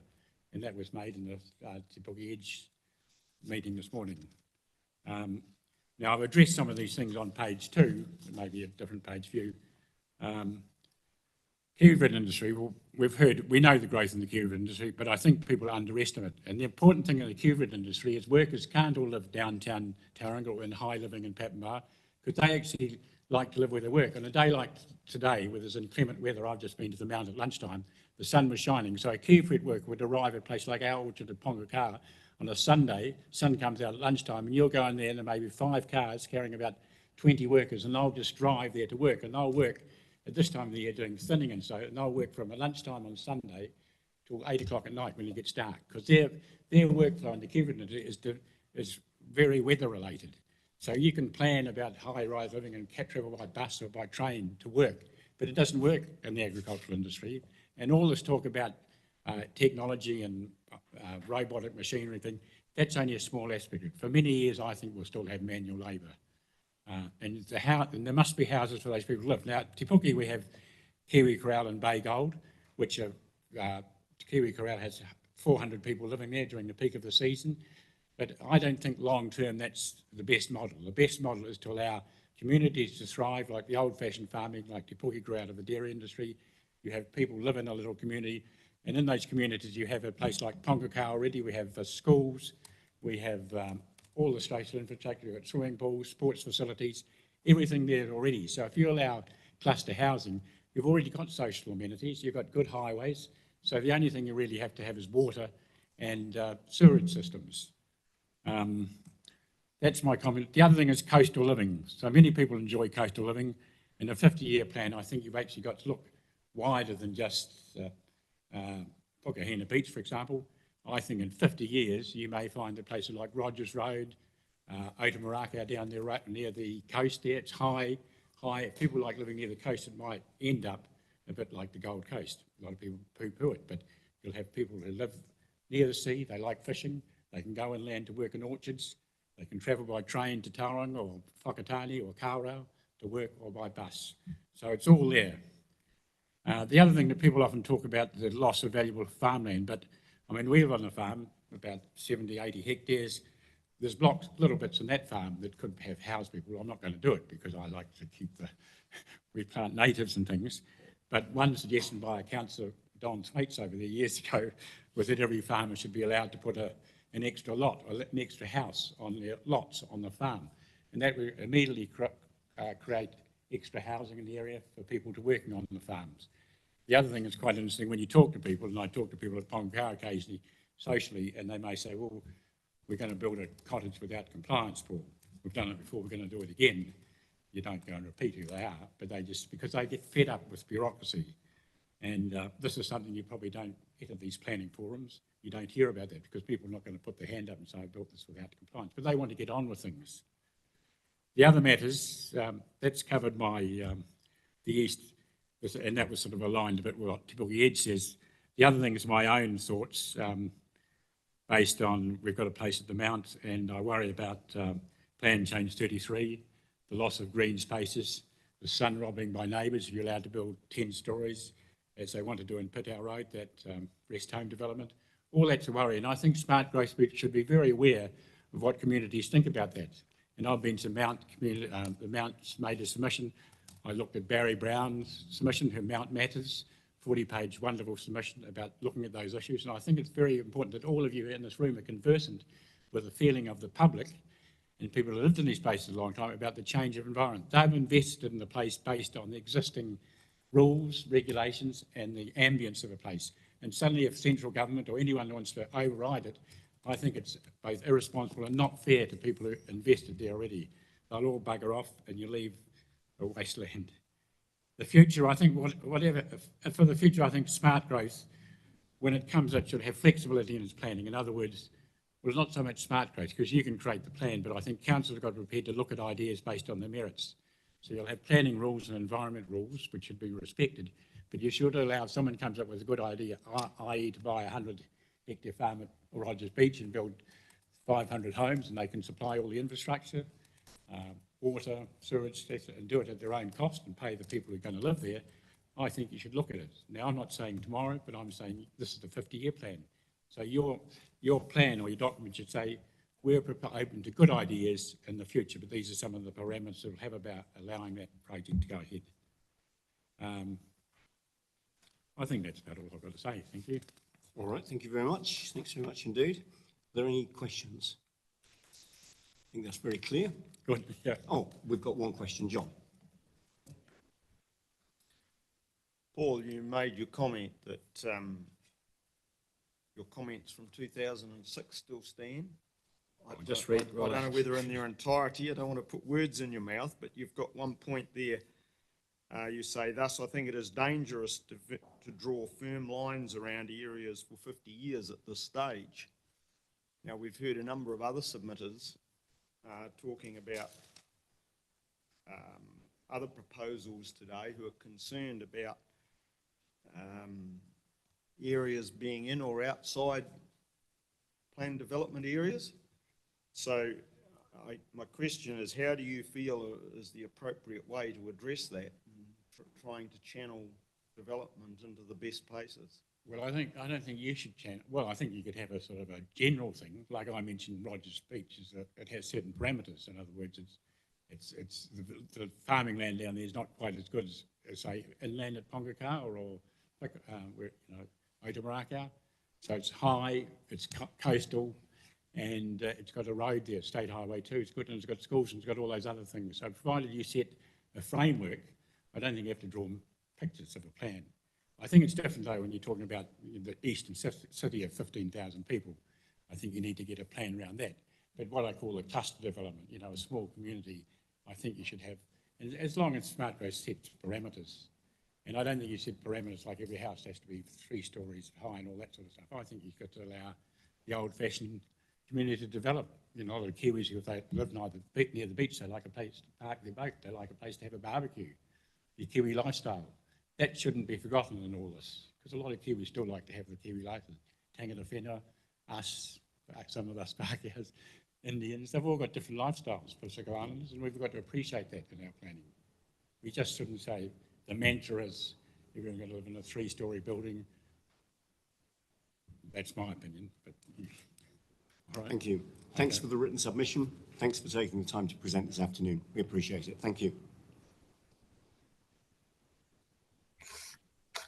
So our next submitter, Julian Fitter.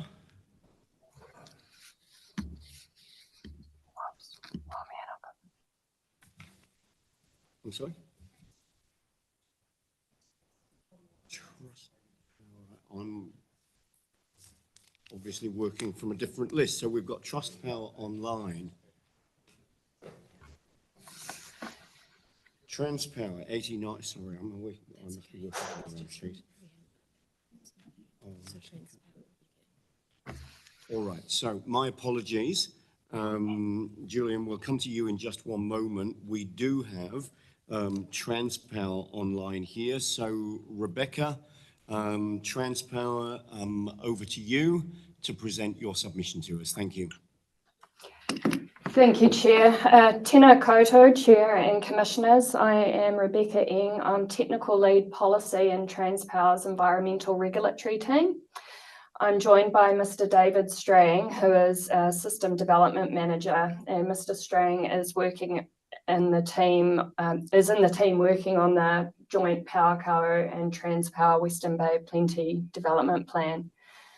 Just as a matter of housekeeping, I take it that the panel has read Transpower's submission already. Is that correct? Yep, absolutely. You can take it that we would have read all of the submissions, including your own. Fantastic. On that basis, I propose to summarise the key points raised in the submission and allow any time for questions that the panel may have of myself or Mr. Strang at the end. So just to briefly introduce Transpower and the National Grid, Transpower is a state-owned enterprise that plans, builds, maintains, owns and operates New Zealand's high-voltage electricity transmission network, known as the National Grid, that carries electricity across the country. The National Grid connects power stations owned by electricity generating companies to substations feeding local networks that distribute electricity to homes and businesses.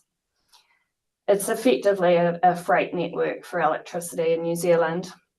The National Grid is critically important and nationally significant infrastructure that's necessary for a reliable and secure supply of electricity throughout the country, and that in turn supports national and regional and sub-regional growth.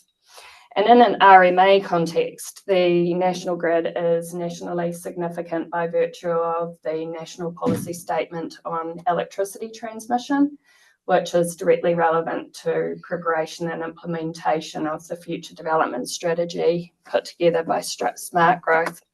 I just want to say thank you for the opportunity to provide feedback and be heard today. And Transpower is generally supportive of the general approach in terms of the FDS as drafted. We have suggested some tweaks within 3 areas that are kind of 3 key pillars that relate to the requirements for FDSs under the MPSUD. So I'll just go ahead and summarise those 3 key pillars of detail that are required under the FDS sections. The first is to ensure that the National Policy Statement on Electricity Transmission is listed as informing the future development strategy alongside other national direction. In the submission, I've suggested a couple of locations where this could be addressed. For example, there is some text discussing national context and national direction at page 29, albeit the national policy statement on electricity transmission is not mentioned there. That text could be amended to introduce reference in that position. And I've also suggested that it's added to the, it's a flow chart type of diagram called requirements on page 47. So you'll see at the top there's NZCPS, MPS FM, and other national directions such as highly productive land and Indigenous biodiversity. Transpower would like to see reference to the national policy statement on electricity transmission acknowledged here as well, or if not here, elsewhere in the document as I've recommended. This is because the MPSET does directly inform preparation of the FDS in terms of enabling the operation, maintenance, upgrading and development of the MPS, as well as correctly referencing it as a constraint development in certain where the existing grid is located. And I'll speak more about that in a moment. The second pillar of Transpower's feedback is with regard to assessing the extent to which electricity supply is sufficient to support proposed development. Transpower supports the reference to power supply on page 124.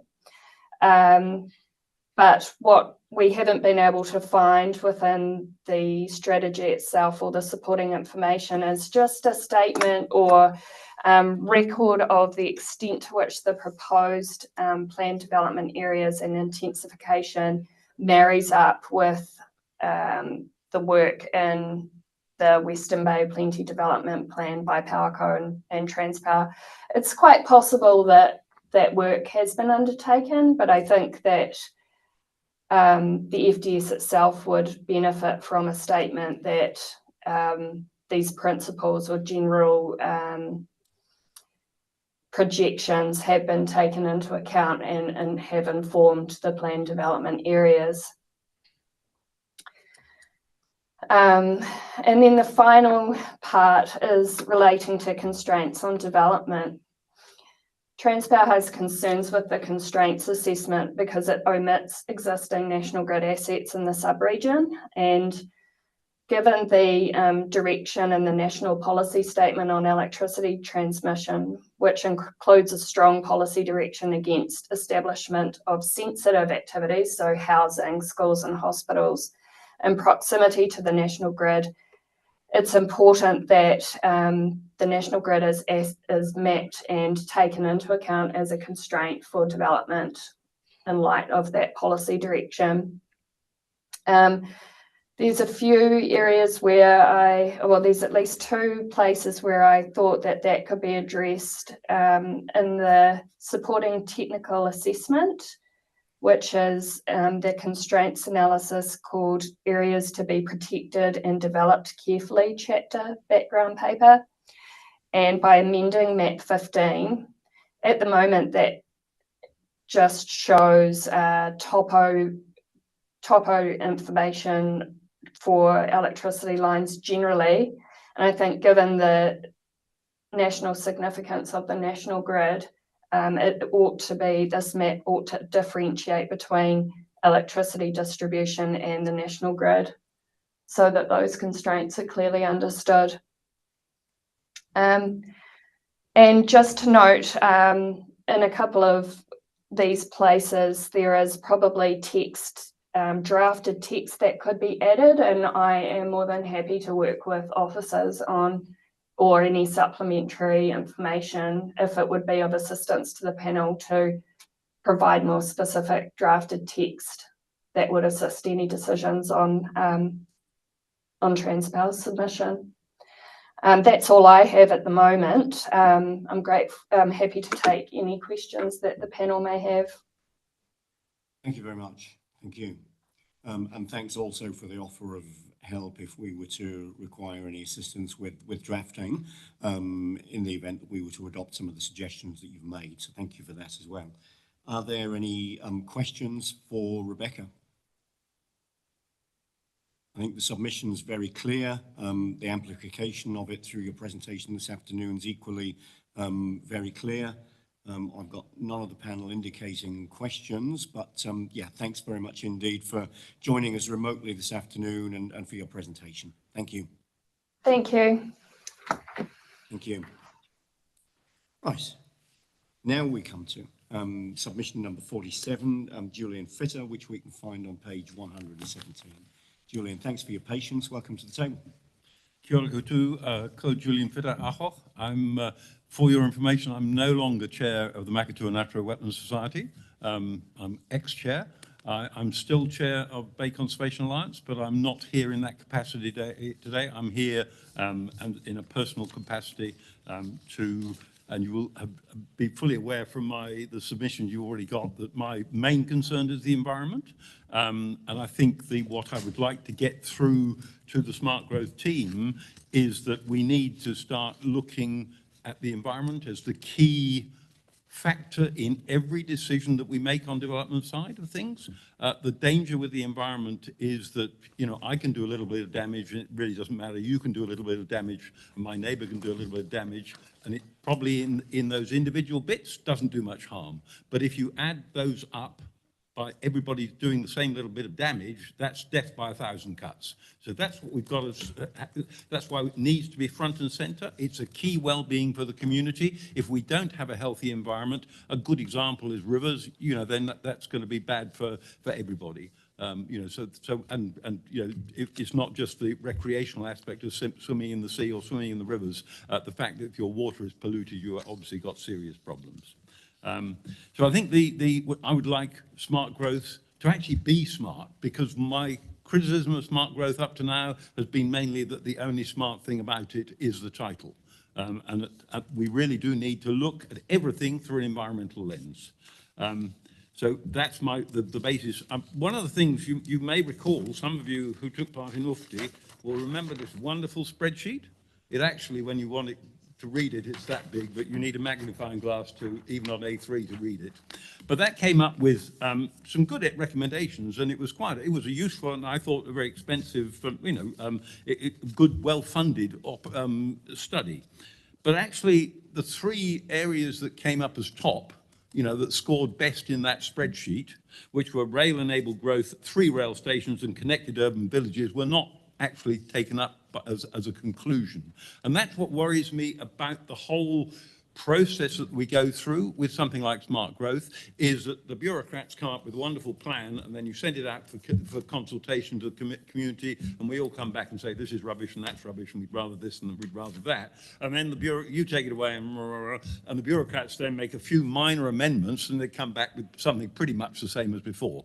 And so and I think UFTI is a good example of exactly, we spent a lot of money was spent on that. It was good. It went into a huge amount of detail, came up with a lot of, I think, 8 different options it gave us how to develop the area on the transport, housing and everything front. And the fact that we didn't actually pick up the best ones seems to me to be a really good example of how, that is unsmart in my book. And that's what we need to get over.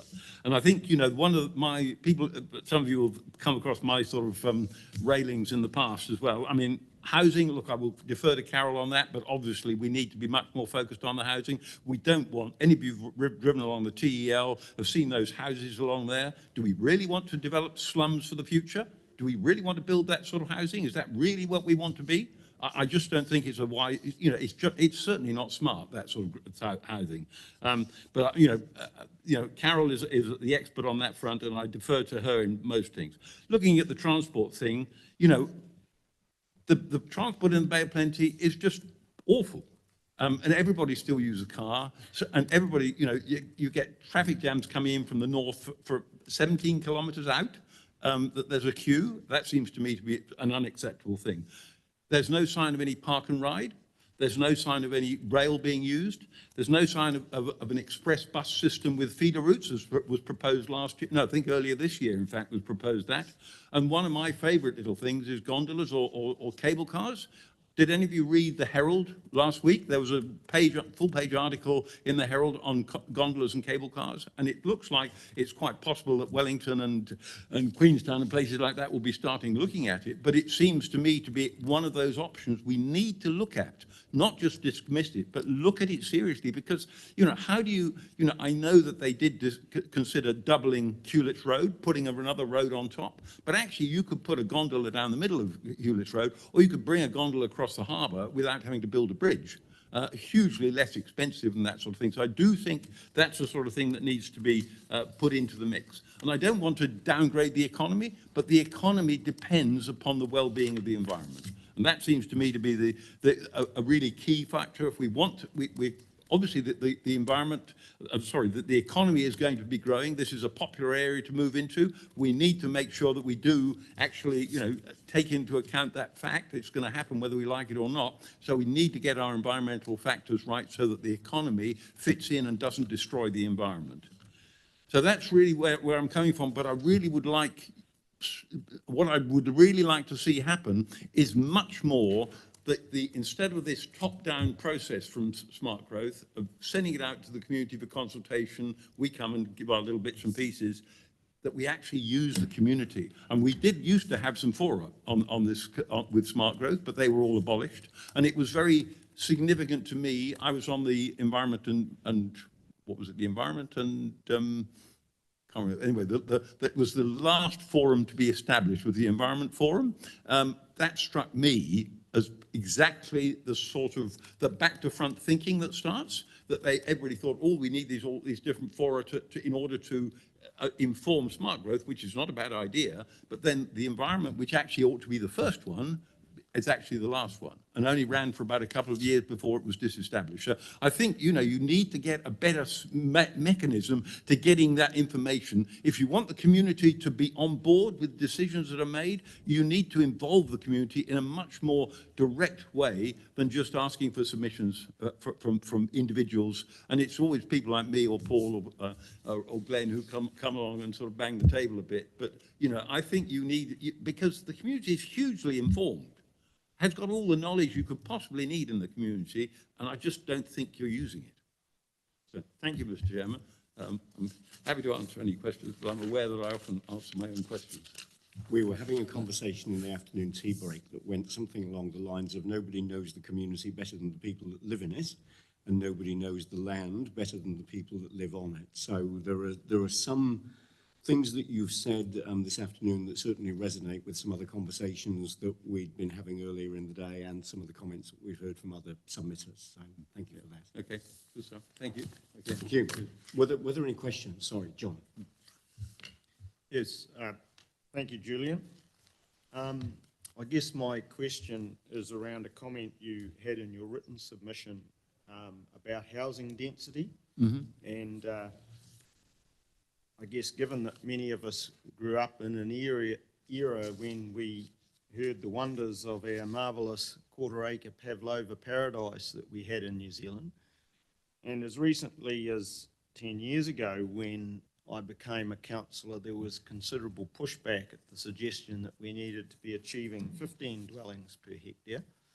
How do you, or do you have any suggestions about how we might change the mindset of the public to accept that a much higher density has benefits that you've outlined in terms of enabling much better transport systems and things like that?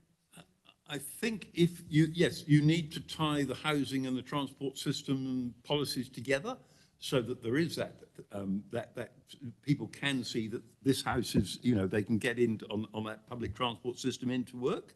But also I think that by providing affordable housing, that seems to me to be the key problem here. I mean, the cost of housing in Bay of Plenty and in Tauranga in particular is some of the worst in the country. And so it seems to me that denser housing must inevitably be less expensive.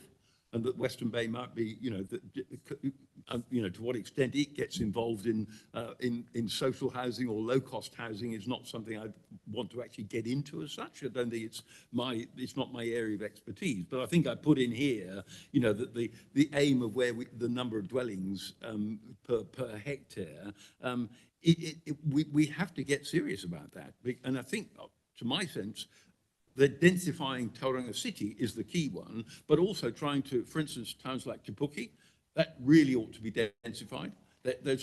It's got all the services there. It's got a rail line going through it. It's got a motorway very close by, so it's got good transport networks. It's got the necessary facilities there that you don't have to really build on it. You don't have to bring banks and things like that in because they're already there. They may grow in, admittedly half of them are closing, but it seems to me that that's the common sense way of doing it. Look, you've already got a community here. Let's grow that community. Let's make it more dense. And I know there's a natural resistance for people. They still want the quarter-acre block, but I think actually younger people will accept the townhousing scenario. I've been impressed going up to Auckland recently, how good some of the townhouse developments look, especially alongside the major roads, because some of the actual old housing alongside the major arteries is just awful because the fences are all varied and falling down and covered in creepers and whatnot. But where they've actually then built, in other areas, they've built these very, really quite attractive townhouse developments or low-rise sort of three-story apartments.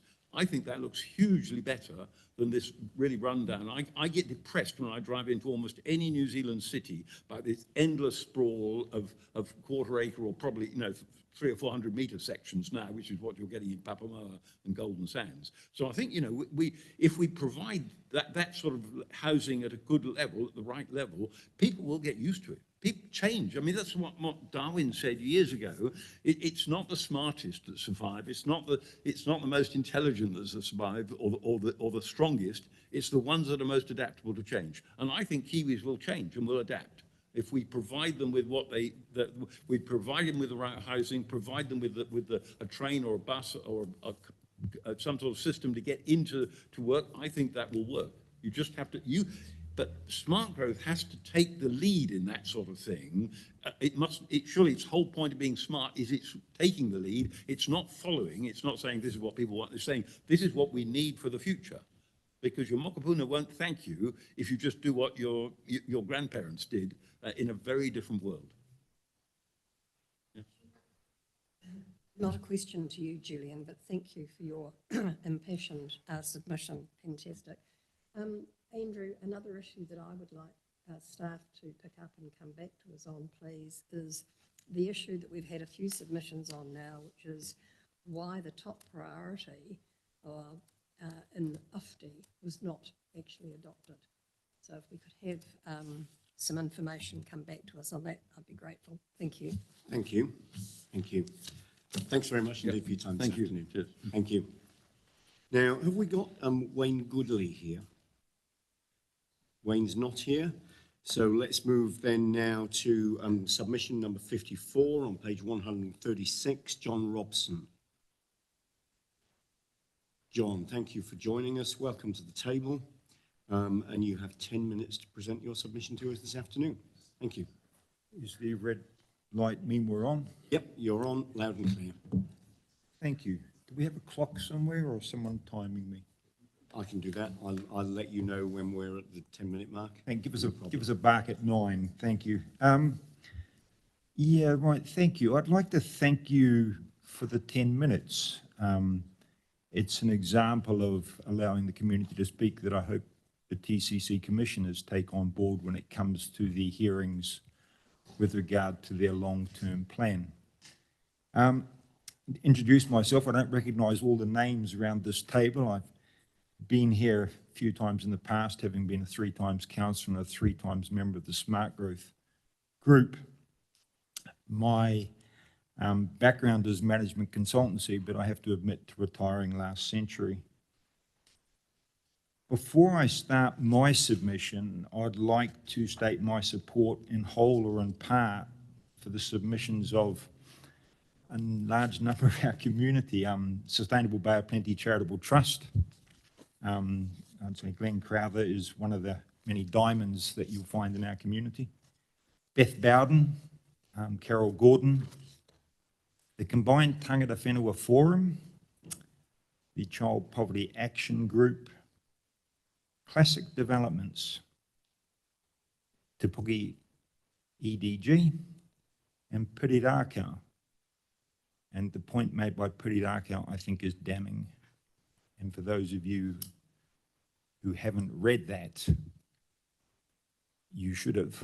That's why you're here. You should have read all the submissions before you arrived here, but that Pirirakau submission is damning. Now, as I said, I used to have a profession, management consultancy, and outcome metrics were and are still the favoured KPI in management consulting and in management. But input metrics can be revealing. For example, this year, FY 2024, despite doubling debt since their arrival, the Commission in Tauranga will, in real terms, invest less ratepayer funds into essential infrastructure than was invested in FY 2021, 3 years ago, the last year of a Democratic council, as I say, despite doubling debt. Anyway, back to outcome metrics. These metrics show that smart growth is an expensive failure. Now, this is a point I've made while I was sitting around the table, not necessarily a popular one, even amongst some of my colleagues. It's been an expensive failure both for the people and Papatūānuku. Let's be clear. It's been a failure, ongoing.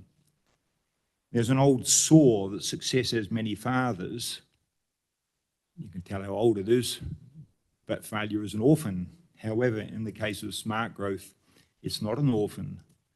The paternity tests show who the proud fathers are: central government, local government, and powerful lobby groups, especially the development and property owning communities. In my opinion, I'll just make a quick point. I don't read submissions that I make.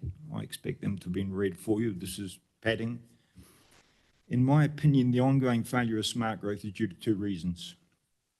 The first, referred to in my submission, is that the strategic framework and operating environment created by central government makes economic and environmental sustainability in the sub-region impossible to deliver. Impossible. As some of us were pointing out in 2020 and before, the funding model for local government was and remains broken. But unlike the boy who pointed out the emperor had no clothes, we were branded and banished. The second linked reason is that the smart growth leadership and others, for a combination of motives, including ideology and self-interest, refused to stand up to central government and instead tried to polish the smart growth turd and sell it to their communities. But they failed. Repeatedly, smart growth leaders have failed to obtain the buy-in of their communities for one, some, or all of the vision, the strategies, the plans, the costs, the analyses, or even the base assumptions. Even the name for a number in your communities, even the name smart growth is a contradiction they will not swallow. And it's not just the communities who are not convinced. Peter Cooney, in his submission, and in my honest opinion, the only straight developer I've met in 20 years in Tauranga, which is not to say I agree with everything he says, but he's never lied to my face. Even Peter Cooney has doubts. I assume you've read his submission. Your intensification numbers look decidedly optimistic. Now, one approach of the Smart Growth Leadership Group has been to avoid their communities. That's made reference to in the Sustainable Bay of Plenty Charitable Trust submission. You have failed to effectively consult your community on AFTE, on transport, on so much. And even this process you're going through now is pretty light on community engagement. You effectively ignore your community by not consulting. You've removed community influencers from positions of possible influence. You got rid of your forums.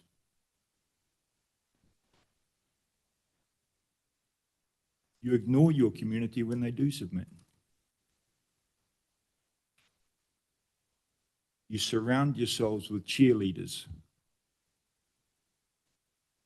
and a Greek chorus, which only makes the tragedy all the more ironic.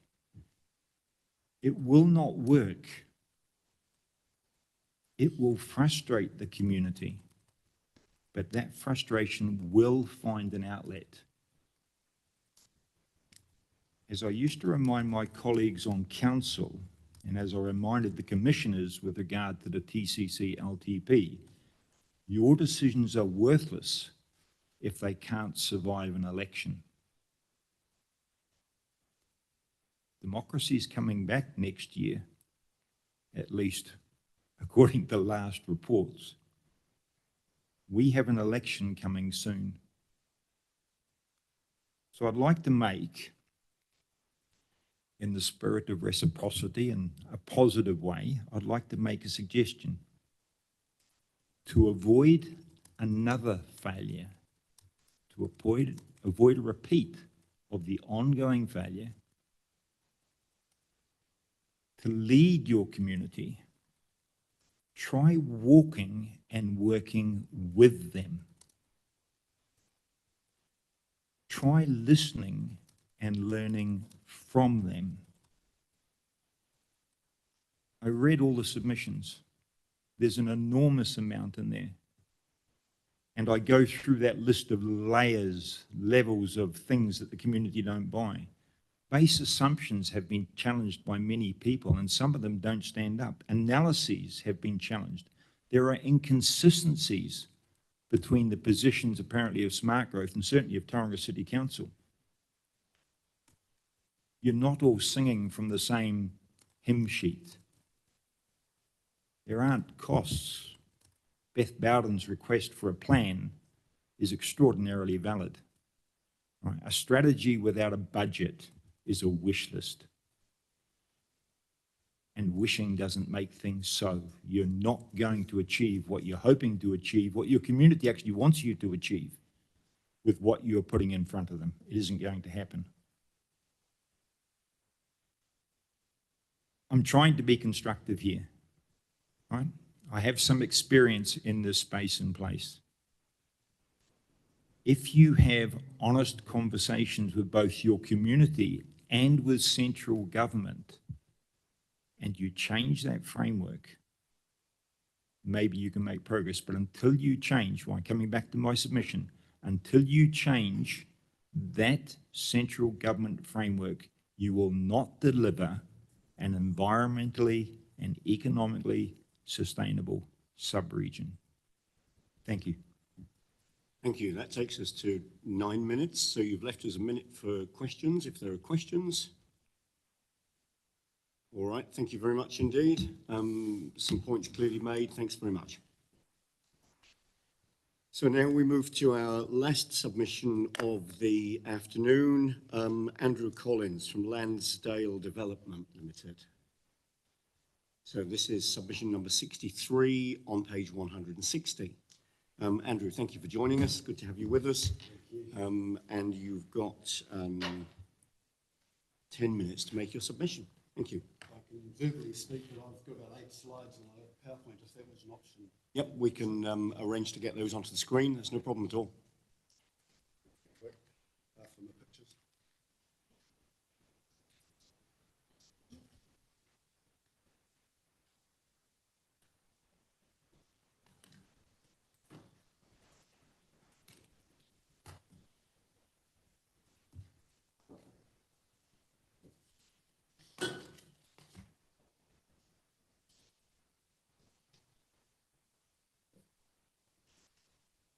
All right, we'll just wait for these slides to come up and then we'll be ready to make a start.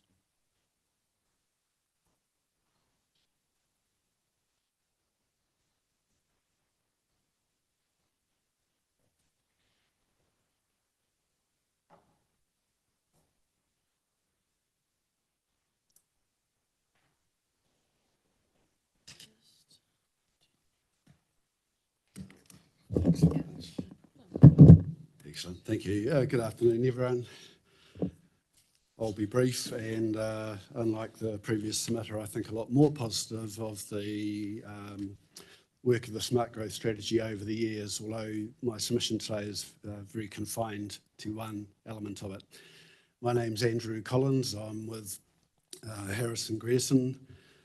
I'm acting today on behalf of Landsdale Developments Limited, whose principal is Sam Pepper, who laid up after a recent hip operation, so otherwise he would have been here today as well.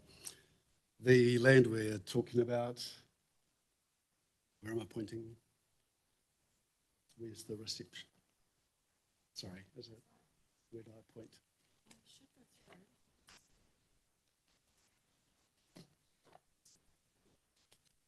That's right.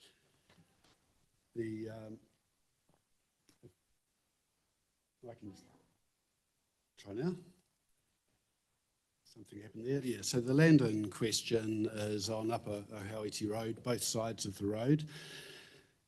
We call it the East Block and the Western Block. It's contiguous with the Tauranga city centre, and the southern boundary there is in fact the Tauranga city boundary. At least it is along the Western Block there. That the southern side of the Western Block is the Tauranga city boundary.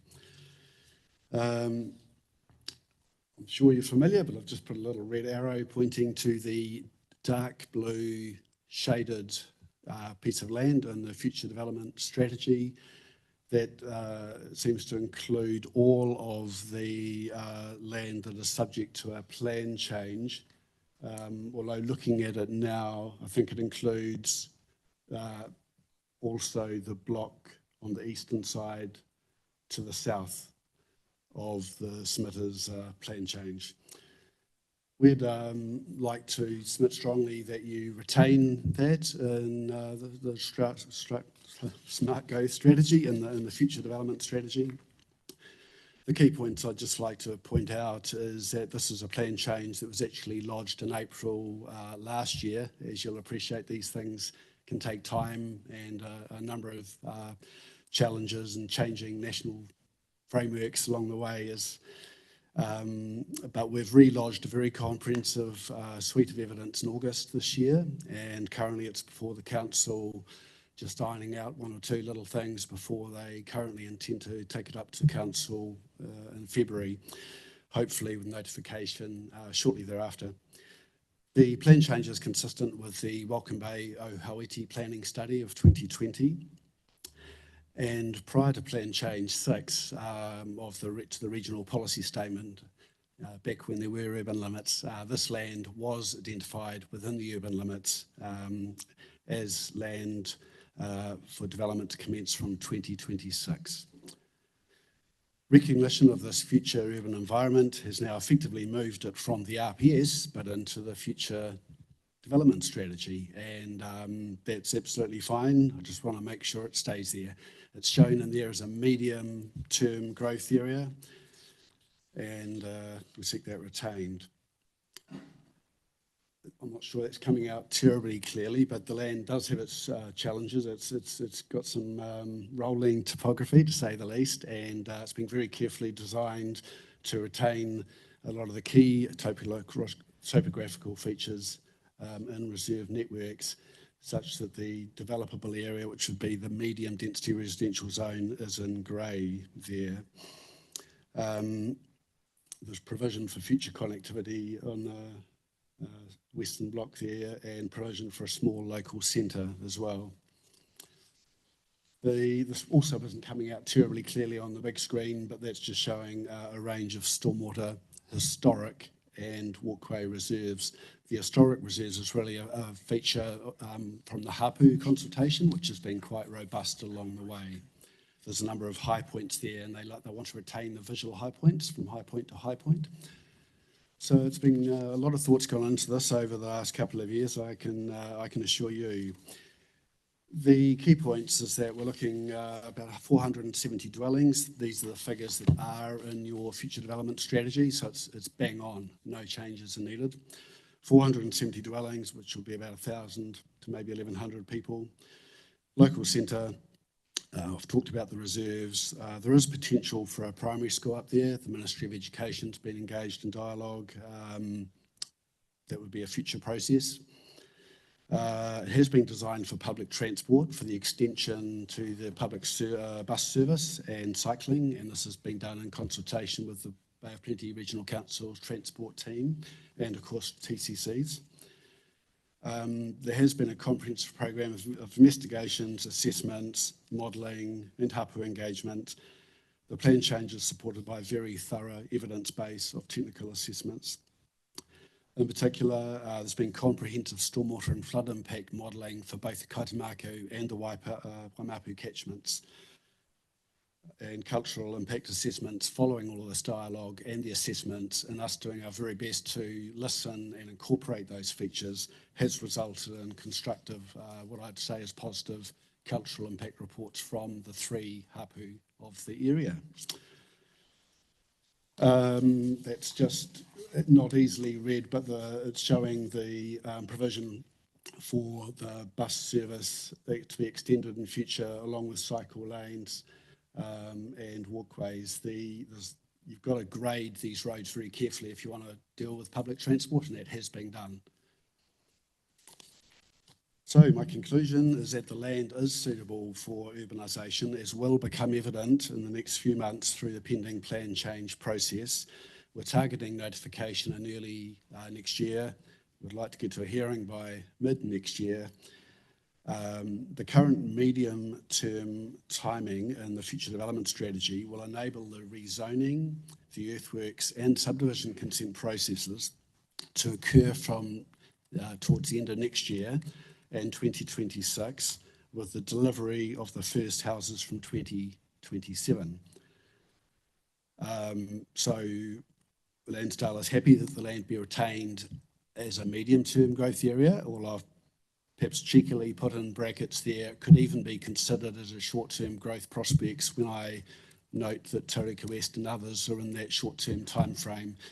This should be running along a similar program, and it seems that 2027 for the first houses could either put it in the first bracket or the second. It's probably neither here nor there, but it is happening. So thank you for considering this submission. Thank you. Thanks very much indeed.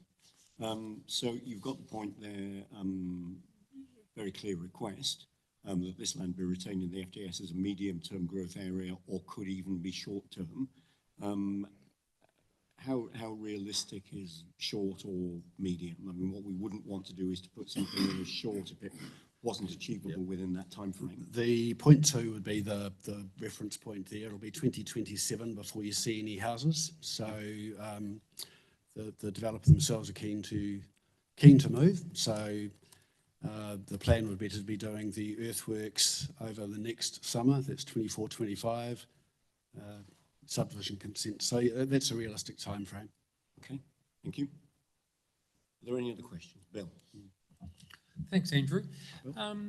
Has there been any discussion with the Upper Ohauiti landowner group? Just that we've got their submission, which we're hearing from that group tomorrow. Given they are immediately south, or some of the property owners immediately south in terms of what you have outlined in terms of Landsdale. Yeah, look, there hasn't been, Bill, it's not that anyone's averse to that. We're a little bit concerned. We just didn't want to muddy the waters with something here that we see as a logical urban extension, and certainly been a private plan change request. While the planning study that I referred to, Tauranga City Council identified it as a plan change that it would pursue. Then, of course, when all the priorities were weighed up and they decided they'd had enough going on with Taurika West and Tutumu and other such things. So the developer offered to do a private plan change. So all that I've described here is being funded by a developer, not cutting any corners, really going hard and doing a lot of the stormwater assessment, traffic and so on. And I guess we were just a little bit concerned that something which, I don't want to prejudge their I haven't done enough reading to form a view on their one, but it seemed to be a little bit off the radar from our perspective. So, no. Just follow up. I suppose just one of the concerns, and it's not particularly in terms of what you have outlined, is that there's a history in this city, to be quite frank, in terms of private plan changes, and then a certain area of land gets developed in isolation to other areas. And parts of Papamoa are a classic example of how some of that's happened. So that's why, in terms of how we look at this, and it's something obviously for the panel to work through, is what that helicopter view ultimately is of development in this area. So that's the reason for raising it. So what that slide, and you're quite right, Bill, if I may call you Bill, Commissioner Bosley, those bring provision you can see here for connectivity to the south provision on the western block there, and this is the bus route as well. So I think a lot of effort's been done. There is actually a big gully, I've got to say, further to the south that is very evident on aerial photographs. And we're also proposing for the upgrading of Ohauiti Road all the way to the southern boundary, even though the access point you'll see would be the roundabout well short of that. So we would say that's future-proofing for whatever might happen further up the road. Regardless of that other submission, I think there is a community hall up the road there which some of the residents may visit. Yeah. Yep. Thank you. Are there any other questions? All right. Thank you very much indeed for the presentation and for your time this afternoon. Thank you. You're welcome. Thank you. So that brings us to the end of the first day of the hearings, and I'll just check in with our support staff. Our first submitter tomorrow morning at 9 o'clock is unavailable due to sickness. So that would see us starting at 9:15 in the morning with our 9:15 submitter. So if I adjourn the meeting now until 9:15 tomorrow morning, and then we've got another reasonably intensive morning ahead of us tomorrow. So thank you very much indeed.